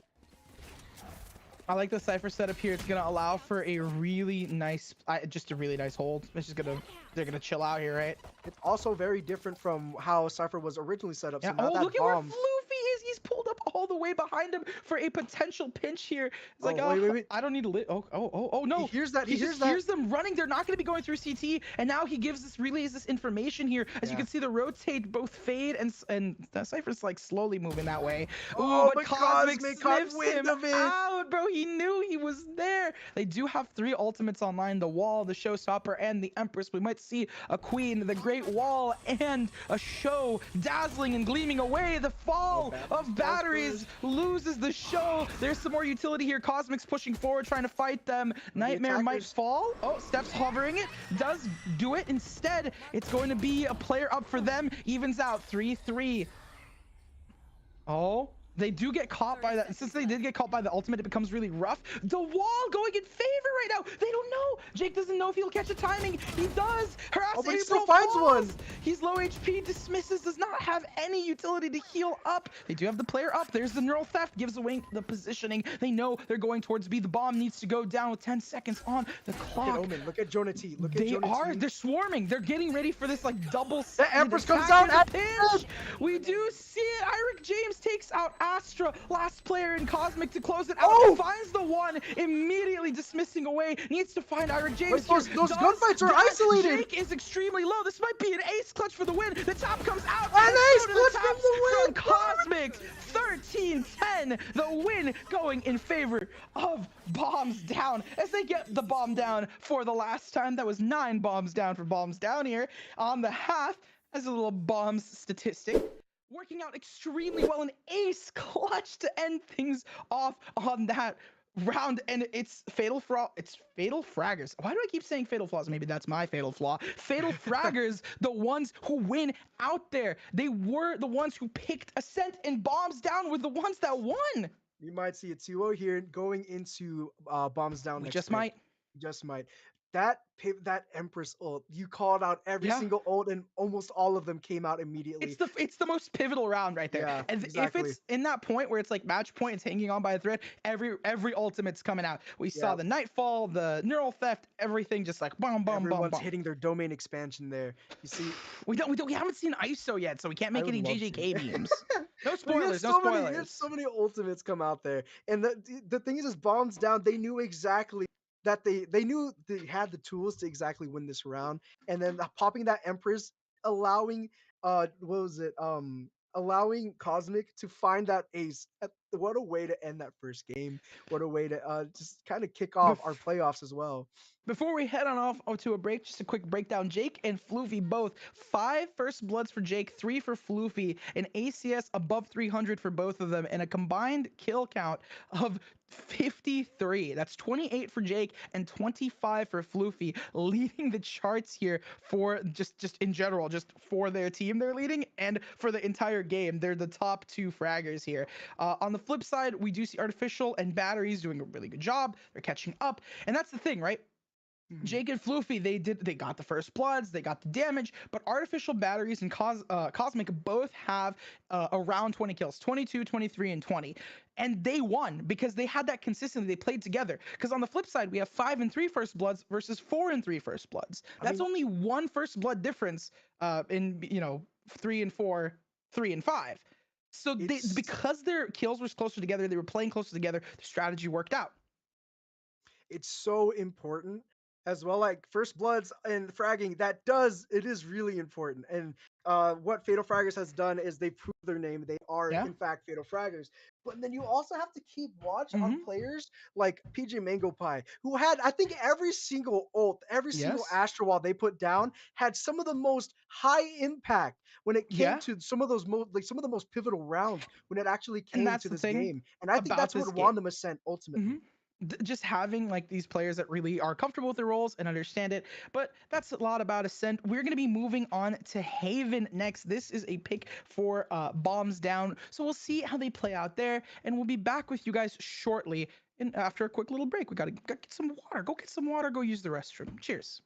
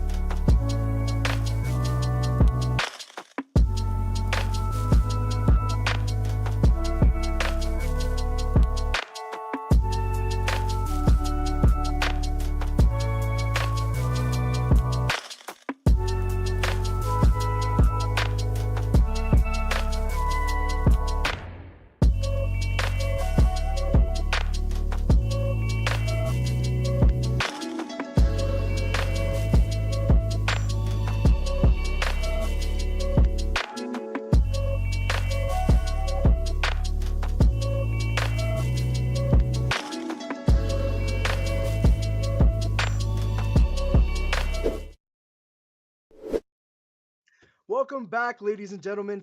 I am rejoined, and I'm joined by Komi. Komi, how you doing tonight? Did you I'm watch? doing Did you see that good. game? I did see that game. The end was crazy. I was like freaking out. It was Really great though. crazy. Yeah, moving into game two. Now we have in our series between Fatal Fraggers and Bomb Down. Mhm. Okay. So moving into Haven, are you familiar with any of these players? I have to ask that real. I am. I am actually mutuals with Floofy here. The rest, I have no idea. Well, But it's good to see. you're in for a treat. Sorry, I keep stepping on your toes a bit. You're all Kind of good. feeling everything out. But I'm super excited to get into this game. We have experienced a lot of technical difficulties lately, but we're pushing forward. We're getting straight to the games and making sure that everything's running smoothly. Again, shout out to our production at Lovely Production, who is working very hard to keep this production running. Um, and yeah, so we're jumping into Haven. Our players are ready. We are good to run into Agent Select. So you are mutuals with Floofy. How I guess what would you say is his primary agent? I do know of him, but I haven't played Oh, Valorant often. Bro, I have not played Valorant with Floofy either, but I do know that Floofy pops off on Jet. But right now, what I'm looking at is something else. I know. Is this an ISO roulette? Are we Is rouletting? is that what I'm looking at right now? That looks crazy. As I said, Floofy now hovering the Jet. This is gonna be a little silly. I hope this is not this is not a roulette. But I as I mean, said before in previous games, if Haven was played, I would like to see ISO on Haven. So I'm excited to see this and see who gets it and who performs. we are in a best out of three set right now, and Bomb Down, who is on defenders right now, is Bomb Down, they do have, I guess, the space to kind of mess around a bit and be the funny, goofy content creators that they are. So we might actually we might pull through with this ISO roulette, which is super funny to me. It's silly, but it could work. It might I'm work. excited to Let's see. just see what everyone else gets. Maybe this is all just a fake. Oh, there it Oh, was a fake. It wow, was a they fake. Look at bamboozled that. us. All Look right. at that. And All the agent right. locks come swarming in. PJ Megapie back on his Astra. We have Artificial Cosmic now on Rays. Batteries switching from the Rays onto April back on the KJ. Looking on the other side, Eric James switches off the Cypher onto the Omen. Yeah, Floofy back on Jet. Um, and we have some interesting picks. Jake or Jonah T switching off the Omen onto the Reyna, and now Jake being the Killjoy. Just looking out from last game, all these agent switch arounds show how flexible these players are. Makes me super excited to get in and see how well these agents or these players do on these other agents. I personally really like the Astra on Haven. I think that the Suck and the Stun are very good for post plant, but that's with any map. Mm, Um, Otherwise, I think team comp is pretty balanced. it looks great. I was really hoping to Besides the see that fact, ISO. We got baited. I know we got baited so hard, We did. but honestly, the one problem that I'm seeing with the attackers right now is the fact that they don't have a hard flash. Oh, They have I did not notice that. Omen flash and Reyna flash. The thing is, I don't think they did on last map either. And the thing is, the Omen Paranoia and the Lear from Reyna did pretty great jobs at entering, at least making enough space for Floofy to entry. Because Floofy is one of the most explosive duelists that I feel like at least I've seen so far in this tournament. I agree. Looks like we All have the right. smoke coming down, running into short here. Okay, it looks like a full force from short. They're moving through sewers onto a site.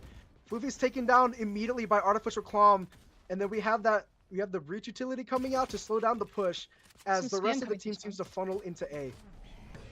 Blind's coming off, blinding the sky. Sitting mid-sight. Unfortunately, peeks out and the Reyna gets picked off. Reyna now sitting in the corner. He's trying to sit in this corner. Maybe pick them off on an off angle. Reyna swings and is ready to take them out. All right, bomb is going down on the field. Iric Jones planting. It is left to harass April to find a 4K here. Stuck with And a possibly classic and clutch 2 this. mollies. There's not no locations of any besides the one sitting in graffiti right now. Harass April's taking it really slow now. Kind of, I guess, weighing their options here. I mean, obviously, die to bomb if you can't get any picks. Looks like But- a slight cross coming out here. Oh. That smoke allows him to cross. Allows her to cross. She gets the kill onto Ira Gets James. but traded Jonah off. gets traded. Yep. All right, interesting pistol round that we see from attackers. Even though Floofy was shut down pretty early, it still looks like Jonah T now becoming the other duelist that Bomb Down will have to worry about. I think that the entry went well. It was executed well. And then the post plant went well, so there's nothing to really judge there. I'm excited to see this breach playing Garage though. Just look at where the players are positioned right now. Yeah, this is gonna be nutty. It's gonna be one Sun battle. coming out. So much information gathered from Luffy Bomb. already tucked! Oh, the dog. Oh, Wait, they Steph lined finds 2 up. with the Spectre. Enemy remaining. Steph finds 3 and the 4th. PJ Megapie goes The down fourth, to yes. Steph. Amazing. I mean, it's kind of what you expect. All players landing outside of Garage is definitely something very interesting to see. But now that we actually have guns on the defender side, I'm interested to see how things go. It looks like more of a classic default coming out from defender side, as our attackers with their guns are now looks like it's some sort of default. And although the round was lost to defenders here, but I do think that the eliminations that they got are pretty impactful considering the fact that now they have staggered by. Definitely, that is a one huge note to make note. We have that turret placed outside onto grass near mid doors as Jonah T creeps up, sending the leader through the door to follow up the dog. Maybe there is an alarm bot in there. Now have the breach kind of holding an off angle here. Who I think they heard the alarm bot, so they're pivoting onto B through mid directly. We have both of the duelists lingering outside as KJ, Omen, and Fade kind of behind KJ, watching the flank, making sure no one's pushing through A on their flank. Oh, the gravitational well pulls in Jonah T. Fortunately, the bomb can't be planted. I'm All right, trying Jonah T to getting go that back flank in. down. There's 3 sitting here on A link. Oh, batteries able to pick up taking Jonah. off Jonah T. That eye comes out, tries to spot more people. Floofy actually manages to take down Harass April, but is taken down by PJ Mango Pie. The bomb goes off on Spike to buy more time to prevent, but the Nebula goes on to block further sight onto Breach Dash further coming sight from out. Spike. Diffuse Trying to coming push out. in. One sitting behind the sky picks him off. Cannot get the spray. Oh! Breach able to spray them down. Last one, Omen. Omen ran in. Wait, Cosmic Cosmic! chilling on top of B mid. Just kind of taking Completely picks. unexpected with 2 HP left. That is one low raise and one round, putting Bomb down on the board finally. Oh my gosh, Whew. that was such a heavy round for Fatal Fraggers. Because now look at Bomb Down's eco. They are now forced to eco. Cosmic really the only one having a gun here. That was the I round wonder they if were supposed Cosmic to will win. use this to aggro. That was the round that they were supposed to win. But look at the cost of it. Yeah, that Pretty was hefty. heavy. So it looks Cosmic like with the one gun here. I'm wondering if they might take aggression, but looks like it's not happening. Holding far back and short. all right, smoking into heaven, Like an A slowly push. making their way onto A. You have 2 going long. Oh, Empress comes out. Empress He's comes able to out. shoot down the nade. Oh, but the concuss actually aftershock. heals. Yeah, the aftershock. Oh, big grenade from KJ, forcing PJ Mango Pie and batteries out of position. Klom is now healing both of them, making sure they're full and restored. Klom himself not being able to actually heal himself though. And they're rotating off, but look at a majority of Bomb Down stays on A. There is a late rotation coming from them as they move slowly onto C. As Fatal Fraggers do at least. Seems that everybody's rotating back over to C. They're sensing the presence from the Fade and the Omen. That is where Bomb is, so see if they try to execute this. Might It's like Omen's already walking up, tucked into Cubby now.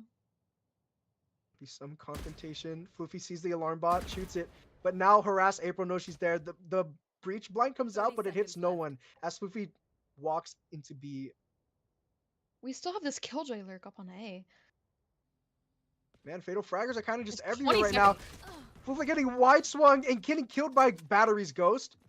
that presence on mid is now essentially gone. But Jake, the lurk pulls through. Jake pulling through from the side, right side of B.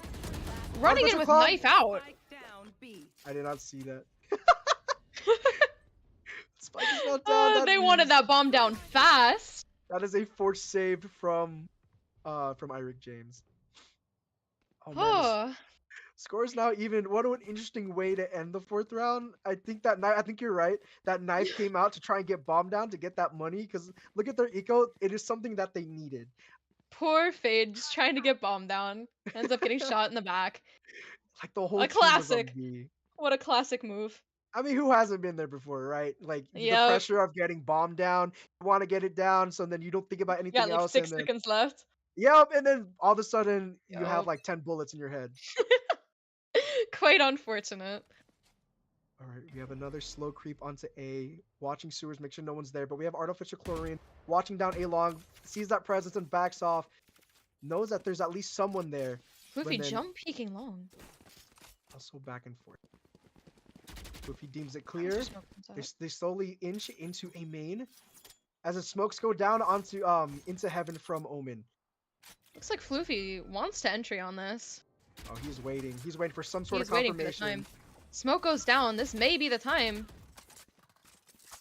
But look at where Breach is. Look where Batteries is positioned for the quick rotate onto either B or A. And then look where Jake the KJ is, waiting for their team to relay back to them, as it looks like running they're towards setting mid up now. for a B hit. Breach still holding this angle, trying to see if they're able to get anything. Here's the noise from it. Probably calling to their team that they need to rotate. Serena's getting ready to swing. There's coming confirmation. out. Someone's on the right side of B. They don't know about Harass April. Harass April comes running in. The Fade ult comes out. Getting some Oh, shots the off onto turret! Jenna. The turret is shooting at the planter! Alright, Harass April finds one on Floofy. That is a beast taken down. The aftershock taking down Aftershock Steph. again! A second kill coming from the aftershock. Bomb down now on the Dude, it's defuse. exploding. Out in the open, beating body block. Standing. Flash I comes love up that play. on the I love defuse. that play so much. That was a crazy round. Their take is just so explosive, it's almost impossible to counter. And then the body blocking that came from, I think it was Harass April covering PJ Mango Pie. And at least get it to half. That was such an amazing play. And like you mentioned, that explosive retake forced them off completely. Where they have to play all the way back in window. Yeah.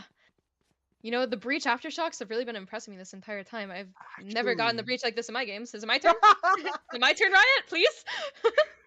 maybe Batteries will be your Breach player. We'll see.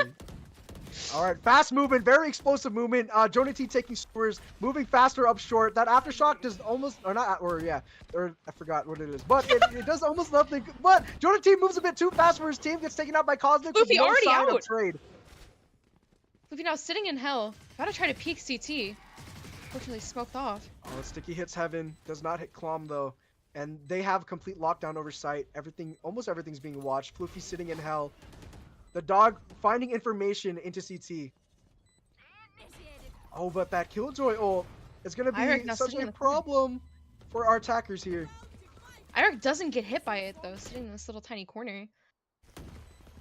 Maybe they have some util to get them off, but unfortunately there's no Killjoy. That's such a strong But they do have a combination. raise! That's such a strong combination. Poor Oh, Steph. Nade! Dude, Steph's has been taken out by the aftershock, by the nade. And another just insane retake here. These ults and this util coming out, knowing that they pushed back into long, sitting in that corner with the KJ ult.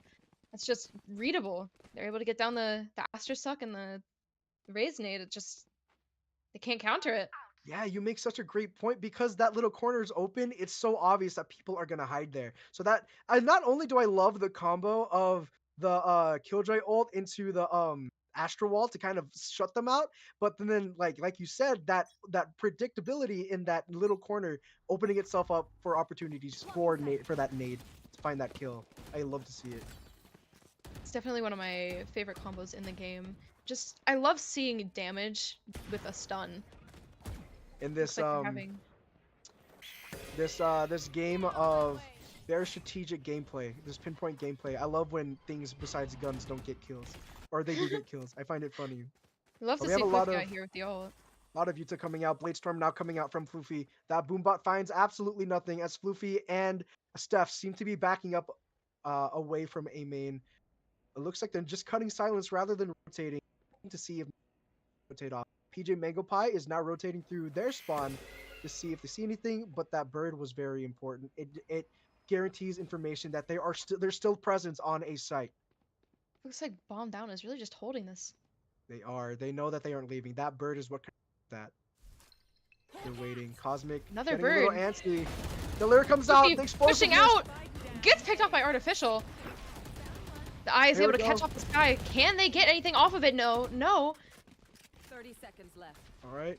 The Seekers did come out. Artificial. Calm. Artificial Chlorine. They're the less 5-3. short. Batteries. Trying to watch this Oh, short but corner.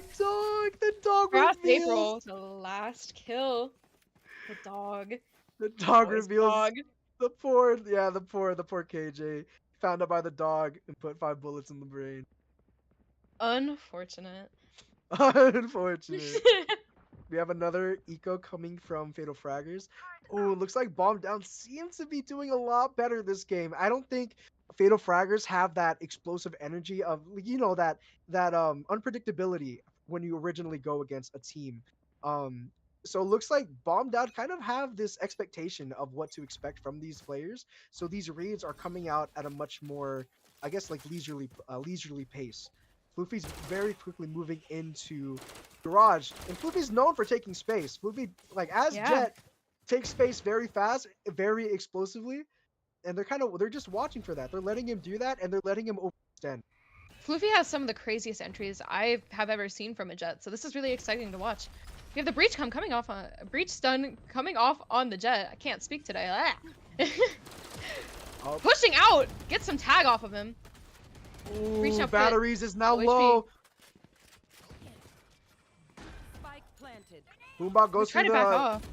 Cloudburst. Maybe they're gonna be Got able to play attackers. post. Dog coming Oh. off on Floofy. Floofy now low. Peek smack out. Battery's back at full HP again due to the sky heal. That attacker's lockdown buys so much time, and then batteries ults the site for no one to be on it, but it does grant them full site access. As now both nades go off. Oh, Harass April's pushed the further flash. into it. Jonah tucked in the corner. Sky unaware. Ghost plant. Oh, Cosmic saving Artificial's life. This team is just explosive with everything. Their retakes are just insane. Bomb Down has definitely proved to do that in Ascent, and their grip over their own map pick, Haven, seems to be just proving that they are some of the strongest players that we've seen so far. Their name says quite a lot. Bomb down. You know, Yep. bomb is indeed down, and they are defusing it. Yeah, Bomb's down, and they're like, oh, gotta defuse that. That can't go off. This team's defense is just, they give up sight, but they retake it so well that it doesn't even matter. We did see in a previous game, I think the one that you commentated between Gamers Gaming, that kind of starts like these sometimes could be false starts, and that we could still end the half at 6-6. Yeah. Even though Fatal Fraggers are at a 4-round deficit, oh, more people are going down.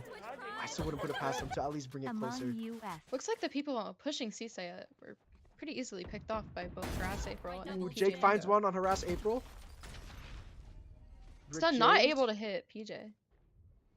Which is good. They're gonna have to move fast. There's only one person sitting on C site. Of course, they don't know that, but they have to get there before the rest of the team does. PJ Mango by PJ hiding in the their smoke. Oh, the paranoia hit. We're gonna get the Jake. omen off through the smoke. Oh, no. A 3K for PJ. Crazy round. Had that site on lockdown. It's like no matter what site or where they push, you know, what they fake, it's the retake and the fact that they just held that, you know? Yeah, definitely. I think one of the main struggles that Fatal Fraggers is kind of playing together. I think they play the best when they're all together. They did that in Ascent, and that worked for them, and it was a much closer. They're defaulting out. I think it's the pressure of the 3 sites. They're defaulting out. They're trying to find information, but they are getting picked off through certain engagements. Here we are moving into the 9th round or the 10th round. That fast movement, they take space so fast, but then there's no one else to follow up on it. And then Bomb Huge Down is stun in short. already ready to just rotate and provide that support. Gonna swing into Cosmic with a ghost.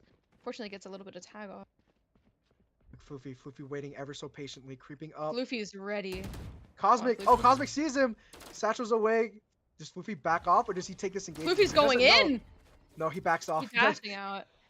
I mean, that's what he does. What a Jet do. He sees them, dashes out. He's like, oh, there's too many people there. I'm outie. He got some good tag though, which is huge. That is, yeah, exactly. But unfortunately, got healed back up. So it mean, doesn't matter. Okay. What can he do? They're trying. Harass April finds 2 onto C site. They're struggling to get onto his site completely. Garage gets a Floofy pick up on the finds killjoy. Batteries finds another Dude, onto we can Steph. defuse. Placing swarm grenade. Good. Swarm grenade. Ooh, Last Jake. player standing. Jake's been Cosmic working so much this Unfortunately, game. shutting it down. That is another round. Another round. Another round for Bomb Down. They really do not want this bomb to be down anymore. No, they don't. Hey, stop planning that. We doing this or what? Oh, I think it was 4 players at max eco right now. Fatal, you know what? Fatal fraggers, they need to find their foot fast. Or what Nerdy Corner was talking about, their fatal fraggers, just their name might become their own fatal flaw. Yeah. Just quite unfortunate. I normally love to see these aggressive jet plays on Haven since that is my personal pick. What do And you I do think it feel like- is? Huh? What do you think it is? Do you think it's do you think Floofy's being affected mentally, or that now that Bomb Down has experienced a game with them, that they are now just ready for Floofy's explosive? I feel PJ! Spike down. C. PJ! He sat inside of the nebula and found 2 before getting picked up by Floofy. Ah. Oh, this is the first time we've seen them breach stun properly coming on in. site. Floofy's waiting on logs, waiting for anyone to come through CT. Rick James waiting on top of the box, watching Garage. We have a fate, or no, a sticky. I don't think landed where it's supposed to. That blind comes out. Oh, Oh, Steph lagging through all the shots. Unfortunately, another positive retake for this team. This team is just unbeatable. And as you were saying, do I think it is a mental thing for Floofy, or do I think that it's the fact that they have already played against him and they've learned how to play? I personally feel like they learned how they play, you know? I think so too. I definitely. I think that's it's what just it they've is. learned how to counter it, and in this game they're really showing that off, that they've learned how to counter it, and they said, you know, you're gonna try to take my site, I'm not gonna let you do that. Exactly. That is exactly what is happening. They recognize Floofy loves to take space, so they give him inches to lure him into that false sense of security, and then instantly take that space back. They force him back Exactly. up sewers. They force him back from wherever he pushed, and then Floofy's just kind of forced to reconvene with his team. But then that impact of having an explosive entry isn't there anymore. Floofy's being shut down. It's Oh, not let's even see the way how that they're things move. denying the space.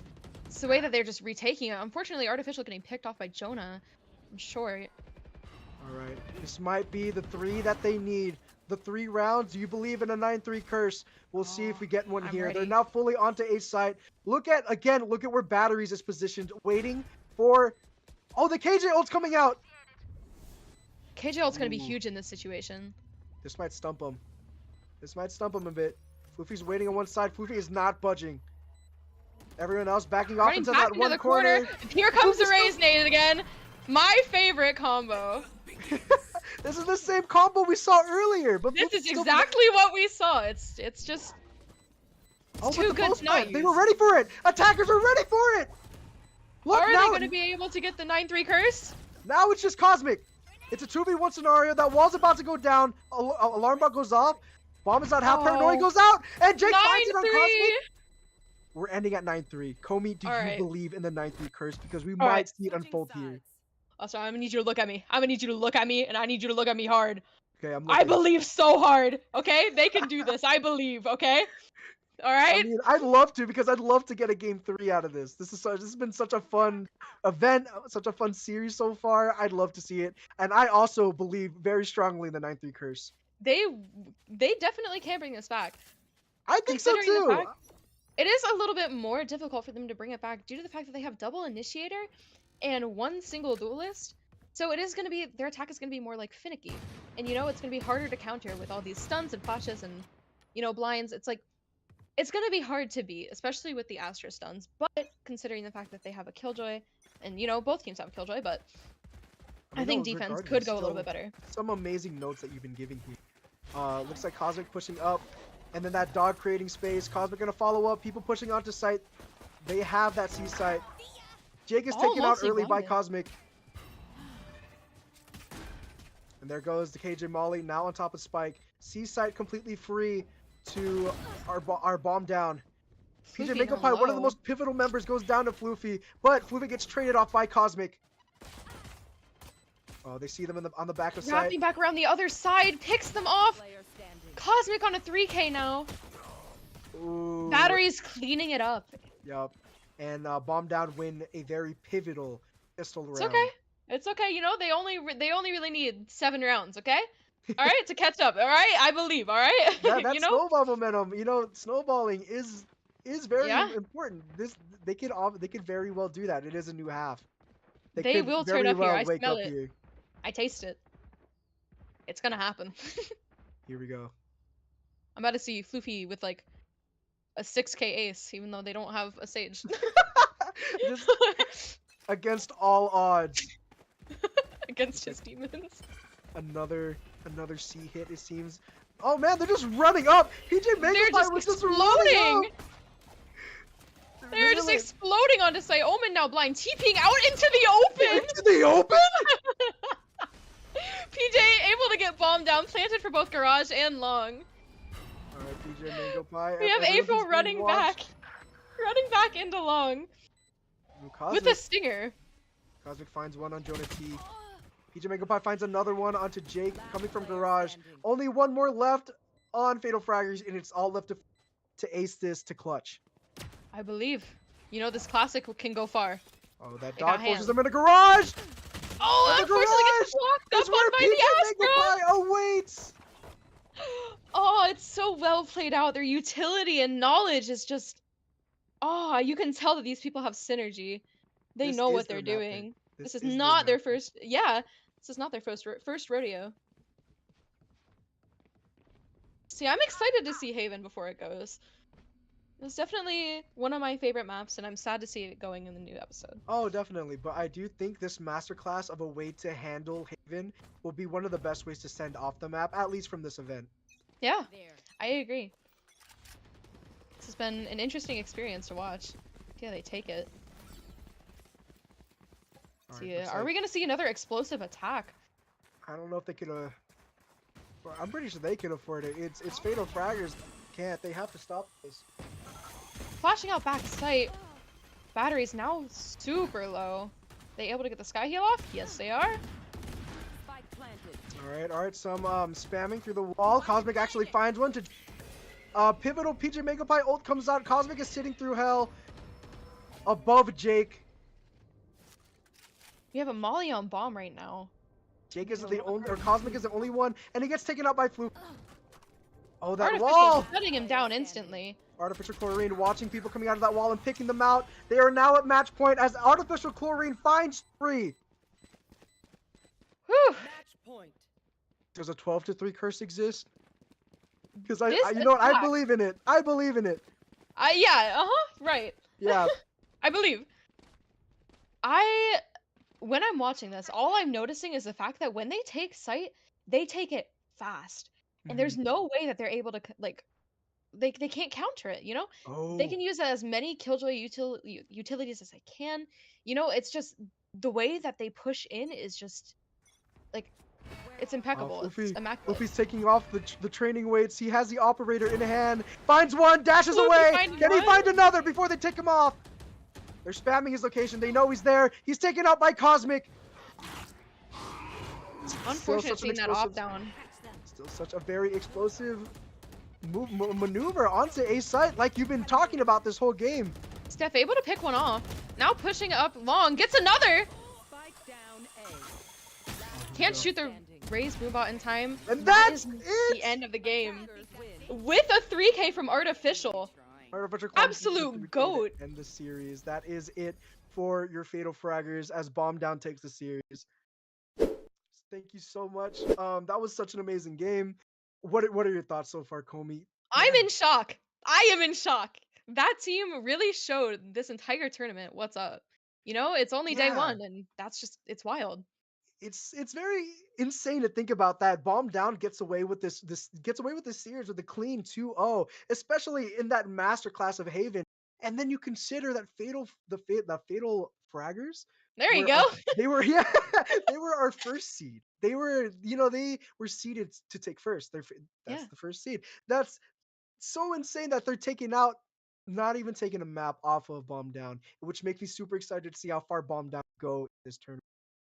Yeah, I honestly think that their attack, and even on defense, they were still attacking. And it's crazy the way that they retake and they just have that synergy with each other and they're able to play off of each other's utility. It's just it's crazy. It's crazy to watch and I'm, excited that I was able to talk about it and I don't know, it was interesting.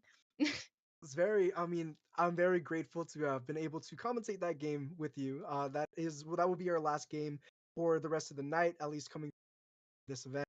And that was just such a crazy game to end on in Haven out of all maps too. I'm Yeah, very excited to see how things go tomorrow. I am too. It'll be pretty fun to watch and I'm excited to see these teams regroup and watch it all play out again. Well, thank you so much, Comey, for casting with me tonight, and shout out to all the other casters, Alex and our Nerds Corner, for also casting tonight. Shout out to production. Shout out to Frosto for running this event. I'm having an amazing time. I hope you guys are. Comey, I hope you are. And that is all we have for tonight. Thank you guys so much for watching.